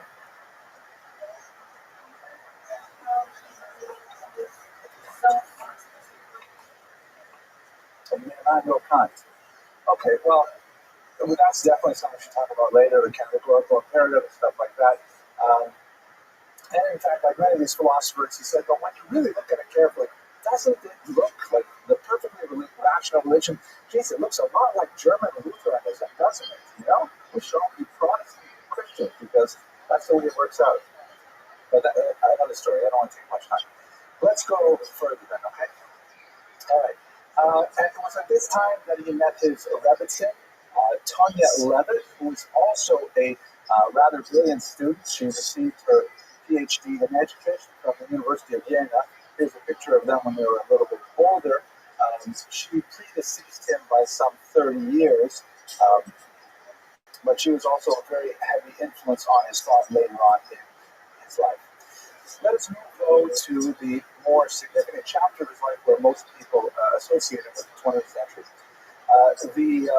The 1920s was a period of tremendous exuberance and potential in Poland for Jews, but that came to an end by the end of that decade as the entire Eastern European region took a turn to the right. Country after country began to develop stronger integral nationalist movements, the most famous of which, of course, is the notorious Nazi Party of Germany, but every country began to develop that same kind of ideology. There was Germany for the Germans, Poland for the Poles, Romania for the Romanians, I guess it was Latvia for the Latvians. It goes on and on like this, and so Poland became a much less tolerant place for Jews. And Jews, I think, were a prime target because they were so concentrated in the urban areas. You could walk down main streets in Poland, and there would be all these Hebrew and Yiddish signage everywhere, and Poles felt, especially these strong nationalist Poles, they felt that their capital cities had been invaded by so many nationalities. Ukrainians were also a popular target for them, and Jews as well. So they were steadily instituting more and more measures to try and restrict Jewish activity, freedom of movement, and so on. one of the most notorious, at least in the academic environment, was the institution of the so-called ghetto benches, where Jews were allowed to register. There were numerous clauses where only a certain number of Jews could take a place in the university, but they were forced to sit at the back of every auditorium. They were not allowed to sit in the front rows. The Jews had to sit in the back and so on. Kind of like the Rosa Parks situation, but for Jews. I use that term ghetto benchers when people ever ask if they want to audit my class. They say, okay, fine. Nobody gets it, but I like it anyway. These kinds of restrictions just made Poland less and less tolerant a place, and those Jews who were prescient realized that things were looking very dark on the horizon. One of those Jews, for example, was the right-wing thinker Vladimir Jabotinsky, who actually quite accurately predicted something like the Holocaust in the 1930s, but he predicted it would not start in Germany. He thought that Poland would be the epicenter of hatred. At any rate, the Soloveitchik family found a way to move out of that inhospitable environment. Our protagonist's father, Mayer, was invited to serve as the head of faculty. They never actually used the term Rosh Yeshiva, but the head of faculty of the Rabbi Isaac Elkanah Theological Seminary in New York City, which would later in the 40s be renamed or be made part of the new university status, Yeshiva University. So the father was given this position, and in the late 20s, and a few years later, a young married couple made their way over to be with his father. This is a picture, by the way, of the northern campus of YU. I should mention, I meant to say this at the beginning of the lecture, I approached this subject in particular with considerable trepidation. First of all, I'm usually not afraid to speak without preparation. Those of you who've been here before know that happens all the time. But, I never really, in my own life, spent a lot of time working with the ideas of the Rav. I always found it very difficult. I did dip into the lowly man of faith a few times, but I never really did get through it because it's a very hard book to understand. And so he was always on the periphery of my thought. Of course, I'm aware of his work, but never really dealt into it deeply. And here in this audience, there's so many people who met the Rav, who worked with the Rav, who knew him personally, and were deeply influenced by his thought and his philosophy, that I'm a little afraid to speak. So if you've been watching this lecture for the last 20 minutes, you're expecting some brilliant insights into the life of the Rav, forget it. I'm sorry to have wasted your time this far. This is going to be a very basic biographical kind of approach, and I will leave the experts to speak about the significance of his thought. But that said, I do have a personal connection with YU because my wife is a graduate of their social work school, and we spent a few memorable years living in New York City. We lived actually not too far from this building in the faculty housing for a while, and I learned in their base measures, and I enjoyed it tremendously. Met some fantastic people, but that's the extent of my personal connection to it. Washington Heights is a very frightening place to live once you move out of the little safe zone of Yeshiva University, and I have lots of adventures there too. But let's get off the personal. So he went to YU, but immediately after landing in the country, within a very short period of time, he made his way to Boston, where he would spend the rest of his life. He would commute to New York for his classes at YU when he later took a position there, but it is in Boston where he was really able to make his mark. He first accepted a rabbinic position there, but we should remember that Boston is, of course, famous as the intellectual capital of North America. New York is, in many ways, the capital of the world, but Boston, with Harvard, MIT, tremendous institutions of higher learning, this is a place where a Soloveitchik really belongs. And he fit in there tremendously. One of the things that he is most famous for in Boston is the establishment of a remarkable Jewish day school, the first in New England, known as the Maimonides School. The name Maimonides is very significant because obviously Maimonides is one of the greatest thinkers of the Jewish people, but also extremely important to the Brisker Derek. Maimonides was also a highly, uncharacteristically, even among Jews, systematic thinker, and so Maimonides thought even when his opinions are rejected, was subject to the same kind of searing analysis of the Talmud that was characteristic of the Brisker. So it makes sense that this young PhD rabbi would spend time thinking about Maimonides and David's school background, because Maimonides exemplifies both the world of Talmudic learning and the world of secular knowledge. Maimonides being a very well-known medical doctor at the time, well-published, as it were, for the 12th century, and so that's what the Nick School is named after.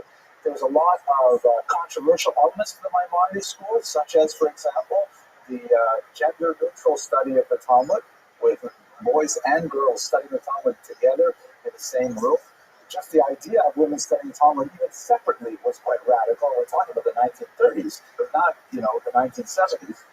But this is the kind of thing that Soloveitchik was very, proud to be a bold thinker, and as he grew in prominence, his authority was such that few could challenge him. He also, though, was sensitive to the sort of traditional mindset of the yeshiva world. In fact, this was a major preoccupation of his thought, the kind of idealization of the traditional yeshiva world. And so when many refugees began coming to New York in the 1930s, especially after the Holocaust, he organized several different programs that were more geared to their sensibilities, very yeshiva movements, and so on. So Boston is where he began to make his mark. But he is associated with, more than any other institution, Yeshiva University. He was appointed professor of Talmud in 1941 and also professor of philosophy at the graduate school. Now, we have to talk a little bit about what this institution is. I'm just going to ask my daughter, Elisa, could you get me another one of these, please? I'm finding myself a little thirsty. Must be because I'm nervous talking about the route. Thank you so much. His father had unfortunately passed away, and he was Mamale Makron. He filled his father's shoes, so to speak, by taking over his position. And note that it is, of course, a dual professorship, and also in two institutions, because Yeshiva University is precisely as the name sounds. It is a yeshiva. It has a branch, which is a traditional rabbinical seminary, modeled very much on the Lithuanian style yeshiva, which is the quintessential model of Talmudic study. Thank you so much. I appreciate it. And at the same time, it's also a university, which is really at the crux of the matter of who was the Rav and what did he stand for. He lectured there for 40-odd years. He was hugely influential. Did not publish much until later in his life. He wrote quite a bit, but he was highly hesitant to actually render it into printed form to be circulated.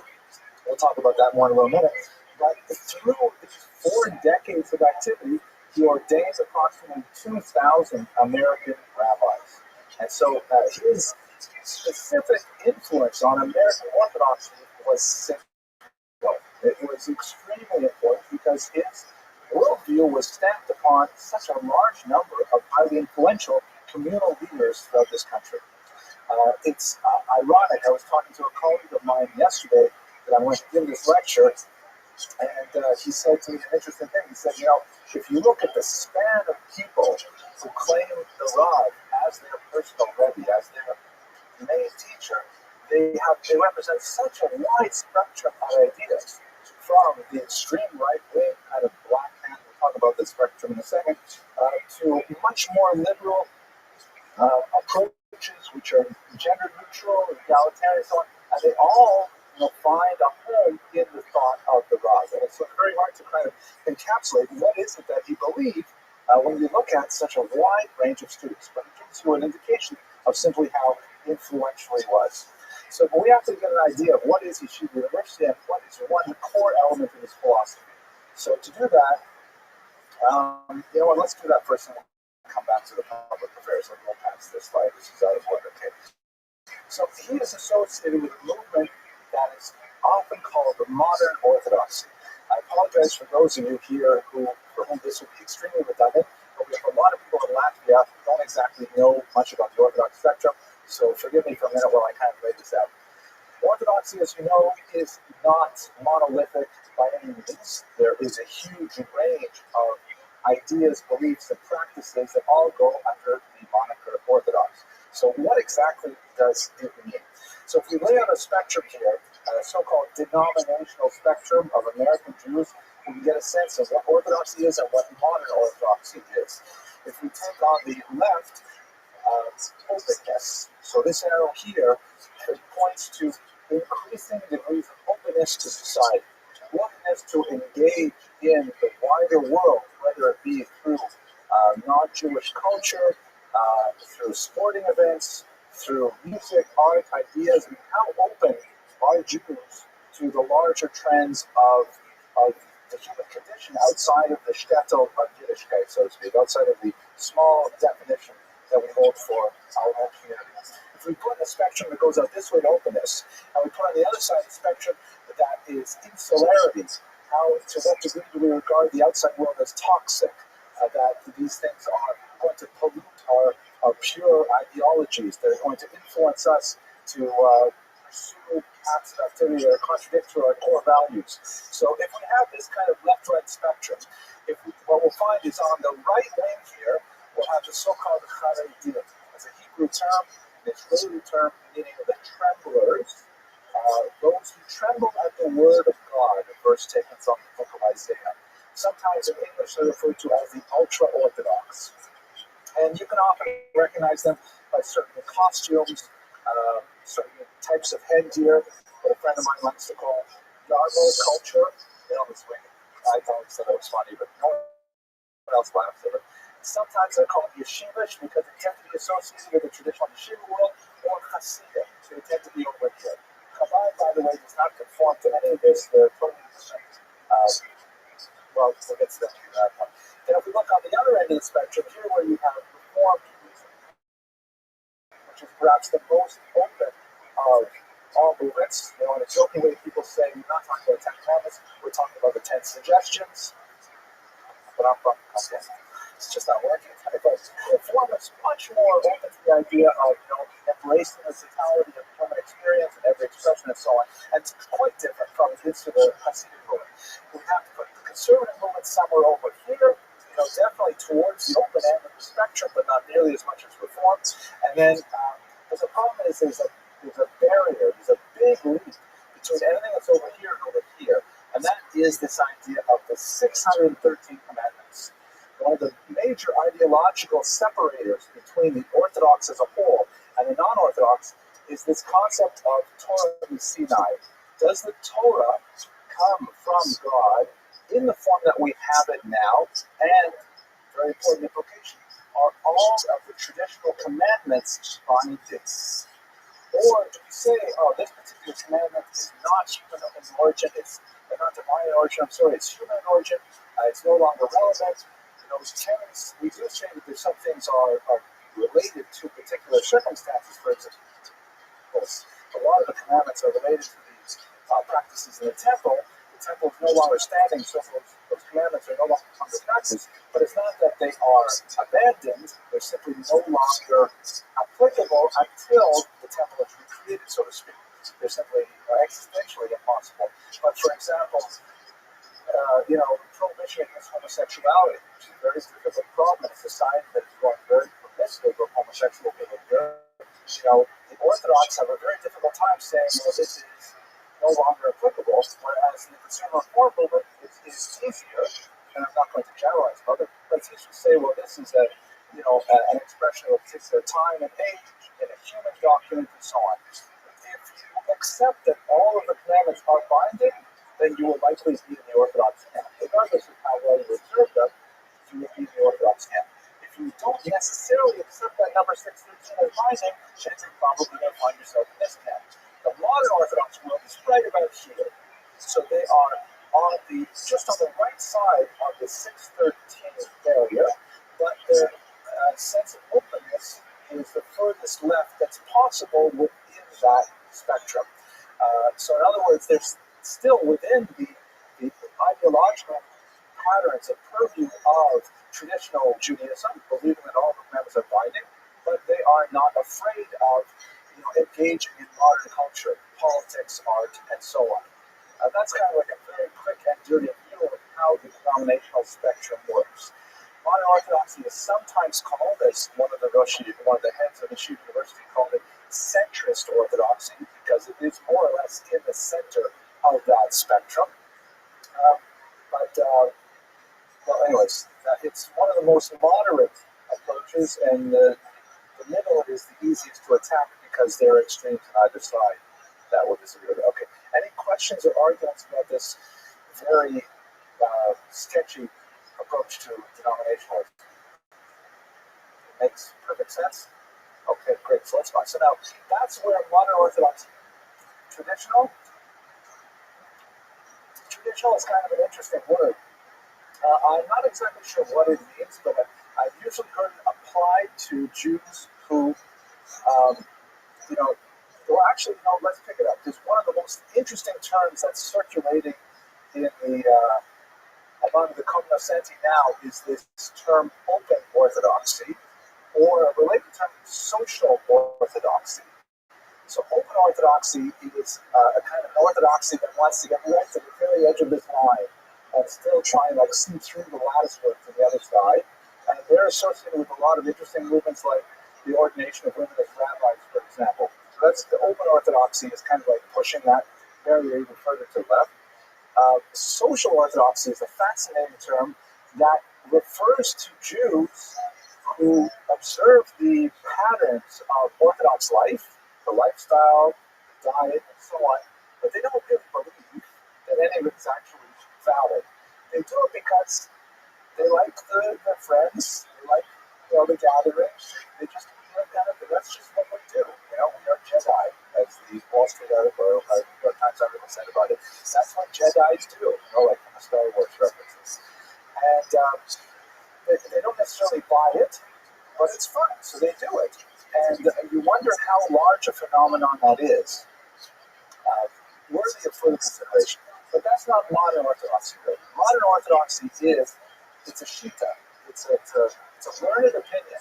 Saying how we value traditional Judaism and its mores. We also value secular culture. And we find that there is a place where both of these can coexist at some level. Yes, Rabbi. Flexodoxy. I like that one. I like that flexodoxy. Dati light, right. Conservadox, right? Conservadox sort of makes sense because that's kind of crossing the border there. Anyways, that's going easy. Let's go straight to that now. Where does this ideology come from? So, basic intellectual roots of modern Orthodoxy can be traced most prominently to Rabbi Samson Raphael, who we spoke about last year. Very, very important 19th century thinker who felt that the way modern Europe was headed, it was impossible for Jews to try and retain the closed mentality that was endemic of, let's say, northern Hungary or parts of Poland. The idea that Jews would soon be politically emancipated, the idea as a reality that Jews were slowly being admitted to universities, to act in Gustav Mahler and the symphony and so on. They've been finding all kinds of new events. Hirschfeld that the horses are already escaping the barn. If we try to close the door, they're never going to be able to come in. What we have to do, this is such a weird metaphor. What he tried to do is he said, look, we have to find a way that Jews can access modernity without totally abandoning Judaism. They should not feel it is an either-or choice. We can exist in the modern world, and we can be traditional Jews at the same time.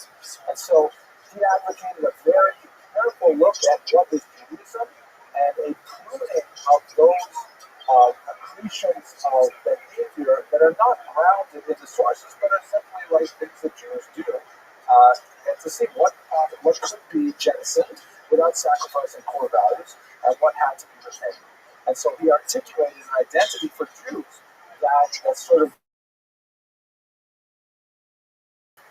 traversed between outright assimilation and outright rejection of identity to create a kind of Jewish identity that would be viable. And that has kind of gone through the stages to develop into modern Orthodoxy.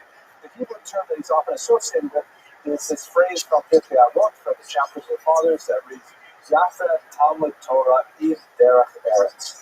Beautiful is the study of Torah with, quote unquote, the way of the world. Now that phrase, Der Harris, can mean, in different contexts, common courtesy. It can mean making a living. It can mean making love. It has all kinds of different connotations and contexts, but he took it for its literal meaning.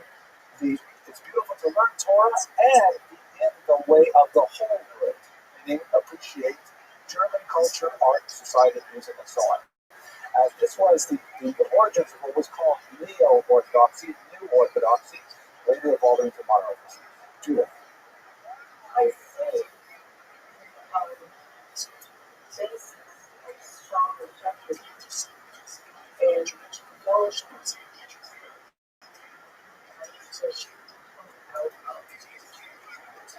Yes, definitely. Very, very close relationship between the conservative movement in general used to be much further to the right in Shakespeare's days.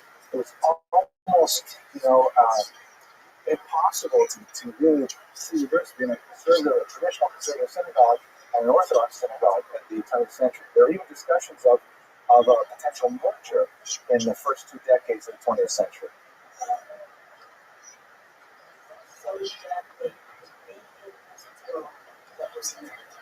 Right. America is sui generis, and there is a special impetus to participate in this work as much as possible.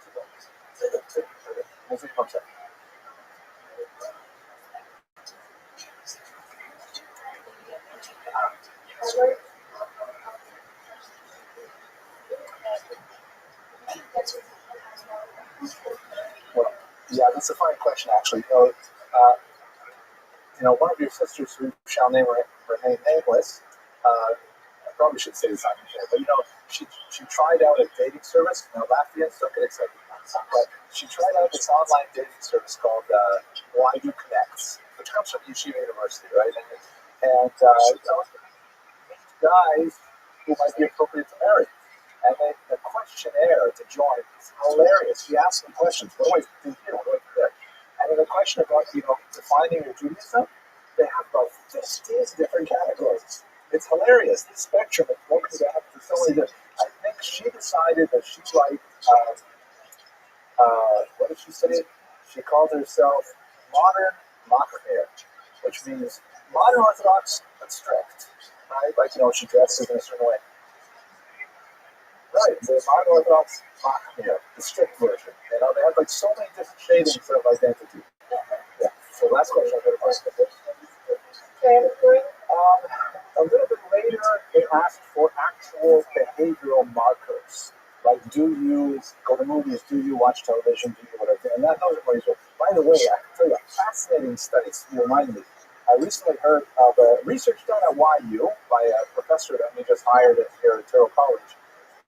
When she was a graduate student, she studied the relationship of religiosity to academic irregularity and cheating.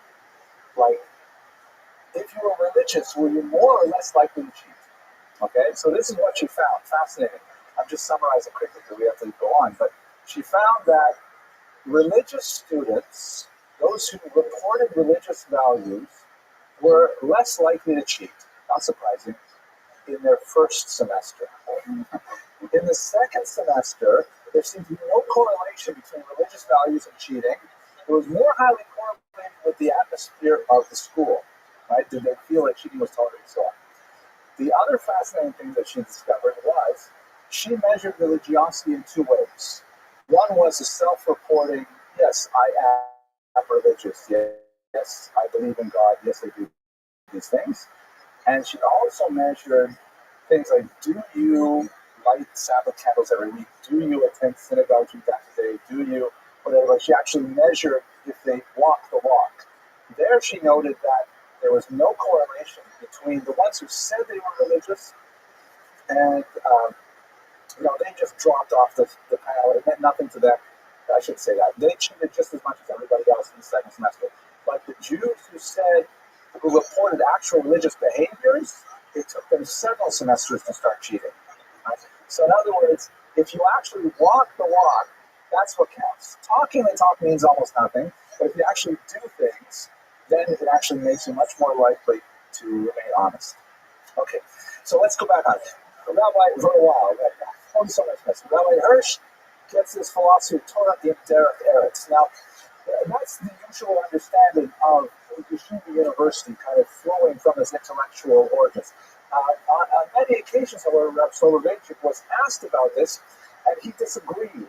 He had a different personal take on it, which may not have resonated with his students as well, but he felt that rather than creating a synthesis, he felt that it should be a symbiosis. He felt that you could have a kind of a bifurcated personality where on one hand, you're completely engaged in Torah the whole time, all Torah all the time, and at the same time, you could also be completely engaged in secular studies with no boundaries whatsoever. And as he did, right? I mean, he's an exceptional individual, but he felt that you could absolutely totally participate in secular society to the nth degree, nothing was off limits, and at the same time, you could also be a complete Talmid Chacham, a Torah scholar simultaneously. It's a very tall order to fulfill, but nevertheless, that's how he personally divided. He also liked the way that the YU was actually structured, because on the one hand, they had a completely separate institution, which was the Rabbinical Seminary, which was a male-only traditional rabbinical seminary that produced rabbis. And at the same time, it also had a university, which I know from my wife's experience doing a master's degree there, is really a top-notch, research-oriented secular university with traditional secular values that are, typical of the university world. Okay, let's go back to the one that I showed. Right. Torah Umada is the kind of slogan of the school. It means Torah and sort of secular knowledge. Umada is right. Fascinating. He might be associated specifically. In public affairs, also very important leader.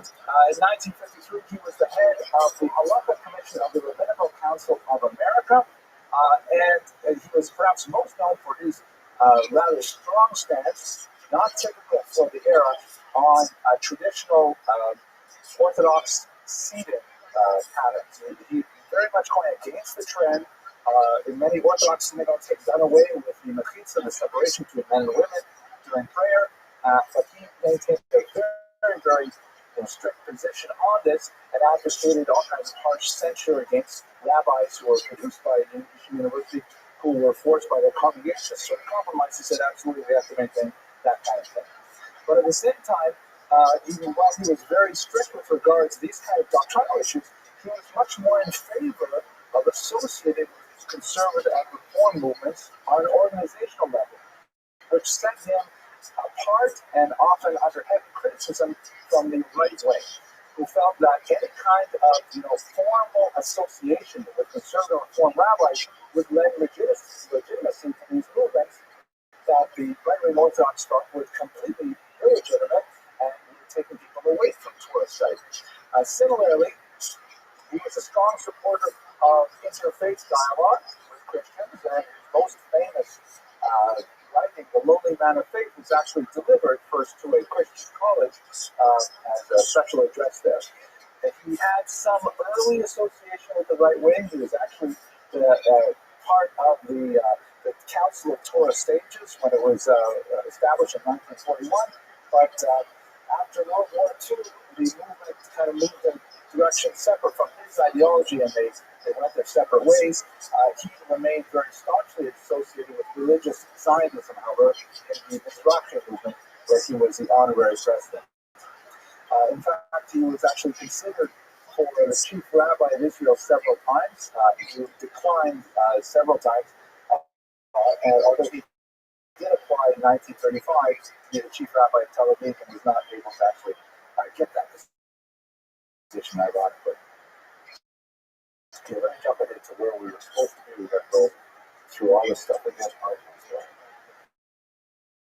Okay, it's a late night when we start late. Okay, now, so the controversy associated with it is quite significant.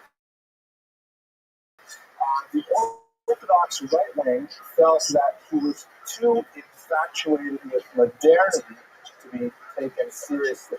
Incredible and undisputed brilliance, they felt that his tolerable, and therefore he was excoriated by the right wing. One area in particular as kind of like a flashpoint in the controversy over it was the organization known as the Synagogue Council of America, which is a formal institution that had membership from all denominations of various Jewish streams. The right wing had all united pretty strongly behind a ban on participation in this kind of communal involvement, but the Rav felt that it was worthwhile and nevertheless maintained his membership in the movement. He did justify his opposition to the mainstream primarily because he made a distinction between what he considered very internal concerns and external concerns. The internal concerns were things like whether or not you have a mechitza in the synagogue. That for sure he was willing to lay down on the tracks for. But on the other hand, when there is an external threat, such as Soviet Jewry not being released, things like that, then he felt that Jews should present a united front. And so in those areas, he felt that it was appropriate to participate, and in fact, he maintained his membership there. However, the large bulk of Orthodox Jewry, the right wing in particular, moved away from him on that position. At the same time, the Orthodox, very left wing, and the non-Orthodox felt that he was too strict about halakha because he was really, quite, attached to traditional halakhic mores in so many different ways. So his insistence on the mechitza, as an example that we turn to again and again, is something that made him distinctly unpopular on the left wing. That's primarily because he occupied that middle position that gives him two flanks to be criticized. It's much easier to be a radical than going to criticize from one flank, but he was criticized from both ends. His major publications, there are two in particular that I'll just touch on right now because we are running a little bit late. They were actually both written in the same era. He wrote them in 1944, but would not allow them to be published for many years later.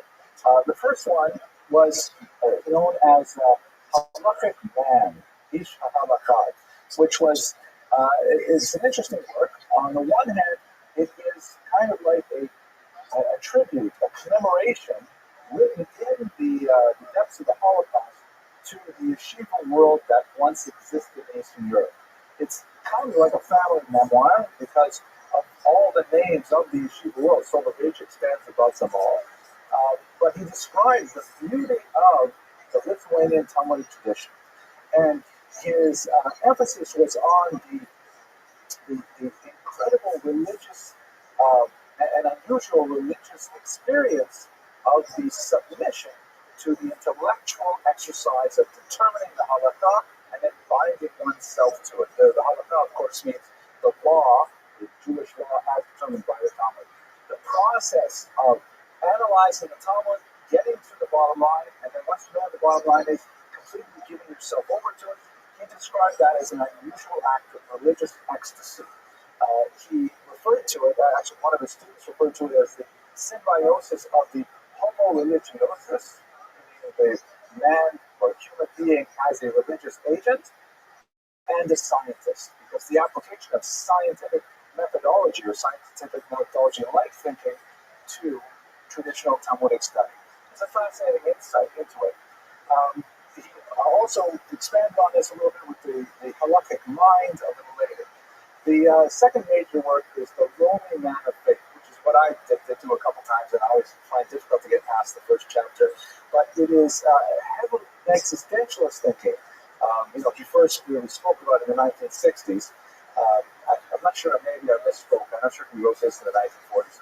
But and this is kind of like a deeply existential meditation on the fundamental loneliness of the human condition, the inescapable gap, the unbridgeable gap that exists between human beings that can only be partially assuaged by religion and by divine intervention.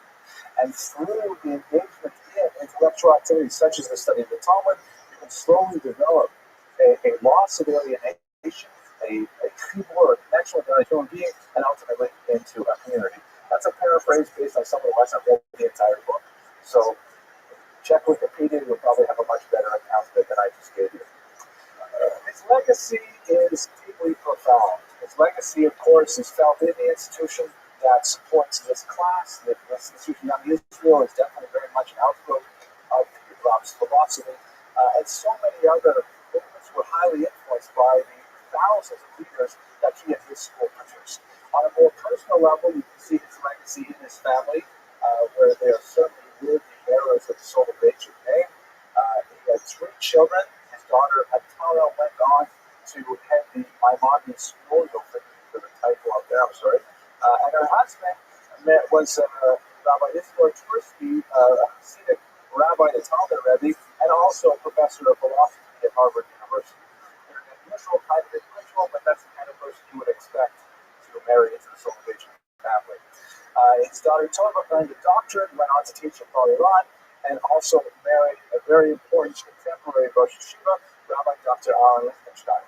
And finally, his youngest son, Rabbi Dr. Chaim Soloveitchik, became a professor of Jewish history, extremely influential thinker. I myself have enjoyed so much of his work as well.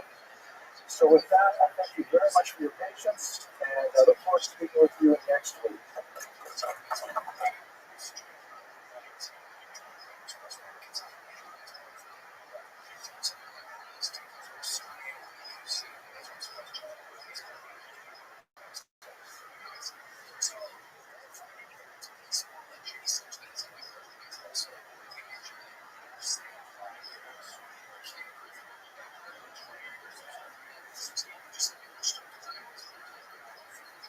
Okay, good. How are you all? It's nice to see you.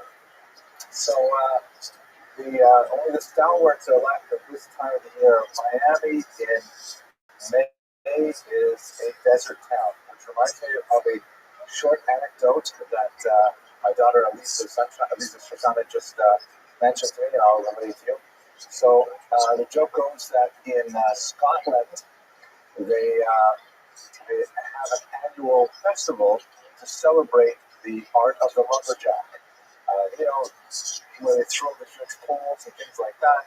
And so they have this competition one year, and they have a Scotsman comes out first, and the first competition is to see who can fell the largest tree. The Scotsman comes out, he's muscles bulging, and with his kilt flying, he swings this mighty axe, and with two blows, he knocks over this massive tree.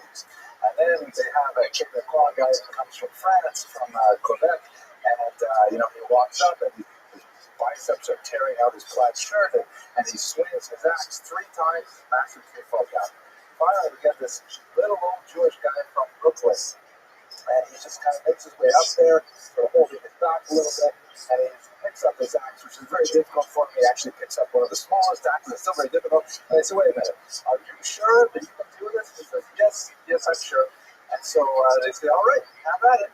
Picks up the axe, and without even, breathing hard, one swipe, and he knocks over the biggest tree in the forest.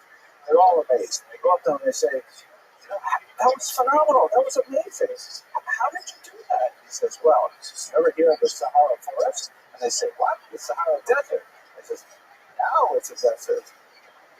Maybe I didn't know so well, but anyways. Okay, thank you. I appreciate it. All right. Tonight's topic is a fascinating one.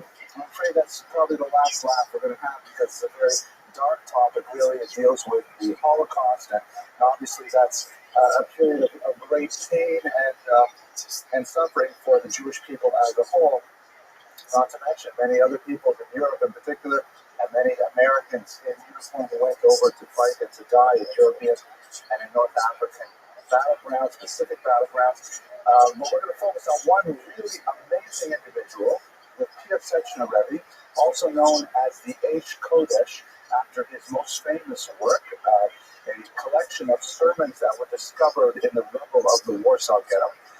Also known as the Rebbe of the Warsaw Ghetto, for his heroic decision to stay with the embattled Jews in that tremendously horrible environment of the Warsaw under the Nazi occupation. And as a result of some historical accidents, we have a record of his activities during those terrible years, and they give us tremendous historical insight into the nature of the Jewish community under such tremendous trauma. So before I go into his life in general, I just have one little plug that I promised my son I would do. Here we go.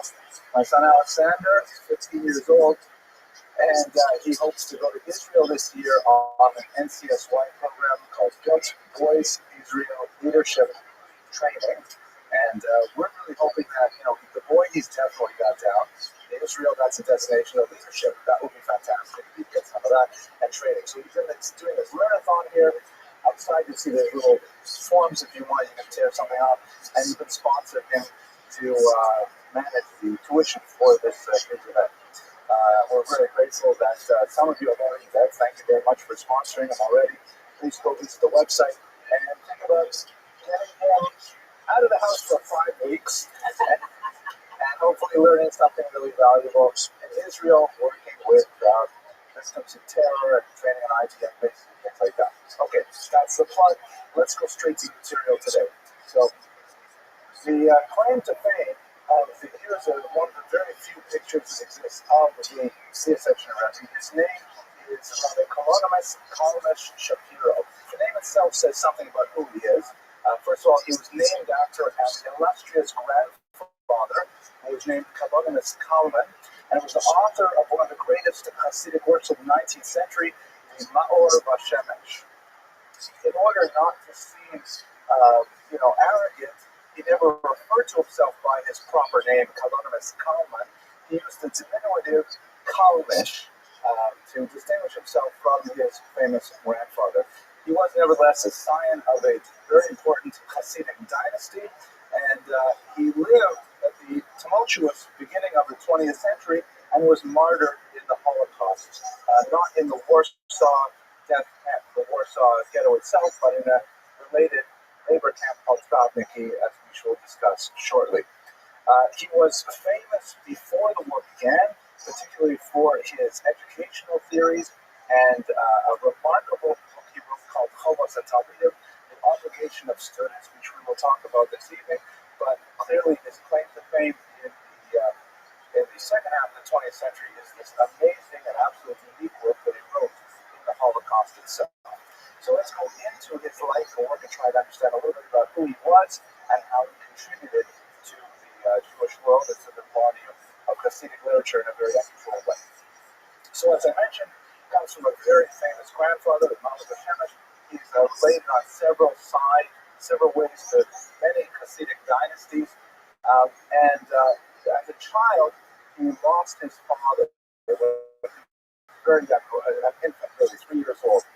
He was raised by his grandfather and groomed really for leadership of his small Hasidic group. In fact, this loss of his father at a very, very tender age was a psychological element that is visible as a theme throughout his works. There's a thread of loss of the authoritarian figure, a yearning for that father figure that you can see in most of his commentaries, and he wrote quite extensively during the 20s through the early 40s. At 18 years of age, his Hasidim decided to name him the Rabbi, a very, very young age, really, to take on that mantle of leadership, but he was clearly quite worthy of it, and he ended up setting up a yeshiva in Warsaw itself, a major city, and I'm not sure how much of this is what they say in Hebrew, guzma, exaggeration, but apparently the entrance exam to this yeshiva called Torah Moshe, if I remember correctly, was the memorization of 50 blot of Gemara. To know 50 folio, that is 100 pages of Talmud by heart, completely incredible achievement, but that is apparently what they say about his yeshiva in Warsaw. Very well regarded. He was married at a relatively young age. He had a smallish family with one son and 2 daughters. His wife unfortunately passed away in 1938, and all of his children were killed in the Holocaust, as we shall describe shortly. He survived them all and continued to write about them and their memories long after. So his first major achievement, the signal achievement of the 1930s that placed him on the map of Jewish intellectuals of the era, was this remarkable book called Chovos HaTalmidim. The Obligation of Students. It is a truly unique work, and it is essentially how to be a 12-year-old. It's a book on childhood for children written in the 1930s. It's clear that he was fairly well read is the psychological literature of the day, particularly in German, and he quotes and paraphrases it with some frequency, but it is undeniably a work of Hasidic thought. Basically, it is the first volume in a multi-volume series that he authored, only one of which was published before the war, another was published privately, I'll talk to you about it in a second, and two others were discovered after the war. But he basically wrote this book on how to be a 12-year-old, and then later he wrote a book called Taik, which is more or less how to be an 18-year-old, one more volume, which is really about how to be a 25-year-old, and it's basically defining stages of childhood, adolescence, and then this category of emerging adulthood. And he attempted through these books to really guide people on the road to maturity for the sake of Jewish leadership. And I'll explore those concepts shortly. It is a truly brilliant work. It begins with an introduction that's written for parents and teachers, which is very valuable. It's on what is the meaning of education in Jewish philosophy. And then he speaks directly to the 12-year-old, although in a very unusual way. The first thing he does in Chobas HaTalmidim is he writes about how don't be afraid of Judaism. You're not going to have to give up being a kid. You love playing ball. You love running the streets with your friends. All that is okay. Don't look at, the rabbi sitting and studying and say, oh my gosh, that looks so dull. Don't worry, you'll get to that stage where it will seem as fun as playing ball. Just enjoy your ball right now, but while you're playing, remember that you have these other obligations. It's called by the obligations of students. He says, first of all, you have to develop to a 12-year-old a certain level of self-knowledge. You have to know your own strengths and your weaknesses. And do not recognize your weaknesses as flaws that must be, eliminated.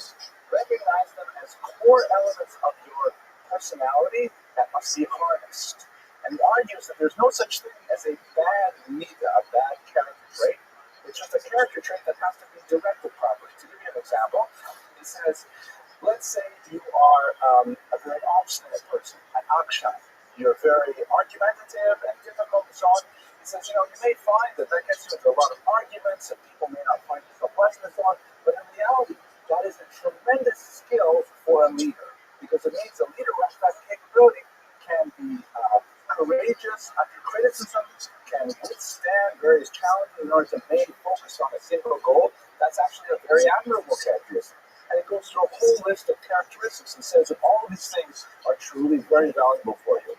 And furthermore, he says, you might be overwhelmed with the task. You may say, oh my gosh, my mother is always talking me at China. She's always giving me a hard time over this behavior or that behavior. How am I ever going to change? He says, don't worry, you will be able to control these characteristics. And he says, for example, who taught you how to sleep in a bed without falling off at night? Even when you're unconscious, when you were a child, they had to put bars up or give you a crib so you wouldn't fall out of bed. But as you grew older, even in your sleep, you could control your movement and make sure you stay on the bed at night. So he says, if you can do that, you can certainly learn these other ideas. It's really beautiful and motivating and a very powerful book. So much so that it became an instant classic. It was published and republished many, many times. Although a couple of interesting requests to publish it were denied.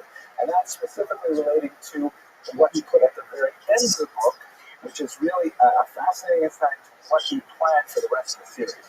This, by the way, is one of many images I'm going to show you today from the phenomenal American photographer Roman his visit to Poland in the 1930s, I think it was the late 30s, 1937 or 38, recorded the state of Jewish life just before the Holocaust for generations, and his very expressive sensibility, his understanding of light and texture and personality really come through in these photographs. I hope you enjoy them. I chose a lot for this slide.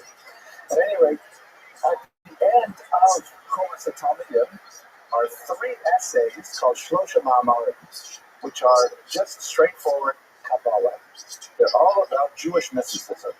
And they seem so discordant in a book about 12-year-olds. How could you include things which are considered really, reserved for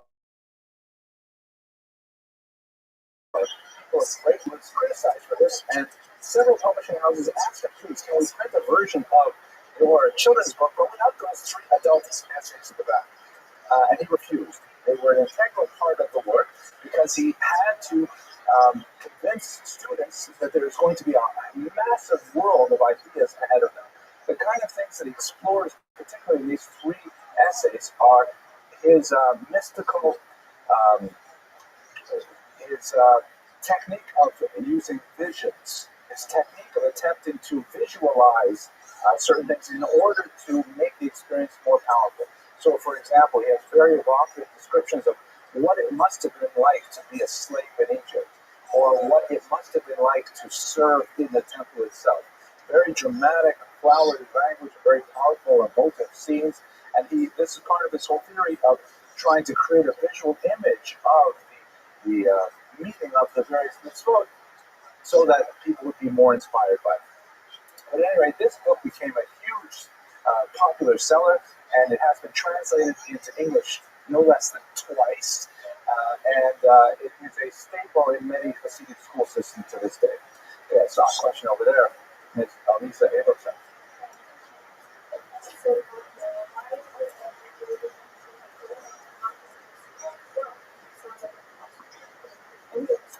Well, I think I answered that question, didn't I?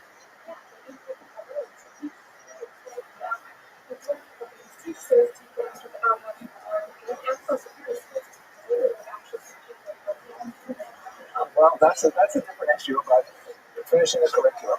But the first issue is, really because of the Kabbalah in the back of it. In fact, we have at home an English translation. There's 2 big ones. Simcha or Mika Odenheimer, very beautiful literary translation published by Aronson, and another translation published by Art Scroll, which is a very beautiful Hebrew English edition. The Art Scroll edition, however, when it gets to those Kabbalistic passages, it tends to kind of fudge the translation and say, like in brackets, what follows is a little bit too technical for most of the material. And so the English translation is not true to the Hebrew at all, and not unapologetically. But that's really one of the reasons that it never really took off outside of the Hasidic circles. Yes.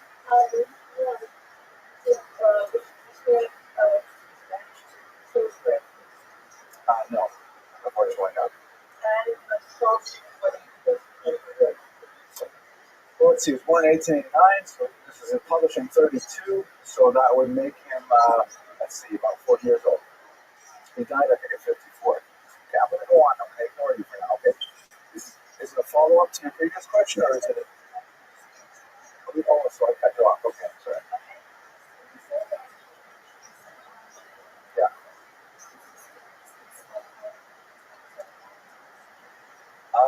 In order to answer that question, I'd have to know something about psychology, which I don't especially. My feeling is he read a lot of pop psychology. I don't think he read Freud in the original. I don't think he read the entire interpretation of dreams or like that. I think he read, like digested versions that were easily accessible. But this is definitely a Hasidic work, not so much of a psychological work. No, you're going to read it till you get it. Okay. Now, this gives you an idea of what else he's doing at the same time. Also in 1932, he privately circulated a little pamphlet, a remarkable little pamphlet called the name Machshava Tova, which means people of good thought. And unlike the Chumash Talmidim, which was designed for 12-year-olds, this was designed for his elite students only. And in this small book of less than 100 pages, he outlines a manifesto for nothing less than changing the entire Jewish world. He argues in the Machshava Tova, ideas which are evident in some of the other works that eventually were published after the war, that the Jewish world had become desiccated and reified by externalities. He said that what's happening in Poland today, it sounds very familiar in many ways to, I think, our situation. People are very caught up in, costumes and who's with one ideology and who's with another ideology, and everyone's like really sticking to one particular point of view and fighting with others without really thinking about what is at the heart of the matter, what is at the heart of Judaism, and what unites us rather than what divides us. He says that, he blamed this, by the way, on the failure of teachers to effectively communicate the warmth and the power of Judaism to the generation of youth. He said that no wonder that our youth are fleeing traditional Judaism for political movements like Zionism and communism. They're emigrating to America and doing all kinds of things except staying in yeshiva and studying intensely. And that's because we have failed, he says, in inspiring these youth. So he wrote this little book called B'nai Machshavat Tova, which was really designed for his elite top students to transform the Jews of Poland in particular through the creation of small cells of highly supercharged, motivated Jews, sort of like Hasidic Jesuits, if you will, who will go out to the various far-flung corners of Europe. Really, this way he anticipated the Shlichut movement of the ROTHSCHILD Rabbi, who didn't start doing this until I think the late 50s or early 60s, sending out Jews to far-flung corners of the world.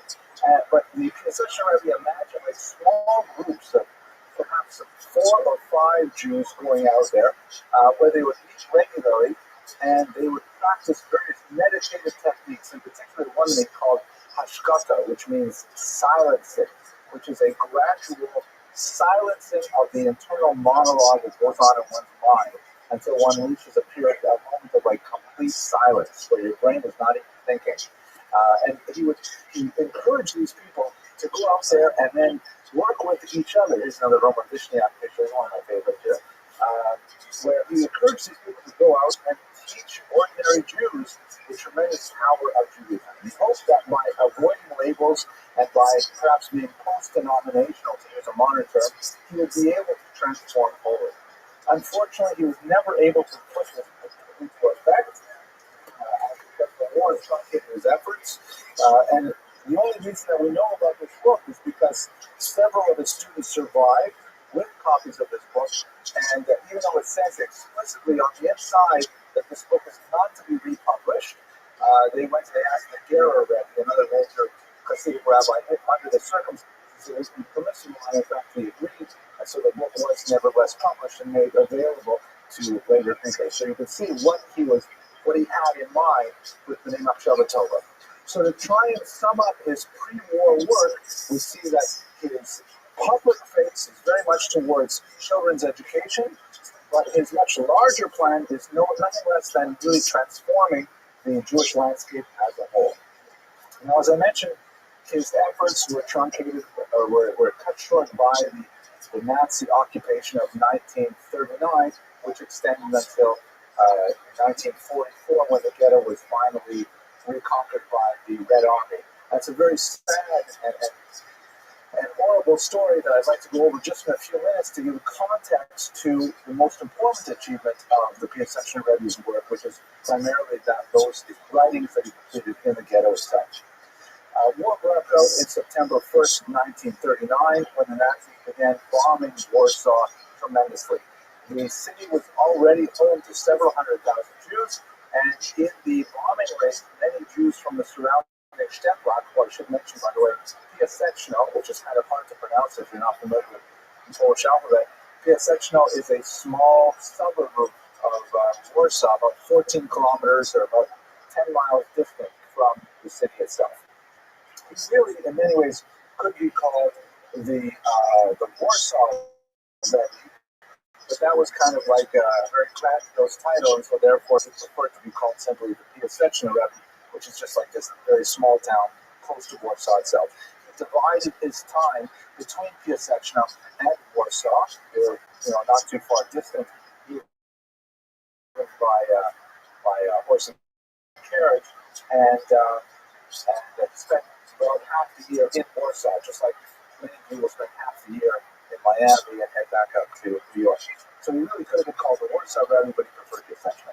Here's a photograph of the bombings. So the Jews from the surrounding Stadtblock, many of them felt it would be ironically safer in the city under these circumstances, and so the Jewish population just bloomed during the early bombing months, and that turned out to be quite disastrous for those Jews who were attracted to Warsaw. The ghetto itself was a confused and difficult place for Jews and non-Jews during the initial months of the war, primarily because the Nazis did not seem to have a clear idea what exactly they were supposed to do with the Jews in these large urban environments. It took several months before the Nazis finally decided they wanted to build a wall around Warsaw, around the Jewish quarter. They did not build walls around all of the ghettos. In fact, most ghettos were unwalled, and the Jews were kept in by social pressure, by non-Jews who would turn them over to the Nazis if they tried to escape, and so on. But and the other difficulty was that if you look at the patterns of Jewish settlement in urban areas, Jews tend to be urbanized from the very beginnings of most major cities, and so they tend to occupy the downtown regions of most of these areas. Places where there are ports, by the river and things like that. And ironically, that means that since they're downtown, the earliest developed places, they tend to have large municipal buildings, hospitals, cathedrals, all kinds of buildings like this are also built in great proximity to Jewish neighborhoods. And so therefore the idea of simply, you couldn't just draw a square line around the Jewish settlement and say, okay, fine, this is the ghetto. The actual map of the ghetto was a crazy helter-skelter kind of arrangement to keep in as many Jews and yet allow non-Jews access to the buildings that they valued very much. So when they finally got around to it, it was well into 1940 before they began sealing off the ghetto. This is a photograph from November of 1940 showing Jews involved in the construction of the walls themselves. Jews had to fund it, Jews had to man it, and so on, and they effectively sealed themselves off from the outside world. Following that, and particularly in the disastrous winter of 1941, the Jews were in Warsaw were subjected to a strategy known by many historians as the strategy of attrition, which is distinct from the strategy of production which characterized other ghettos. In Warsaw, it seems that the Nazis had the idea that the best thing would be to simply starve the Jews out of existence. They were given a ration of food, 150 calories per person, which is completely ridiculous. In America, an average adult male needs something more between 2,000 and 2,500 calories per day. 150 calories per day is absolutely ridiculous. So the Jews turned to all kinds of ingenious and illegal activities to smuggle food into the ghetto. Created huge recycling industries to try and take whatever resources were in the ghetto and transform them into goods that could be sold on the Aryan side, that is the non-Jewish side. And it was primarily children who were responsible to carry the goods out of the ghetto through various holes and passageways and tunnels and things like that, and then bring food back into the ghetto. In fact, one observer, I think it was Emmanuel himself, if I remember correctly, we'll speak about him in a minute, he said that if there ever would be a monument created to the heroism of the Jews in the ghetto, it should be a statue of a small child. Because it were the children who were really sustaining the majority of the population through their dangerous, illegal, and often fatal activities.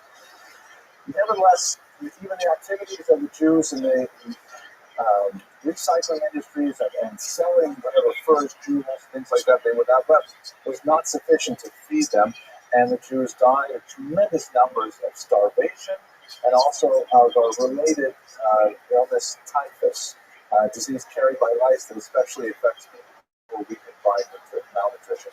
As you can see in the photograph here, there's so many heart-wrenching photographs of people simply lying in the streets until they expired. And every morning, the Hebrew Kaddish would have to go through the streets and collect up bodies for mass burial. At its peak in the winter of 1941, the Hebrew Kaddish records indicates that they're collecting 150 bodies a night off the streets of the Warsaw Ghetto, just to give you some sense of the scope. It's hard to imagine it. The greatest historian of the ghetto, Emmanuel Ringelblum, estimates that when the ghetto was at its most crowded, they would have actually 14 people per square meter of residential space, which is incomprehensible. A square meter is about a square yard. To have 14 people standing in 1 square yard for sleeping space, it meant that the vast majority of people were living, outside stairways, hallways, things like that. And no wonder the death rate was so incredible.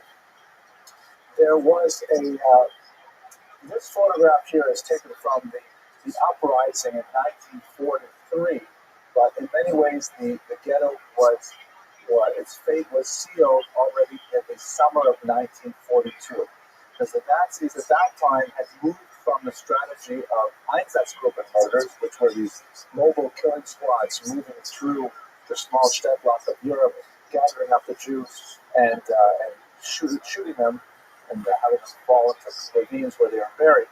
In the spring of 1942, they moved to the strategy of death camps. 6 camps were created, and Jews were killed by poison gas known as Tikhon Bay. And each of the major urban centers where Jews had been collected in ghettos were emptied in massive Aktionen, or massive um, operations, which deported all of the Jews from the ghettos to the death camps. The deportation from Warsaw began on the 9th day of the month of Av in 1942, and only a tiny minority of Jews remained after the deportation had concluded. Approximately 10-15% of Jews were left. It was only after the deportation, among those remaining stragglers, the Jews finally attempt to resist the Nazis with their uprising, and it was a very heroic and powerful uprising that delayed the Nazis some 6 weeks, which was really quite amazing. But it was primarily a symbolic gesture rather than a meaningful military one. There was no way that the Jews could actually have any impact on the Nazi peace under such dire circumstances. Nevertheless, they did mount this very meaningful gesture, which sent reverberations across the Allies and many other resistance movements who felt that, if the Jews could be rebelling in the ghettos, that must mean that we can all rise up against the Nazis. Now, we actually have some footage from the Warsaw Ghetto, which was produced often by Nazis who would visit the ghetto when they were on furlough. When they were off duty, many of them went in, took many of the photographs you're seeing tonight, and they also even brought in their 8mm cameras, and we have some footage. So I have a short clip here that I can show you that it's in color. I believe it was colorized. I believe they used computer technology to enhance the image. And it's just this is a picture of the deportation. And so here you get a sense. It's a 2-minute video. Can you zoom in on that, Mr. Rodriguez? Get a sense of, seeing it in color makes it feel so much more real and so much less distant than the black and white treatments.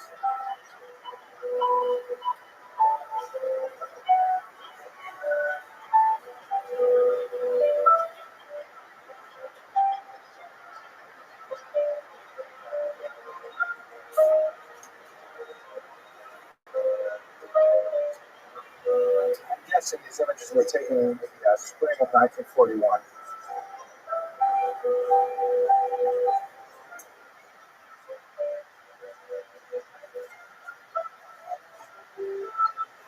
I think perhaps more terrifying than the sight of these children begging in the streets is the fact that so many people can simply walk right past them. That it's an absolutely normal phenomenon for just to see people dying like that.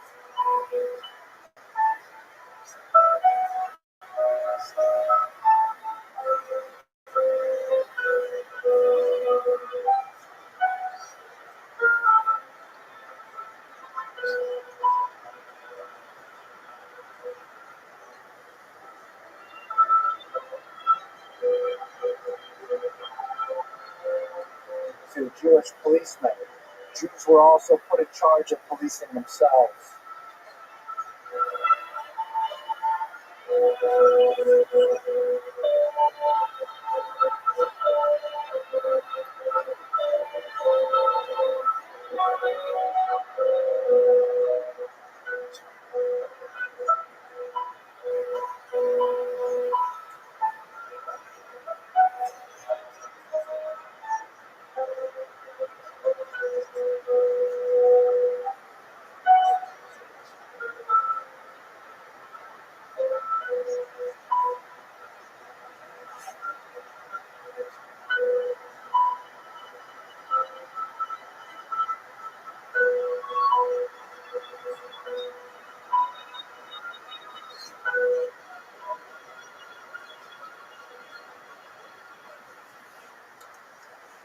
So that gives you some sense of the scene in which the P.S. Sectionary was required to rise to his greatest achievements. So let's look at one of the most famous books that has emerged from the Holocaust. The title given to it by its publishers was Eish Kodesh, the Holy Fire. Uh, it's not clear exactly why this title was chosen. There seems to be an allusion in one of the exceptions to a concept of holy fire, but that was not the title that he had used himself. He called his book Discourses on Torah from the Years of Wrath, the Years of Anger. Let's get a sense of the history of this remarkable book. First of all, it was discovered in 1952 by a Polish construction worker. They were clearing the rubble from the ghetto, and as they're digging up the rotted floorboards of an apartment building, he discovered some milk cans buried underneath. He opened up the top of one of these tin milk cans, and he found it was filled with Hebrew manuscripts. He turned them over to the Jewish Historical Society, where they lay dormant for another 10 years until a researcher named Duv Devani, who was specifically looking for the writings of the Rabbi, went to the Jewish Historical Society and found them. He then had them microfilmed, brought to Israel, and they were published in the early 1960s. And there are several works. The motivation and the methodology of this cachement of the documents is no doubt the result of this man's work. This is Emmanuel Liebenblum, the so-called historian of the Warsaw Ghetto. An amateur historian with significant high school training, but not really advanced academic training. I take that back. I'm thinking of someone else. He actually did have quite advanced historical training. He mobilized the whole cadre of volunteer historians, demographers, to go out and record everything that's happened in the Warsaw Ghetto. And he had a whole army of people with an army. He had quite a few numbers he went out and took, measurements of living spaces, took statistics on how much food was coming in, how many people were dying. It is the result of Ringelblum's organization of this attempt to record everything that we know that an underground medical hospital was operative in the Warsaw Ghetto. We know that there were several newspapers that were functioning, a circulating library, even a theater was active in the Warsaw Ghetto because he had people recording all of these details. He also had one person who was specifically tasked to recording the religious life of Jews in the Warsaw Ghetto, a man named Shimon Buberban. Neither of them survived the war, but thankfully their writings did, because they would meet regularly in a secret organization called Oneg Shabbat, and they would submit all of their writings, they would critique them and refine them, and then ultimately when it looked like the ghetto was going to be destroyed in the summer of 1942, they buried them all in these tin milk crates, and two of the three caches that have been discovered to date, giving us tremendous insight into what happened actually in the ghetto. Here's a photograph of one of those milk crates. We don't use things like this anymore, so it's hard to imagine, but it's something about this high, and it had a twist-off lid, so it was fairly sealed, and it could obviously withstand the pressure and the time of being buried for so long. So at the top of this cache of documents was several books written by the P.S. Rabbi. This is the title page that's written in the Rebbe's own hand in Yiddish, and it says at the beginning, attention, anyone who finds these documents, please send them to my uncle who is in Tel Aviv, and let him keep them there for me until I come back for them. If I do not survive, then please let them be published. And in fact, that is what he did. There's also a heartfelt plea in there for his only surviving daughter, Rachel, who disappeared one night. We now know that she was taken off in one of the Actionen and later gassed in a concentration camp. But at the time of writing, this was written in January of 1943, the Rebbe did not know what was the fate of his youngest daughter.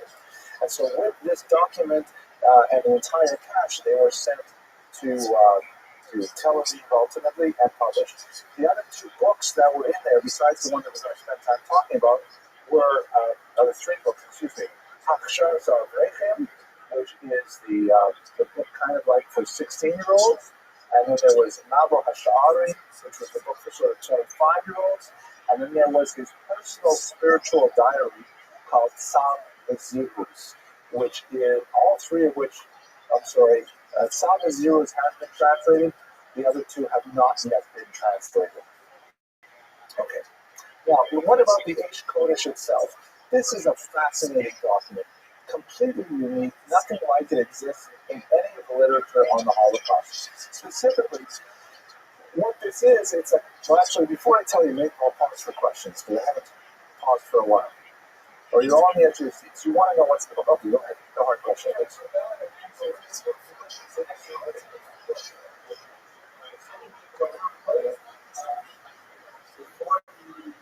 Implications for force or the implications for the plan. They wanted to know where it was going. Really? My guess is from the show. There's a woman who traveled from the show to Warsaw. Also being protected by what's happening in the yes. Fascinating. Article. Find out what's going on. There was a woman who was later became a member of the Knesset. Mm-hmm. How about that? When you travel, not forward. This guy is not return and collect information. You come back to work. Wow. That's amazing. I didn't know that. Oh, fascinating. Very active. Amazing. Amazing. Okay, so yeah, let me tell you about what is this book Eish Kodesh, because it's very unique. Basically, it is the record of his weekly sermons that he would offer on Saturday afternoons at the third meal, so-called Shalosh Drashos. Basically, this is a time in the traditional, unfolding of the Jewish week under Orthodox custom that, Friday night you have a special Kabbalah Shabbat service, and you have a full meal at home, and then Saturday morning you have the morning services followed by typically a kiddush where people sit around and talk, and then the most somber moment of the day is when typically only men come back to the synagogue, they pray the afternoon service, and then they sit down for a light meal, and there's usually kind of like a somber, dark tone to what is said at that time because the Sabbath is on its way out, and they conclude by praying the evening service, and they go back to regular weekday activities. In the Warsaw Ghetto, the circumstances must have been completely, incomprehensible to us because people are starving. They're certainly not sitting around for, bread and herring and things like that. They're having very, very meager rations. But the anticipatory mood of wondering what will the Rebbe say, what will the Rebbe give us, how will the Rebbe give us the strength to be able to go into the difficult week that we have ahead of us, that's specifically the task that the Pia Session Rebbe had every week. These sermons, and right after Shabbat, he would write them down, and we get a sense of, what it must have been like week to week in the Warsaw Ghetto. Now, it's not so simple, though, because, and this is why there's so few scholars who have really penetrated the depths of the Pia Session Rebbe's work, is that at no time, just a few photographs from the ghetto, at no time did he ever mention the word Nazi or German at all. These are drushes which are completely written in the Hasidic biblical idiom. And if you didn't know that you were reading a book that was written in 1940, 41, 42, you would think that you're reading some typical, 19th century Hasidic text on the weekly portion. But it seems to be dealing with depressing themes over and over again, dealing with the theme of suffering, dealing with the theme of redemption, dealing with the theme of anticipated redemption, or dealing with the theme of God's justice in the world.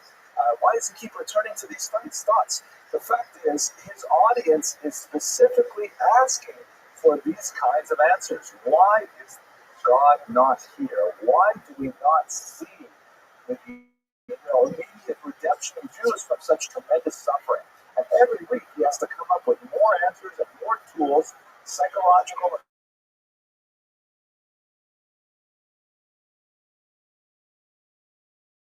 social, and emotional suffering. A phenomenally difficult task. You can only imagine what he was going through.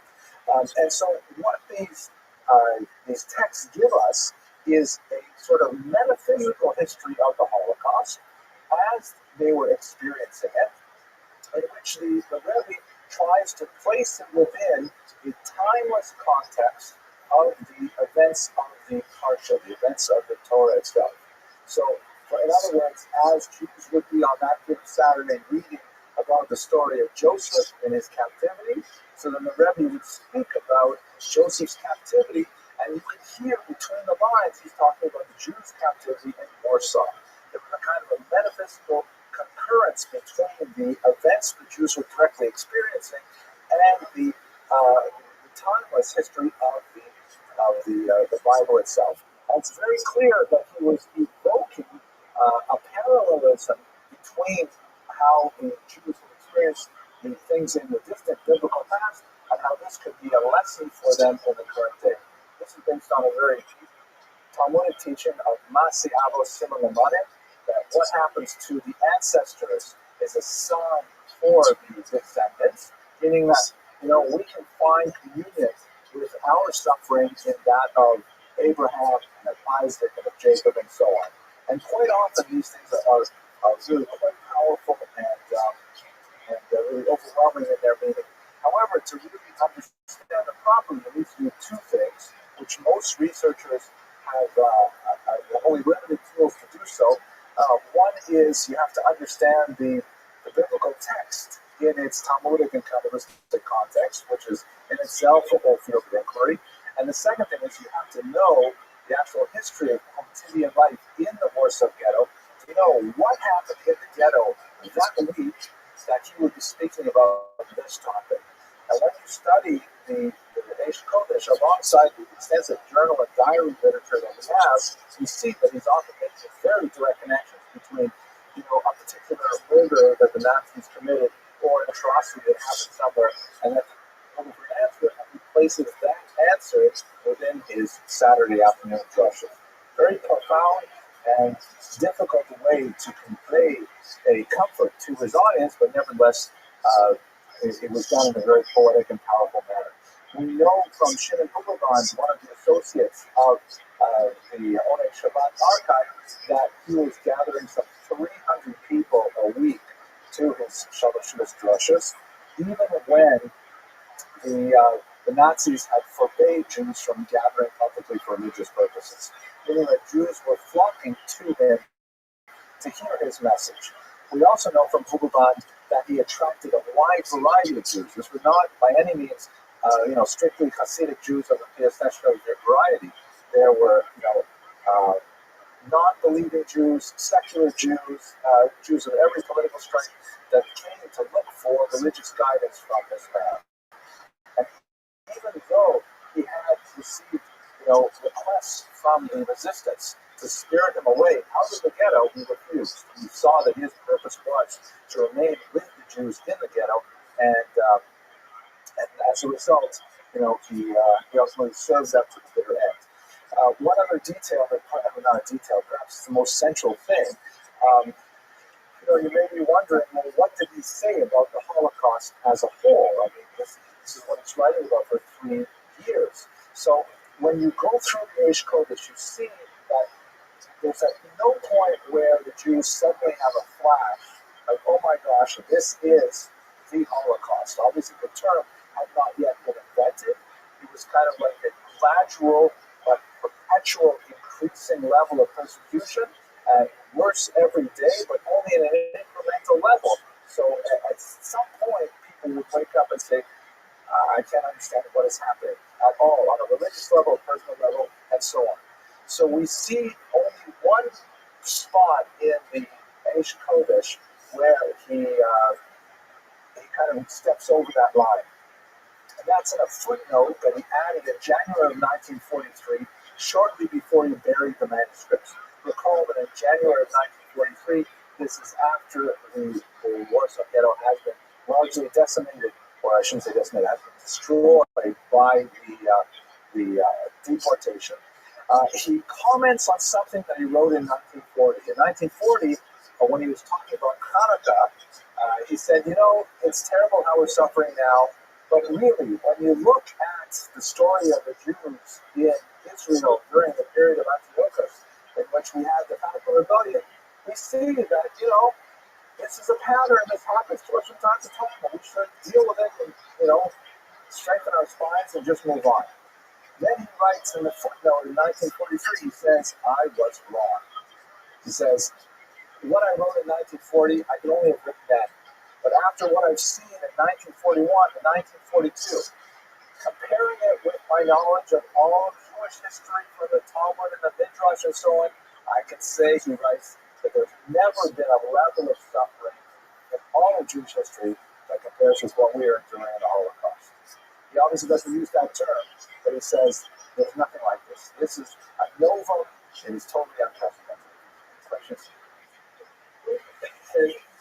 When I was growing up with about the Holocaust, getting that idea in particular from one wanting to take over the Jewish city. I think in history, we see that there was many points to the war. I think they made the Russia to the 41. They thought that was going to be very good for 3 months, and I think in October, the first war, That's not so not going to happen. I think they persuaded the Americans eventually went to war. And fear of that, I think, prevented them from doing that in December 1941. A lot of historians place the decision to exterminate December 18th, 1941. So the Germans didn't know there was usually Jews. Absolutely. So the Germans are gradually coming to that decision that this is how we're going to handle it. We're not going to destroy them like the Euros, Yeah. especially the Euros doesn't exist.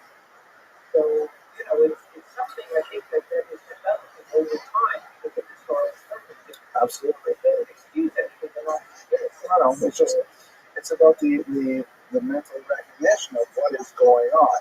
Yeah, no, you're absolutely right. You're describing the older historical school known as the intentionalists, who argued that it was a conspiracy right from the very beginning. It's the more modern school that argues a functionalist model, says that, it's sort of evolved as a result of the events of the war, a function of the war. The ghetto also was rife with rumors. I mean, there would be rumors that would sweep through, America has invaded and has conquered all of France, and that would be a year before they actually land on the shores. And Jews would have moments of euphoria that would last a day or two, and then they would find out, no, we were wrong, and they would sink into depression. And because they had very few sources of reliable news, and they had it was just word of mouth, and you know how Jews can be with word of mouth. It's not necessarily a good thing. But let me move back to where we are right now, because we're going to talk about the Rebbe's personal strategy, and then a little bit about his legacy in this context. The drushes are extremely moving and powerful, and I strongly urge you to consider reading them, although it's kind of dark reading in many ways. They're informed by his own personal association with tragedy. As I mentioned, his wife passed away in 1938, and he was survived by a son, a daughter-in-law, and another daughter, and I believe he had another daughter as well. He was 3 children, if I remember correctly. But in the context of the immediate bombing, right after September 1st, 1939, it was on a holiday actually it was just a little before the holiday of Sukkot, when a bomb fragment went through the window of their apartment and struck his son, fatally as it turned out. They rushed him to the hospital, which was overwhelmed with casualties, civilian casualties, and it was very difficult for them to get treatment for him. As the father was running around trying to find a doctor to help his wounded son, his sister and his daughter-in-law stood outside the overcrowded hospital saying Tehillim, reciting psalms. And at that point, another bomb actually fell directly outside the hospital and killed the sister and the surviving wife of his son, his daughter-in-law. A couple days later, with no significant medical treatment, he had to take his son back home, where he expired a couple days later in the holiday of Sukkot. So within a very short period of time, the Session Rabbi loses almost all of his family, and is completely devastating. There is a period of several weeks where he does not write. We can only assume that he didn't give a fellowship Russia, and then he returns with them. An incredibly powerful passage on the Parsha of Taik, which describes the death of Sarah. And this is something that I have to describe to you in brief.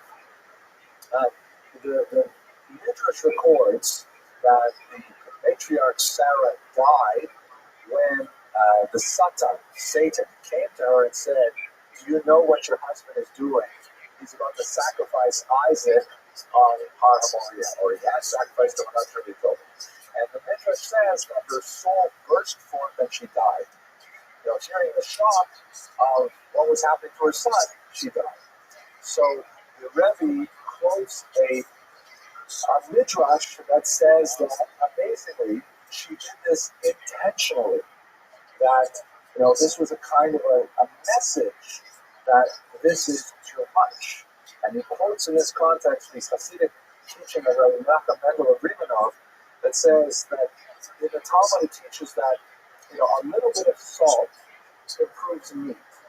You have a little bit of salt on your meat, it tastes much better. Too much salt ruins the meat entirely. And so too with suffering. A little bit of suffering for a person, that's good for character. You know what suffering is, you can identify it. It's good for you to suffer a little bit. But too much suffering can break a person. And so too, he leads us to connect the dots. He says, to God, as it were, too much suffering will break us. Just as Sarah, as a kind of a protest, gave her life up to indicate that, so too God, perhaps, too much suffering is too much for us.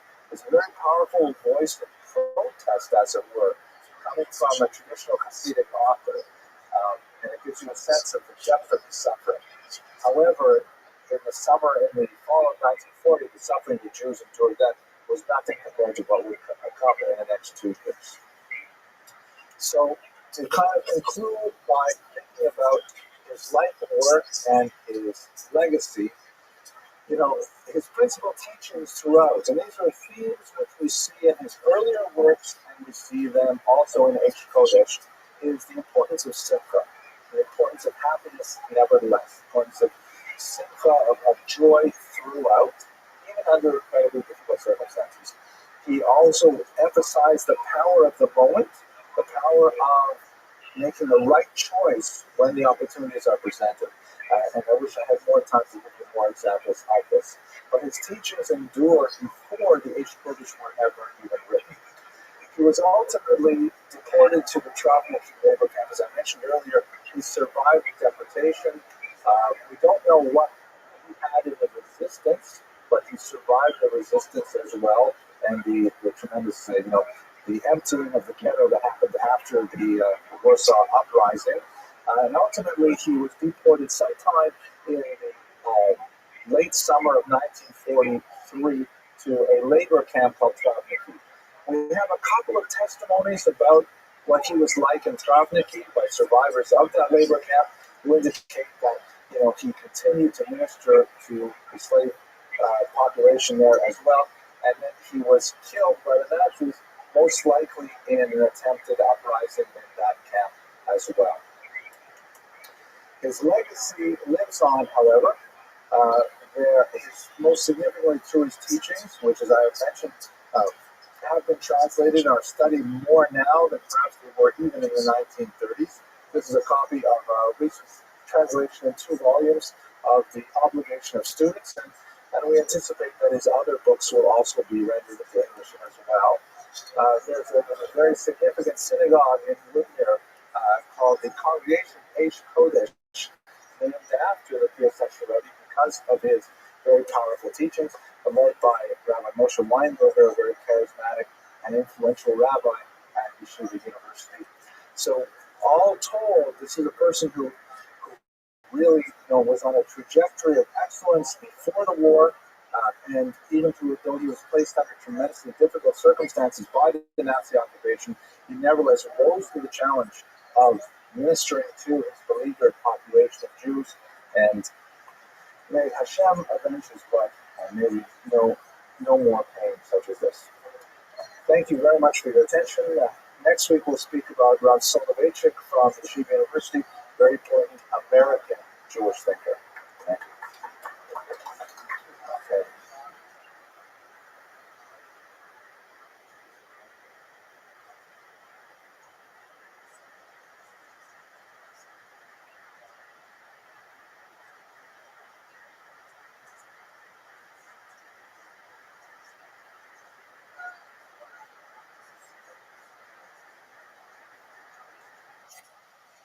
Okay, ladies and gentlemen, the camera is rolling. I'm sorry I started a couple minutes late, so I will speak faster to make up for it as usual.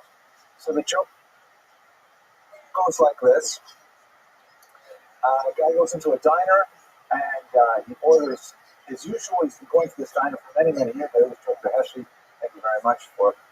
Oh, wait a minute, I went off camera for that. Sorry, back on camera. Thank you. I just got a couple of these. Anyways, thank you for the joke. It goes like this. Guy goes into a diner. He's been going there for years, and he always orders exactly the same thing. So he orders the chicken soup with matzo balls. And the waiter comes and brings it to him, and then the waiter goes away. A few minutes later, the waiter's walking by. He sees, Heshi, so the customer is indicating he should come over. So he comes over, and the waiter says, something wrong? He says, I thought you should taste the soup. Stephen, wait, you know the joke, right? And the waiter says, is something wrong with the soup? You have the same soup every day. You come here all the time. He says, I thought you should taste the soup. And he says, look, I'm sorry, I'll bring you another one. He says, I thought you should taste the soup. So he says, okay, all right, I'll taste the soup. Where's the soup? He says, huh? All right, everybody. So many people know that one, but it's a good one. Good one to forget and then remember talking. Okay. That's a big hand to Heshi for giving me that joke. Okay. So tonight's topic is actually one that's very close to my heart that I'm glad that we're finally going to have the opportunity to discuss. We're going to look at one of the most influential rabbis of the late 19th and early 20th century, Israel Meir Kahan, known better by his first work, the ROTHSCHILD, which is transliterated in a number of ways. If you're looking for him on the web, you may have to spell it with an H instead of a CH, and might change the vowels, the O to the A. This is perhaps the most popular transliteration of the name of his book by which he is known. He's significant in many ways. First of all, his life spanned almost a century, from 1938 to 1936. But on a more significant way, he is one of the last of the great scholar leaders of the Jewish people. Very rarely do we have such individuals who stand out far above the crowd as, the pious kind of eyes of the nation, with a vision that stretches backwards millennia, encompassing the entire arc of Jewish history and thought since its origins, and looking deeply into the future and anticipating the kind of challenges that the Jewish world would face. All of these things he was quite prescient in, although he never held like an official formal office. In fact, one of my favorite stories, he did not even become a rabbi until his 70s, and he only did that because he had to fill out a passport form, and he needed an occupation, and he was simply a teacher. He was a Rosh Yeshiva, he had a school, but he didn't really have like a designated profession other than people like to study Talmud with him. So he called up his student, one of the most famous rabbis in the day as well, Rabbi ROTHSCHILD, and he said, would you please come and ordain me, give me smicha, so I can write something down on the Polish government document. This is the kind of person he was, even though he's widely recognized as the Gadol Hador, the great one of the generation, that unique individual who really is able to span so many different worlds within the otherwise fractious, very fractious Jewish community. Although it's also true to say fractious and very Jewish community. I think those two terms go together very well. And there's a lot to say about his life and leadership. So let's start with, first of all, his dates. Now, this picture is iconic. If you have ever seen an image of the ROTHSCHILD, you will probably have seen this one. This one's a little bit more airbrushed and so on. And it does kind of have a glowing face of piety and so on. It's widely reputed not to be a likeness of the ROTHSCHILD, but rather apparently of a butcher in the town of Rabbi, who just had that kind of shame upon him that people really like. So one Whether or not this is true, I don't actually know. There is an Israeli website that is dedicated to debunking images of rabbis that circulate as icons, like all of the Maimonides with the turban and things like that. We have no idea what Maimonides actually look like, but this is kind of like the trademark image of the Chofetz Chaim. There are only a handful of photographs that exist of the Chofetz Chaim himself. He was very, very, something, you see beard, right? Head covering, right? Like most people, well, anyways, people sometimes, when I call them up and they don't recognize my voice on the phone, I like to say, hello, Abram said with beard, glasses, funny looking. They say, oh, yeah, right. Yeah, that covers just about all Jews of my generation. Anyway, anyways, so here's an actual known photograph of him. He was hesitant to be photographed, and this goes along with his general personality trait of actually being quite receding and running away from honor whenever possible. Even though he was widely acclaimed throughout the Jewish world, really, as one of the greatest scholars of his era, and I think by the end of tonight's lecture, hopefully you'll appreciate a little bit more of the unique nature of his genius, which was not only intellectual, but was moral and spiritual on a very profound level that crosses, all denominations, Jewish, non-Jewish, and so on. He nevertheless receded from all honors and accolades whenever possible. There are a lot of beautiful stories about his life, but I'll get into the life story itself, and then those stories will reveal themselves in due course. So his family background is an illustration of a very important principle that my own Rabbi used to teach very often. Rabbi Yosef, one of the Margala Batume, they would say in the Talmud, the pearls in his mouth that he would regularly teach over and over again, was that you should never look askance at anyone's family. Never look askance at anyone's yichus. Because when you look, said my Rebbe, at the yichus of Mashiach, when you look at the family background of our Messiah, there's a lot of paint and place kind of X-rated material going on there. This whole story of Yehuda and Tamar, and we have David and Bathsheba, of course, and coming up to the holiday of Shavuot, the whole story with Boaz and Ruth. And, there were a lot of people who said that Ruth should not be converted to Judaism. Whenever you look at the lineage of Mashiach, because these are all his forebears, there are always some, kind of untoward elements, distasteful elements, and nevertheless that is the Messiah of the Jewish people comes from such family. Before I tell you the family background of the Chofetz Chaim, I'll tell you quickly that my son Boaz, some of you met him, he was here doing his bar mitzvah lessons a few minutes ago. So I found that here in South Florida, African American women really know their Bible. When you talk with African American women of a certain generation, they really know their Bible. So I happened to be in the post office, and I was friendly with one of the clerks there, and I had Boaz with me, and I introduced them, and the clerk looks at Boaz and says, "So Boaz, let me ask you a question. Why was Boaz so angry?" And Boaz says, "I don't know." And she says, "Because he was ruthless." She said it better than I did. Anyways, so here's the Chofetz Chaim's family background is interesting. His father, unfortunately, passed away when the Chofetz Chaim was 10. Oh, sorry, I gotta go backwards. His father married his aunt, who unfortunately died after having several children. And so the Chofetz Chaim's father married his aunt's younger sister. So, and the Chofetz Chaim's mother was the sister of his father's first wife. So the Chofetz Chaim was actually his own uncle. And that in itself, okay, it's a little weird, but it happens. But then later, his father passed away when the Chofetz Chaim was 10. And so his mother remarried, again, a blended family, because his second father, his stepfather, had already married and had children. He was a widower. And when the Chofetz Chaim came of age,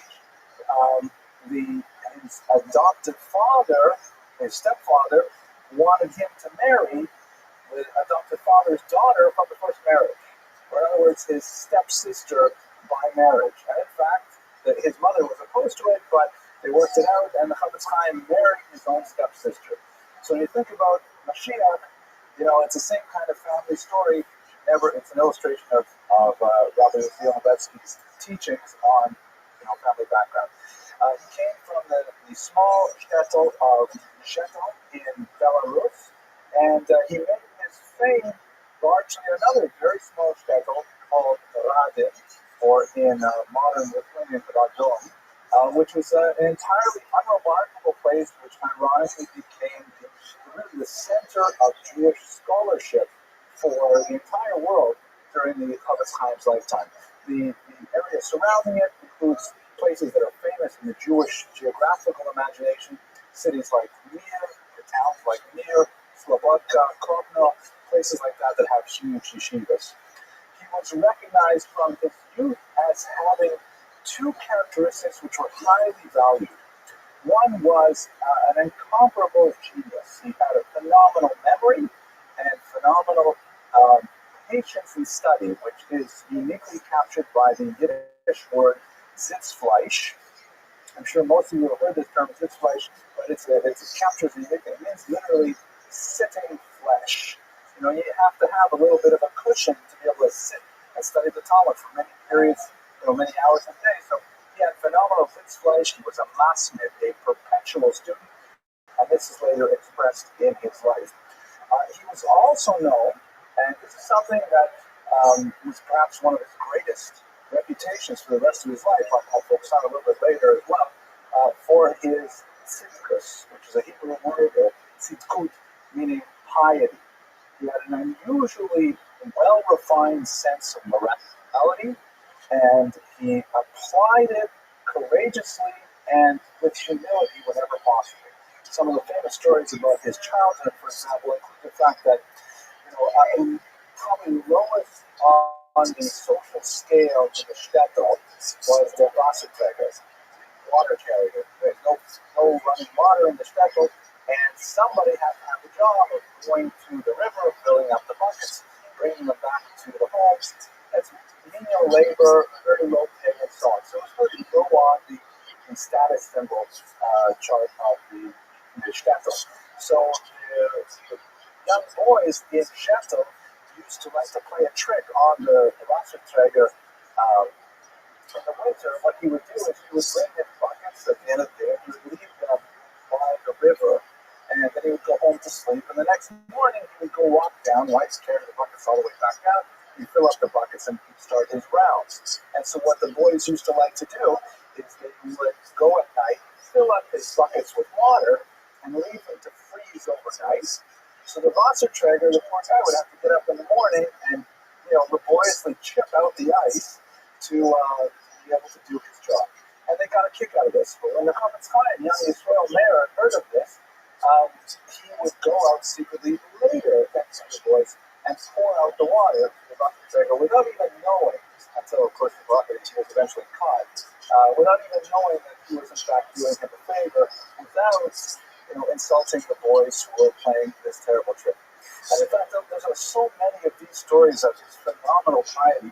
Some of them have a kind of a humorous tone to them. It's hard to believe.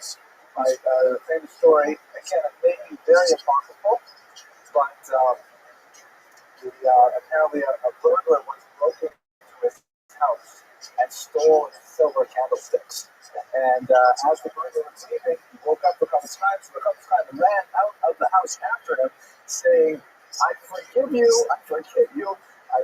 you can keep the candlesticks." He didn't want to even have any sense of an obligation for another figure. He was stealing it for a reason. He must need it, and he didn't want this other person to be liable for the terrible crime of theft. The brilliant lame is? Really? With the Chavetz Chaim, I didn't even know that. So I'll tell you the story that goes with that. Apparently, he was once called to be some kind of expert witness, and the lawyer presenting him said, "Listen, Your Honor, the Chavetz Chaim, Israel Meir Cohen, is going to present now. I want to tell you a few stories about him."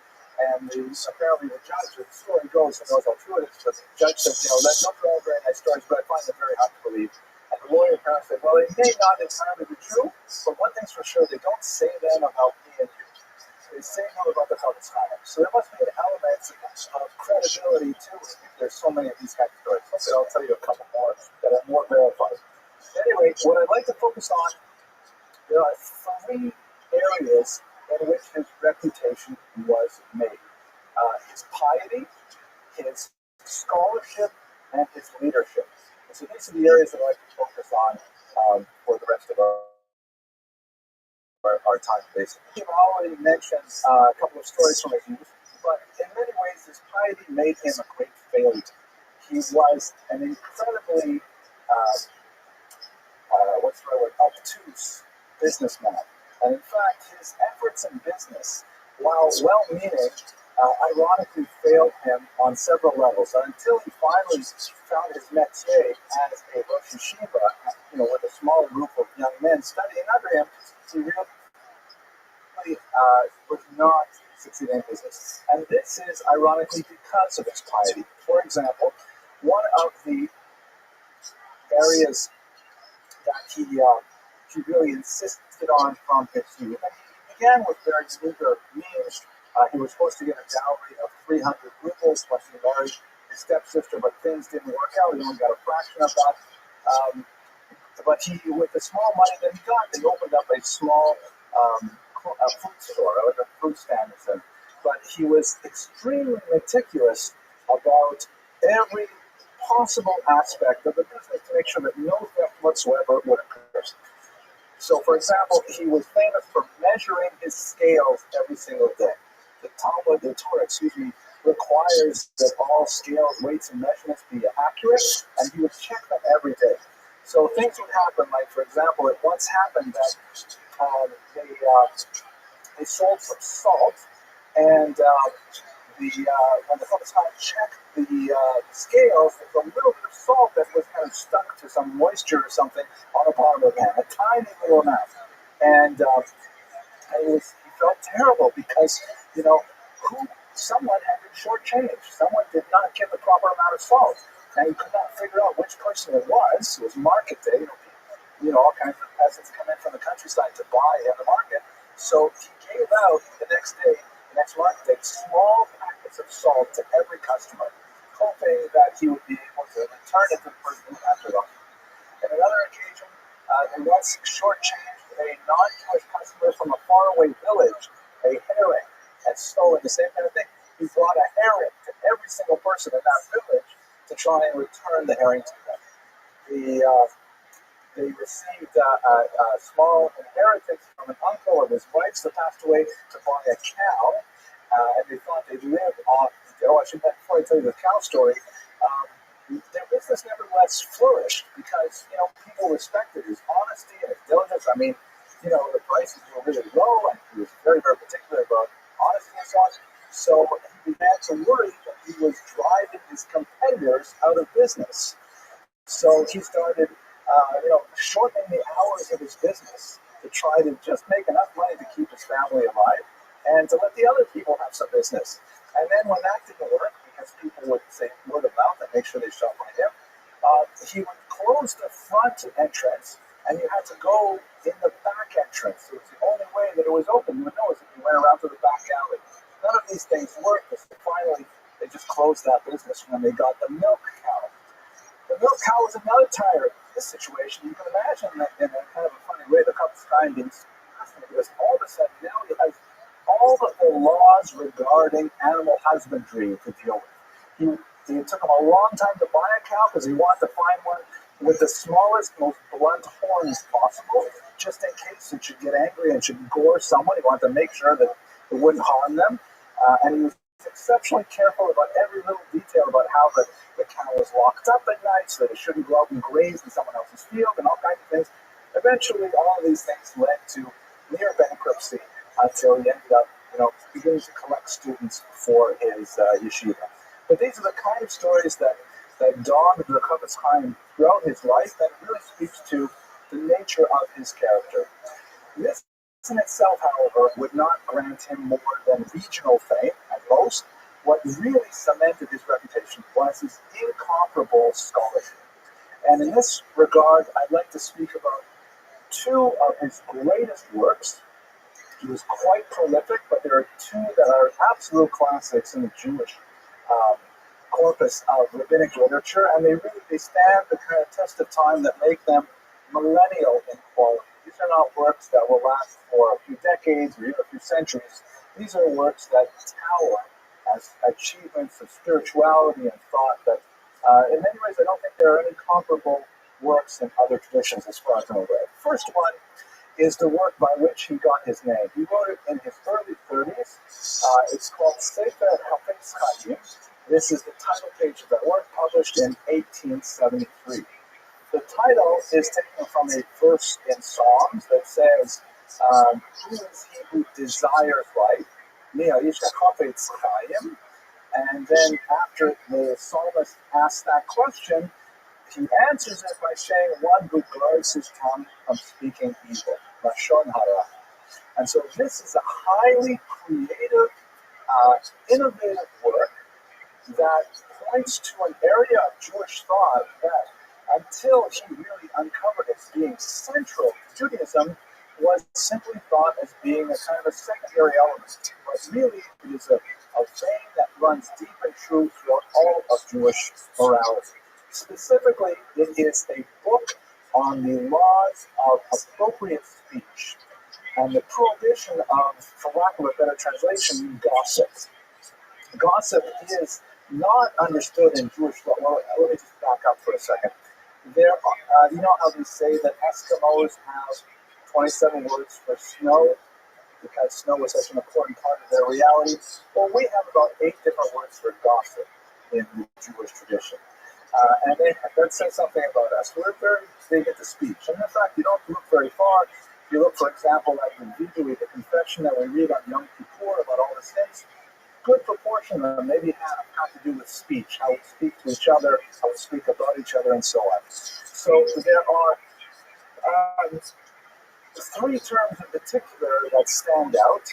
One, which is often used as a collective term, is Lashon hara, which means literally evil speech or evil tongue. Lashon is tongue, and Ra is evil. And that refers to the communication of correct derogatory information. So it's not exactly gossip, because gossip in English tends to imply there's something false about what people are talking about. Lashon hara speaks about things which are true. If Reuven did something reprehensible, and Shimon tells Levi about it, that is Lashon hara. And it is strictly prohibited in Judaism.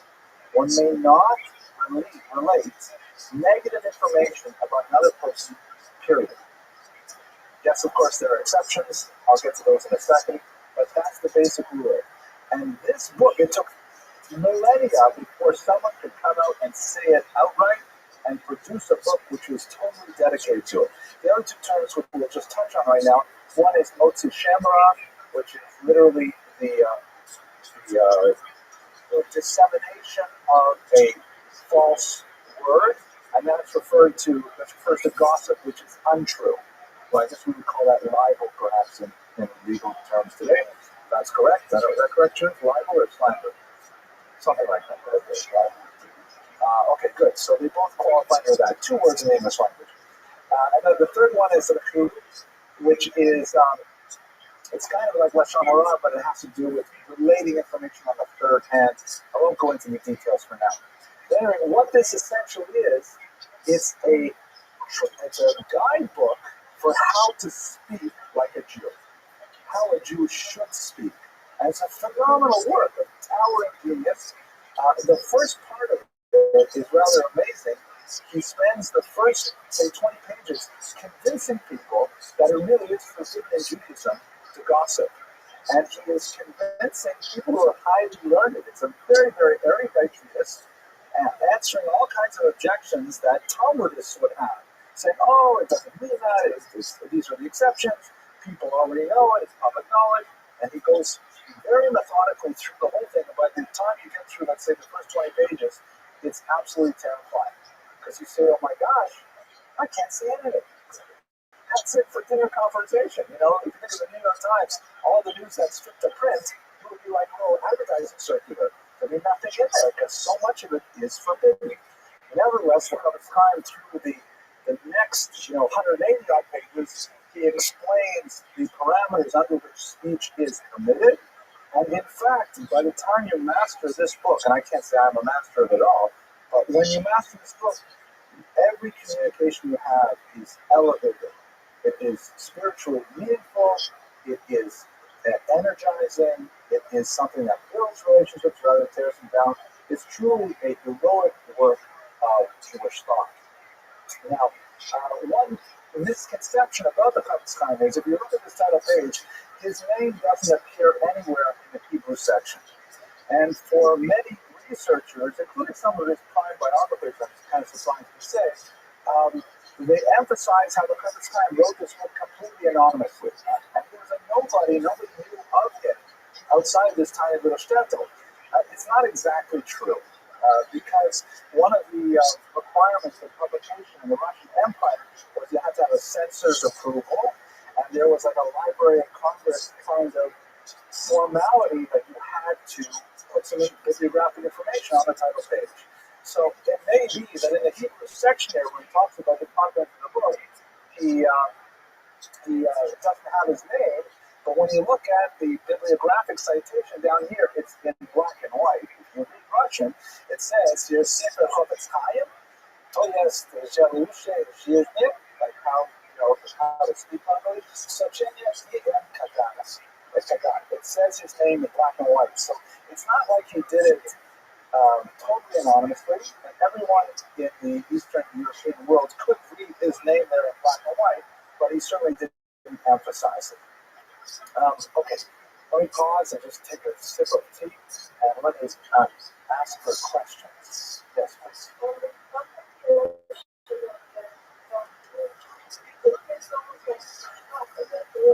Yes.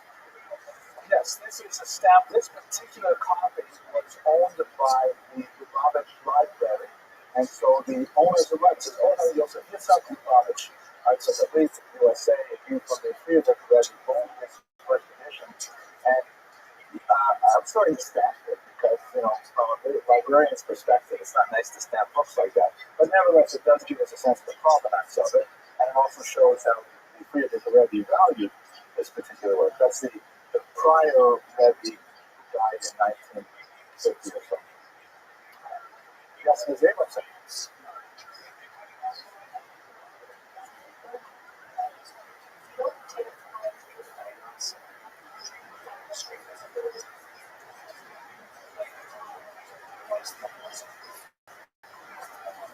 Yeah, he had several rabbis who taught him Torah, but no one, like they say about geniuses like this in the Jewish tradition, at a certain age, they outgrow all their teachers. They say that of the Vilna Gaon, he outgrew all his teachers by age 7, which is amazingly difficult to believe, but they say those stories, but I know that. The biographers do not cite anyone at the Chofetz Chaim considered his Rebbe in Tzidkus, in piety. We do know that he spent a lot of time, like many of these spiritual giants, in seclusion, and several people who may have come across him used to like to go into the women's section of the shul when, not during times of prayer. They would find him berating himself and being hard on himself and really giving himself musar. He would come out afterwards always radiant, smiling, cheerful. So he perhaps was his own Rebbe that he could. Okay, let me talk about Lashon Hara. You're all wondering, oh my gosh, how am I going to say anything productive if I can't say anything negative about people? Or at least I was wondering. So the truth is, there are 7 preconditions for relating Lashon Hara, as he explains very thoroughly in his book. The 7 preconditions can be easily remembered by this acronym, which I'm very happy to supply to you. It took me a long time to figure out how to translate this into English, so I take credit for it. It's what I call the rule of silence. He provides a similar rule in Hebrew in his Chofetz Chaim. And so these are the 7 preconditions that you must fulfill before you say anything negative. So let me give you an example. Let's say, I can send this to you on the internet. You don't take a picture of it. All right. So the rule goes like this. So let's say, Richard is going on vacation, and he has a little one of those Maltese poodles, right? And he has to say to me, Before I tell you that, I happen, as I'm walking to shul, I see Judith walking by. I hope you don't mind if I use you for an example here, Judith. I see Judith on the street, and she's walking over, and she sees a little tiny dog, and I see Judith across the street give that dog a vicious kick. I'm like, wow, where did that come from? That's like totally out of character. I don't even know what to make of it. But as I come upstairs, I see Richard. Richard says, oh, hello, I got to tell you something. It's so nice the people who come to your class. You know, I'm going on vacation for a few days. I had no idea what I was going to do with my Maltese poodle. And guess what? Judith offered to dog sit my poodle for a few days. Right? So now I'm faced with a conundrum because I know something negative about Judith, about her behavior towards this small poodle. And now I see that Richard is going to entrust his poodle to Judith. What should I do? So the Chofetz Chaim says, if I can follow these 7 rules, then I can tell Richard about Judith's dog-hating behavior. So these are the 7 rules. First of all, S, search for alternatives to Lashon Hara. The Chofetz Chaim says that rather than say anything bad about Judith, what I should say to Richard is I should say to find another person for him to have dogs sit. I should say, you know, Richard, why are you bothering Judith? She's so busy. She has so much going on. Like, my daughter Elisa would gladly do it for you, right? And if I can avoid the whole problem of saying Lashon Hara without saying anything bad about it, that's great. But let's say I can't. Judith is the only licensed dog sitter in South Florida, so I lost that one. Second, I have to intend a positive practical result. This is really the first one. If I had a choice, if I could think of an acronym, I would make this one the first one. It's really most important. Is there an actual benefit to my telling Richard? Will the world be better if I tell Richard? It depends on how you like Maltese poodles. So if there is a to'eres, is the Hebrew word to'eres, something positive, then I am allowed to say. But just for entertainment value, absolutely not. There has to be some real good reason why I should relate this information. Thirdly, I have to look for exonerating factors. Like perhaps maybe Judith slipped. Maybe I didn't interpret what I saw properly. Maybe that dog was rabid and was about to attack her and she was just defending herself. Maybe I can find some way that maybe her behavior was acceptable. So let's say I can't do any of those things, so I'm now running out of things. When I do tell Richard, exaggeration is forbidden. I have to say exactly what I saw, no more, no less. I can't add. And then she smiled, and then she said, take that. I can't add anything. It has to be exactly what I saw. And I can't, presume to know more. And no hearsay is permitted. Also a very big one. I can only tell Richard this if I saw it myself. I cannot tell him that someone else, even someone I really trust, told me that. I can go to the person who told me that and say, listen, you better talk to Richard about Julia's behavior, but I can't say it because it's hearsay from me. Did I spell that right? I did, right? It should be right. See, this is a big one, actually. Consequences should be proportionate. This is something that comes up all the time. Let's say I do tell Richard, what will be the impact on Judith? Maybe, but if she's a parnassa and I cause her a huge loss, maybe she shouldn't be in that parnassa. But maybe, let's say, for example, she's, after a lifetime of work, she's being nominated as the Woman of the Year by the SPCA, right? And now, she's one moment, the temporary insanity is going to ruin all of that. You wouldn't go to a tremendous shame for herself, her family, who knows. Should I do it? I don't know. To be contemporary from it, and I'm not, by the way, stating my own opinion about this, because I don't follow news and sports very much, but to get a lifetime ban for a private conversation that was egregious and awful by anyone who listened to it, it calls to question this thing. Are the consequences proportionate? If people do make mistakes, it's a lifetime ban, right? Not exerting a value judgment here. One could also look, for example, the whole Clinton-Monica Lewinsky episode. It was the dragging the entire nation through the mud as the world over despicable incident. Was that a consequence or proportionate? I don't know. Can you put that on pause for a second? Yeah. Sorry, we have some technical difficulties there for a second. Okay, all right. So consequences should be proportionate. It has to be that the whatever harm she would suffer of my writing as much Torah, it may be that I should just swallow it, and because otherwise it would be too much of a punishment for her. And finally, let's say the Chofetz Chaim says you go through all these 6 things and you can't get satisfactory answers. So then before I tell Richard, I have to engage the subject first. I have to go to Judith and I have to say to her, listen, I saw what you did to the puppy. I heard what you're doing for Richard's dog. Why is this so? And give her a chance to make amends on her own.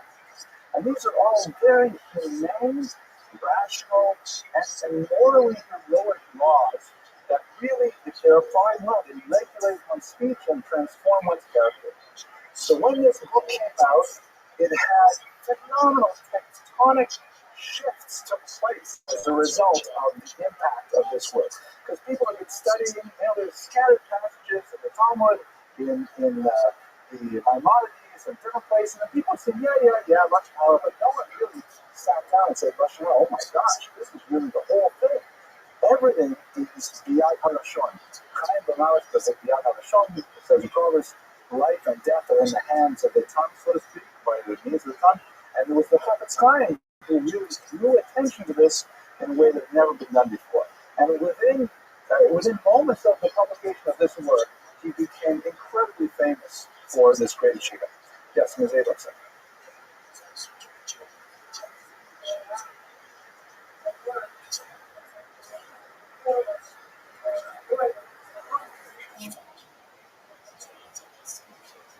Right. Some jobs, to repeat the question for those of you who are in Latvia, how does this affect people whose professions deal with Lashon Hara?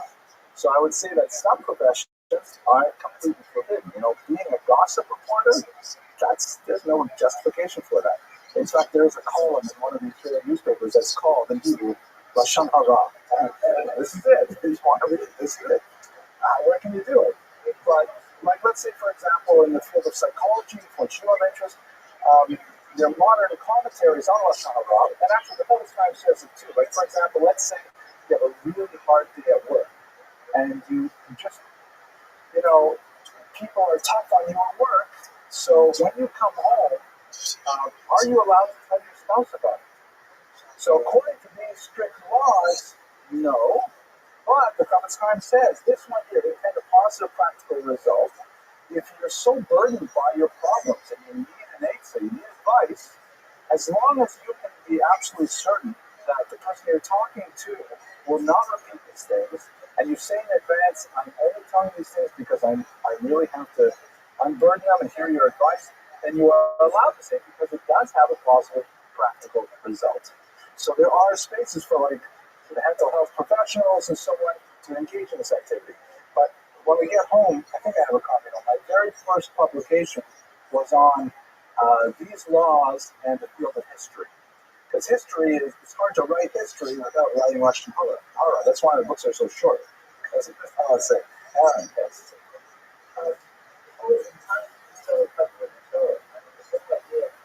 Lashon Hara is so connected.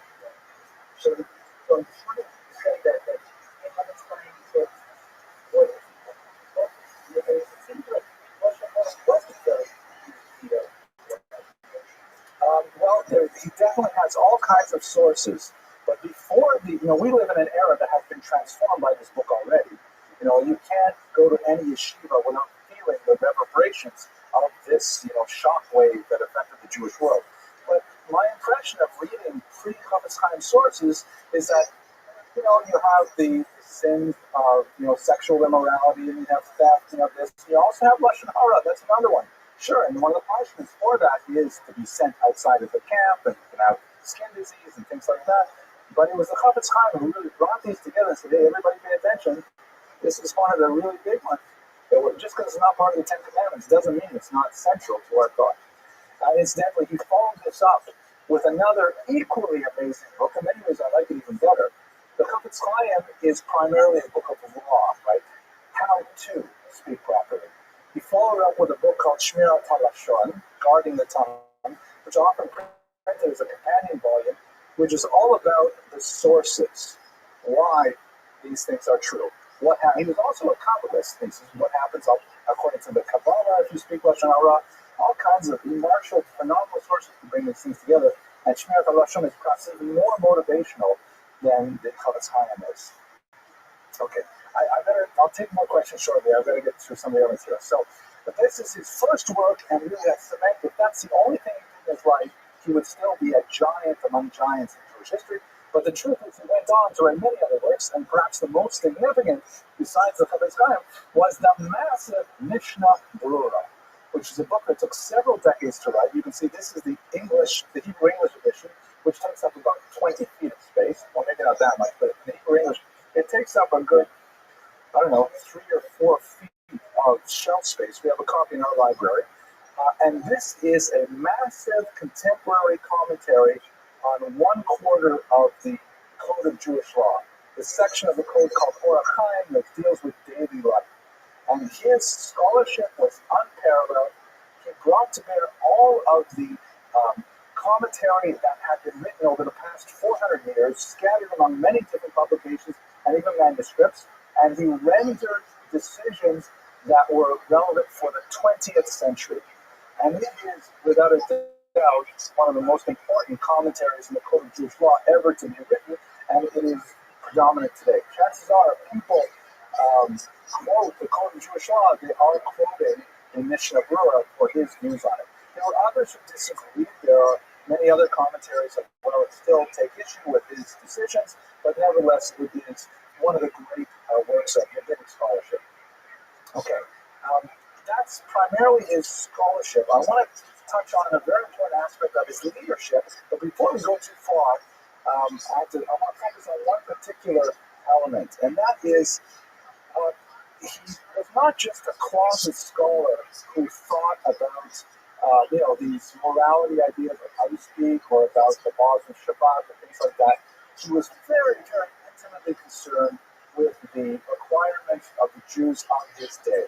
So 2 populations in particular deserve our discussion. The first is the plight of the Cantonists, who we've talked about in previous classes. The Cantonists were Jewish children who were kidnapped as young as 8 or 9 years old, maybe 12 years old, and then sent to conscription in the Russian army for a period of approximately 36 years. So once these Jews were sent out of the army as children, they were gone from the Jewish community. And he cried over them incessantly. He worried about them tremendously.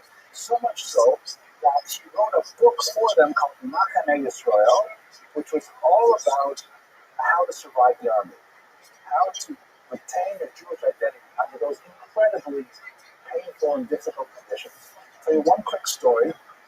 There's a story that he was once in an inn. Most of the inns on the crossroads and the Stadtland were run by Jews. And he was in there, and a huge man, about 6.5 feet tall, came in. For Jews, 6 feet is giant. Came in, and about 6 feet wide as well. He was very rude and dressed, and head uncovered, ate without blessings, of course. All those things. Treated the waitresses very rudely, and the Prophet Chaim said, "Why is this person behaving so badly? I should go over there and speak to him." And the innkeeper said, "No, don't. He's incorrigible. He may strike you. He has a lot of difficult time with him." So the Prophet Chaim said, "What is the story?" He says, "Well, he was a Cantonist, and he was taken away as a young child, and he came back after his tour of duty, learning about Judaism, and he has, very rough, poor manners as a result of his experience." So the Prophet Chaim went over to him against the innkeeper's wishes, and he said to him, "It must have been terrible for you to be torn away when you were 7, 8 years old, to lose your brothers, your sisters, your mother, your father, your family, the people you played with, your favorite." He talked about the pain that he must have experienced. And as he empathized with them, the story is that this man just broke down in tears. And this horrible, hard exterior of this great warrior who had, was so rough around the edges, he had this little man who was apparently less than 5 feet tall, who identified with him completely. And they cried together, and this soldier soldier ended up becoming one of the Chavetz greatest disciples afterward. Completely turned over because he's had a person who related to him and the pain that he must have suffered. Now, in that context, it's very important we have an important person here today that I want to specifically honor in this context because of the military connection. Many of you know that Mr. Rodriguez is my student from Terrell College, and he's a graduate, and he recently went on, he's completing his master's degree now in religious studies, but he has a strong commitment to our men and women in uniform, and he most recently was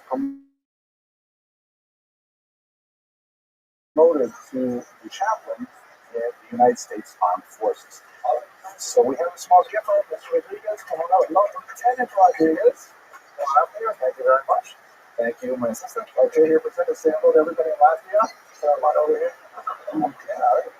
Thank you, Lieutenant Rodriguez.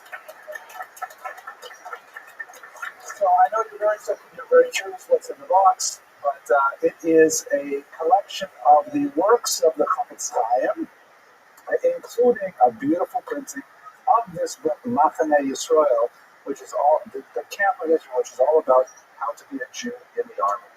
I would think that as you serve people of all faiths in your profession, hopefully that will guide you spiritually and morally to make the right decisions for these people in extreme circumstances. Okay, let's applaud one more time. Okay, so that was the Machane Yisrael. It's a book that deals specifically with how to manage the challenges of, yes, Elisa?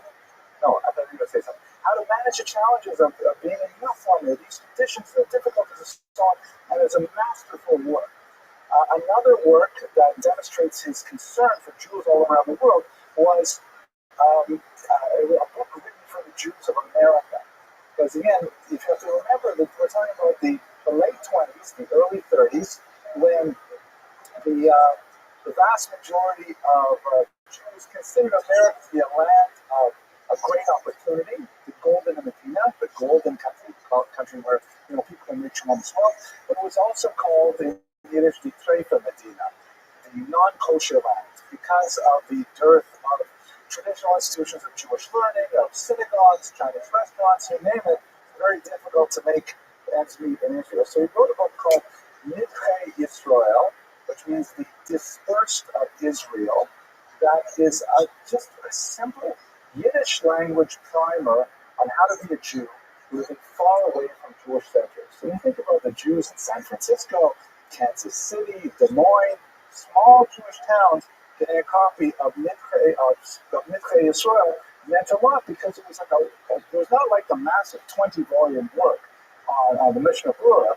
It was a short one-volume work in the Yiddish vernacular, how to observe Shabbat, how to keep kosher, and so on. Because he really cared about them. Now the story goes, it's probably not true, but the story goes that he had a student who came from America to study with him in the little town of Rabbi.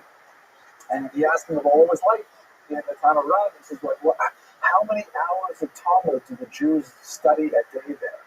And when he said, not much, maybe the most learned study 3 hours a day. He said, they only study 3 hours a day? Oh my gosh, they can't know very much. And that's why he sat down to write the book. I somehow doubt that story is true, but his concern for the Jews of America was marked. His leadership was exercised in so many other ways. For example, he was deeply concerned with the education of women and was an early backer of Sarah Spiller's Beis Yaakov movement to formalize Jewish education. He was deeply concerned, for example, with the need for Jews to politically mobilize. And as a result, he was one of the individuals who was behind one of the first, overarching political organizations of Jews known as the Agudas Israel, feeling that they needed some kind of vehicle in which to express their opinions in independent Poland. Even at the end of his, actually later in his life, he dealt with tremendous privation. This is a period of great change. Actually, let's go to the next slide because that's where I talk about it. Poland was recreated out of thin air, as it were, immediately after World War II. I haven't spent too much time talking about the politics of World War I, I haven't spent too much time talking about the politics, but you should realize that this man's life that spanned almost a century began in Russia and then went through World War I when the region of Belarus was briefly independent, then under German control, then under Russian control, and then once again under Poland, not as an independent country, but nevertheless within a very dramatically new environment politically. And throughout all of this, you realize that one of the most important things that Jews must do to cope with these new realities, which included, for example, the exercise of the franchise, which meant that Jews actually ended up having members sitting in the Polish parliament, known as the Sejm. And he felt that Jews needed to have their place in the Sejm along with all the other minorities, and as a result, he participated in the establishment of organizations like the GUINNESS Israel. But he was very big into campaigns of all types. He was regularly, and you'll see Lieutenant Rodriguez, I should say, you'll see in his collected writings all kinds of letters calling for, greater adherence to the laws of Shabbat, greater adherence to the laws of Rosh Hashanah, and so on. And he participated in many of these campaigns to try and mobilize Jews throughout the period. Towards the end of his life, there are some rather ominous moments where he was lapsed at public events into moments of deep silence and reverie, almost as if he was anticipating the devastation that was just around the corner. But with his death in 1936, he did not live to see the worst days for Polish Jewry. Nevertheless, his legacy lives on in many institutions besides the general pervasive nature of his thought, particularly in the mission of Rura and in the time. One yeshiva in particular models itself on his thought, and that is the yeshiva ROTHSCHILD, named after him, that was started by one of his nephews, and now has its headquarters in this building in Kew Garden Hills, New York. I actually was there last Shabbat, and I happened to daven in the main sanctuary there. Here in South Florida, we feel his legacy on an institutional level through the local yeshivas Torres Chaim and Torres Emes, which are largely staffed by faculty that emerged from the Chofetz Chaim yeshiva movement, which is somewhat different from most of the other yeshivas in that they are known for their remarkably long process of rabbinic ordination. Rabbinic ordination at the Chofetz Chaim takes about 14 years of post-high school study. It's a PhD and a half to get smicha from the Chofetz Chaim, and they tend to be fairly reliable smichot, as opposed to other rabbinic ordinations. Sometimes in some places, if a guy gets engaged, they say, oh, well, it wouldn't look right if you're not a rabbi. They get smicha just for having a girl agree to marry them. Chofetz Chaim is not like that. It's really a long haul relationship. They also proceed studying the Talmud at a remarkably slow pace. They're criticized for that in some quarters. And one of the jokes I once heard the Rosh Hashanah of the local yeshiva here say, in Hebrew we have this Aramaic, we have this acronym, SHAS, stands for Shisha Sidre, the 6 orders of the Talmud. But they say in Chofetz Chaim, that's too much. They say Shas stands for Shtei Sidre, 2 orders. That's enough, because you're not going to make it through all 6. That's a joke. And that's the next slide. Here it is. Rabbi Grunstein, our own Rav here at the Young Israel of Harvard, is also a Chofetz Chaim product, heavily influenced by the teaching of Mosai. Those of you who are here on Shabbat and hear him speak, you can hear the Chofetz Chaim's teaching in his own emphasis on personal morality and on the nature of speech and on the way we must be very careful on how we encourage others to speech and not tear them down. We really see those ideas alive in our life. So that's a summary of a very brief summary of the life and achievements of Rabbi Yisrael Meir Kahan, the Chofetz Chaim. I hope you found it useful. Just a quick note about what's going to happen over the next few weeks. We have 4 weeks left in this academic year, or 3 weeks left after tonight. So we're in the 20th century, and the 3, I think I'm going to talk about rabbis. It's going to be a cavalcade of rabbis. Next week, I'd like to speak about the Piaseczna Rebbe, Rabbi Shapira, who was the Rebbe of the Warsaw Ghetto, who continued to minister to the needs of a wide variety of people in the middle of the Holocaust. And amazingly, we have his sermons from that period published in a book called Eish Kodesh. And they are a very unique source on the Holocaust as viewed from the inside by the Jewish community, and there's a lot to say about that. And then after that, I'd like to speak about the Rav Soloveitchik, the most important figure involved in the contemporary Yeshiva University, and his tremendous influence on American Jewry in particular. And then finally, I'd like to conclude by going to the other side of the university spectrum by looking at the life of Dr. Bernard Lander, the founder of Touro College, who I think has a lot to say about the nature of American Jewry as well. So thank you very much for your attention and your engagement, and look forward to speaking to you next time.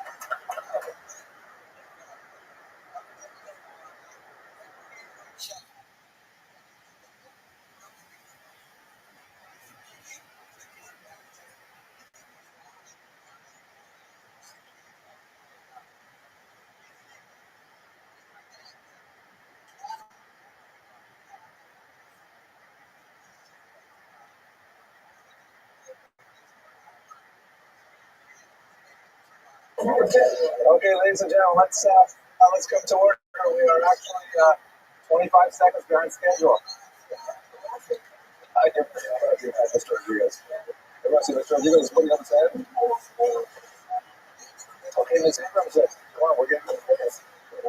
The camera is running. People. Look at this. Ms. Abramson, you are the worst offender. Please sit down. Let's get started. Do you think I should just edit out the first part?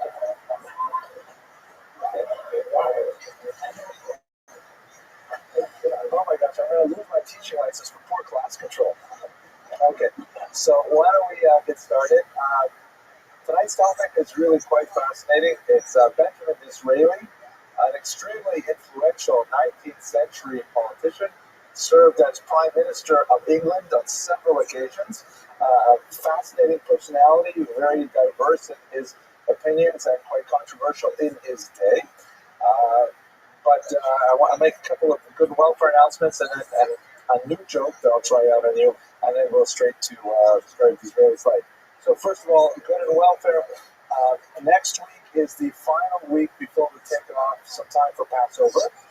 And then we'll be returning after Passover, God willing, to discuss 20th century Jewish figures. I have a few people in mind that I'd like to speak about, but I welcome suggestions from all of you. If there's anyone that you find was exceptionally influential and fascinating you'd like to learn more about, I have a pretty open research agenda, so I would like to look at all kinds of figures. Send me some names. My email address is hmabramson@gmail.com or henry@henryabramson.com, or you'll find me several ways. So next week, last week before the Passover break, and then I will generate a new schedule for after Passover. If you are not on the mailing list, then you'll have to call into the synagogue or check the web to find out when the classes are. I highly recommend you just sign up at the blog to get the new schedules and things like that. The website, frequented by thousands of Latvians, is jewishhistorylectures.org, jewishhistorylectures.org. And just subscribe there, you'll get emails, that kind of thing. If you prefer Twitter or Facebook or LinkedIn, you'll get those things as well. Incidentally, I joke about the Latvians. There are quite a few that come, but right now their website is getting about 11,000 visits a month. So it's really, there's quite a significant number of people who are enjoying these lectures. I'm really very pleased with that. Okay, so now here's a new joke. I've never told this joke before. I hope it'll work. This is actually an ecumenical joke, meaning I try to avoid telling jokes like this because I like jokes that are like really truly Jewish, meaning that they deal with things that are Jewish in a unique way. But this is one of those jokes where you can simply mix around the ethnicities or the religions in this case, and they'll still make sense in whichever religion you want to apply it to. I actually heard this joke from a Franciscan friar. So, it worked very well for them. I'll see if it works for us too. So the joke goes like this. There's Father O'Malley, Irish Catholic, who passes away after a long and successful life, ministering to the poor and catering to his congregation and so on. And he's ushered into the halls of heaven. And he's very pleased to be there. It's like a mood lighting and a little bit of faint jazz playing in the background. There are angels flying around gently. And he has an escort who's taking him from, to his place. He says, okay, Father O'Malley, we're going to bring you now into the Catholic chamber. And he goes, takes him into the Catholic chamber, and it's beautiful, filled with song. People are singing Gregorian chants, very moving and very deep and melodious songs. Wow, this is great. This is everything I imagine. But I'm just curious. Can you show me around on that? So no problem. Takes him out, brings him to a Zen Buddhist group where there are people there who are, doing multi-vocal chants there, and they're, meditating on koans. Oh wow, this is so gorgeous, fantastic. He goes to the Southern Baptist room, and they're clapping and singing, and gospel choirs, things like that. And they're walking from room to room, and then he says, "There any others?" He says, "We have one more room down here at the end where the Orthodox Jews are." So that's great. It's just one thing. You have to be very, very quiet while we go past them. And Father O'Malley says, "Why?" He says, "Because they think they're the only ones up here." They're the only ones up here. Okay. Now again, I heard this. The punchline was with Catholics, and I just moved it around. So just recycle it any way you want. Okay, Mr. Rodriguez, scale of 1 to 10? 7. Okay. All right, thank you. I'll tell it better next time. Okay, Benjamin Discriminant, here we go. Do we have focus? Are we focused? All right. 1804 to 1881. As I mentioned, an extremely influential British politician, served as Prime Minister on several occasions, very close to Queen Victoria. He was the only Prime Minister who was allowed to sit in her presence when visiting her in her residence. All of the Prime Ministers were required to stand in her presence, but they had a very close relationship, and he made a tremendous mark on England in terms of its conservative policy. The Conservative Party policies. He set a very unique trend for its political direction and trajectory, which was separated not only from his political opponents, but even within his own party. He really charted a brand new direction that was an unusual blend of conservatism and liberalism, as we shall see. He had a conflicted relationship with Judaism, a complicated relationship that I think will be the crux of our discussion tonight. His father elected to baptize him on the eve of his bar mitzvah. And he often wrote about the fact that he felt somehow cheated out of declaring his own Jewish manhood at 13 because he was baptized into the Church of England. Nevertheless, as I hope to demonstrate through the course of the next hour or so, he reveled in his Jewish background and was very in your face about his Jewish lineage, all the while touting Christianity as really a fulfilled Judaism and leveraging his Jewish background to his greatest political and social advantage. So complex figure, his relationship to Judaism is complex. He's not quite within the same category that we spoke about last week with the Taik. His Judenschmerz was not at all the same. Is Abramson, do you recall the translation of that unusual term? Judenschmerz. I've been saying it all week. I just hope it sounds. Jewish. Okay. So Jewish pain is correct. Judenschmerz, right? Schmerz sounds like it hurts. Schmerz, oh yeah, Schmerz, right? Okay. So, the Judenschmerz was this 19th century phenomenon, very pronounced in the 19th century. We also see it in the 20th and even in the 21st century. But this idea of what does it mean to be Jewish in this society? Am I too Jewish? Can I not get into, various aspects of the economy, culture, education, and so on, unless I abandon my Judaism?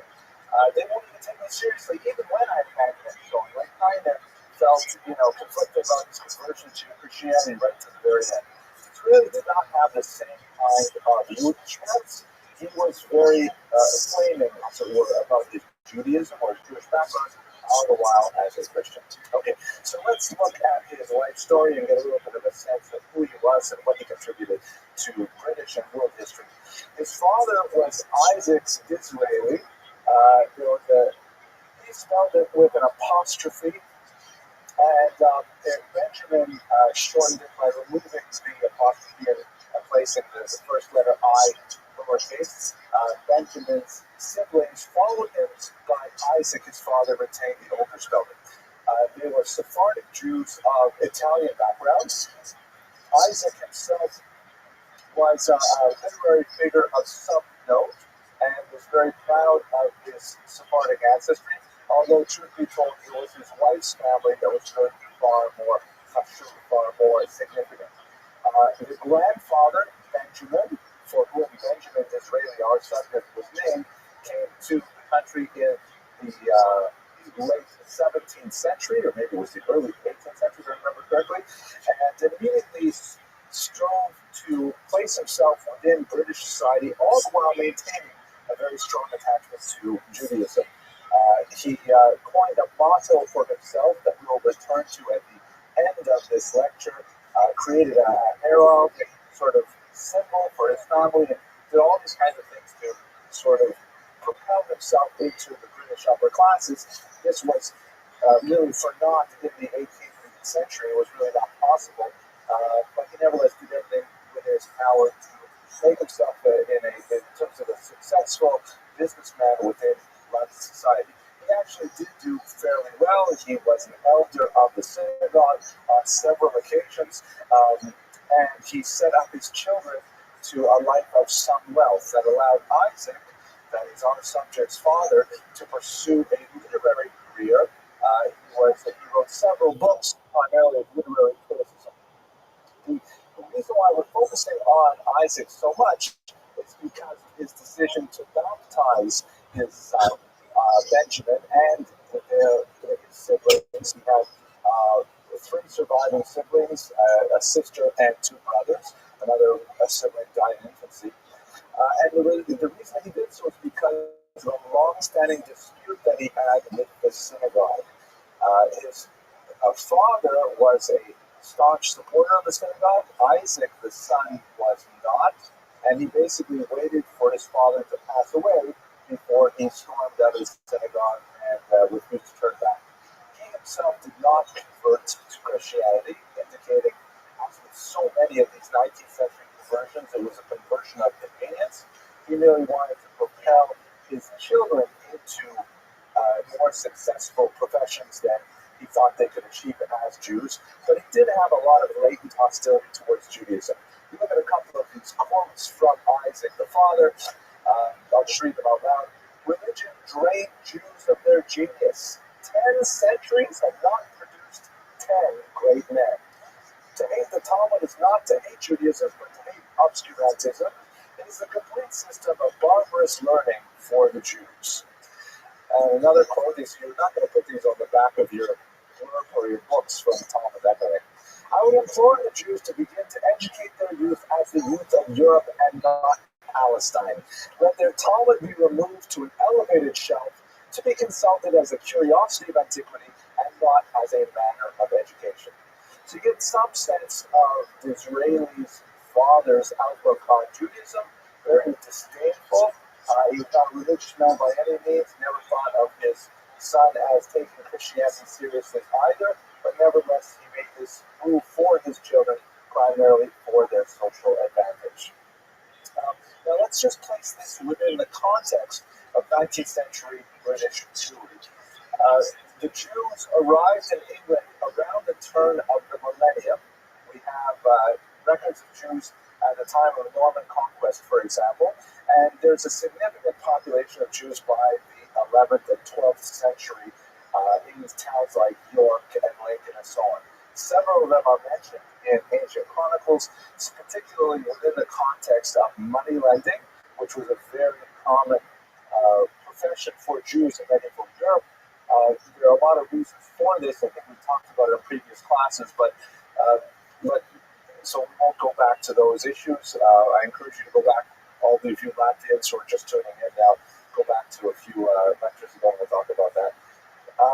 But Jews were basically banished from England after a series of riots, first in the late 12th century and then finally a big massacre in York in the late 13th century.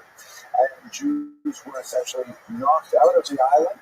And although there were some kind of British Maranos, underground crypto Jews living in England, there's no significant presence of Jews for several centuries. This did not stop the kind of continuation of prejudicial attitudes towards Jews. The Shylock character, of course, was created in an environment where there were no Jews for Shakespeare really to interact with. Nevertheless, capitalizing on a long tradition in the medieval world of Jews as these usurious and cruel moneylenders, we have an icon that's existed right until the 20th century and beyond. Actually, I should mention this context. I probably should have shown some photographs. When I had a postdoctoral fellowship at Oxford University, we visited the botanical gardens there. In fact, with my daughter Elisa, she was there. And they have these gorgeous botanical gardens right in the middle of Oxford City. And there's a plaque. It's kind of hidden behind foliage. There's a plaque commemorating the Jews who were expelled from Oxford. And the botanical gardens is built on the site of the former cemetery. That they simply raised all of the headstones and they planted a garden there. And so, we did visit it. When we went in to speak to the woman who was taking money for the admission, my wife mentioned, this is built on a Jewish cemetery, an ancient Jewish cemetery. Says, well, is that why everything grows so well here? So, weird but true. So Jews banished from England for about 4 centuries. They finally come back under Cromwell, who is shown here in his famous portrait when he was asked, he was a realist, a pragmatist, when he was asked if the artist should remove the physical deformity. He has a slight deformity over his right eye. He said, no, I want you to paint it, quote, warts and all, which is where we get the temporary expression of warts and all. He wanted to be shown with a little laser thing there. I could just airbrush that out right now. But that's the idea. So there's Cromwell, approached by an important rabbi, persuaded to allow Jews to return to England. And so you have a trickle of Jews in the 17th, 18th century who are beginning to make an official appearance there. By the time we get to the 19th century, Jews have actually achieved significant status in England, significant wealth as well. Some figures, such as Moses Montefiore, shown here, actually were knighted by the Queen, indicating that they had really made it in many areas of British society by the time the 19th century turned.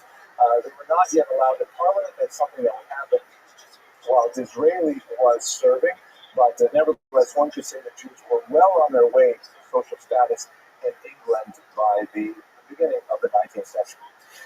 Also, in this context, it's important to note that Disraeli reveled in all of these things. Disraeli revels in his outsider status as a former Jew, although he viewed the spiritual values of Christianity to be superior to Judaism.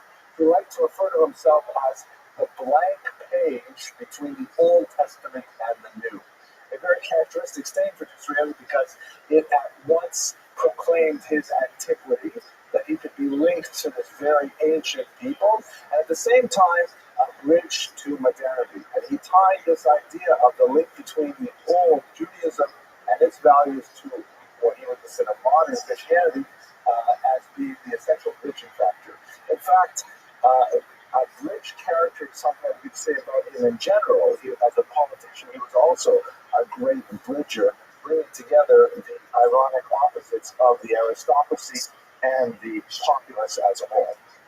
Now I will pause to take a sip of coffee and I will ask for questions.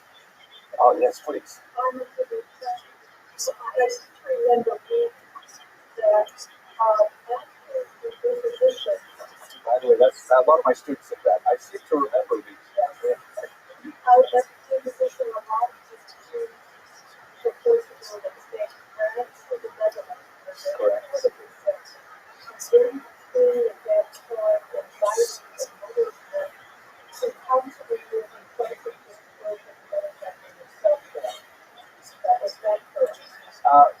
it's not too far off the mark. We have to realize that, like what kind of border control we're really talking about in the 18th, 17th century.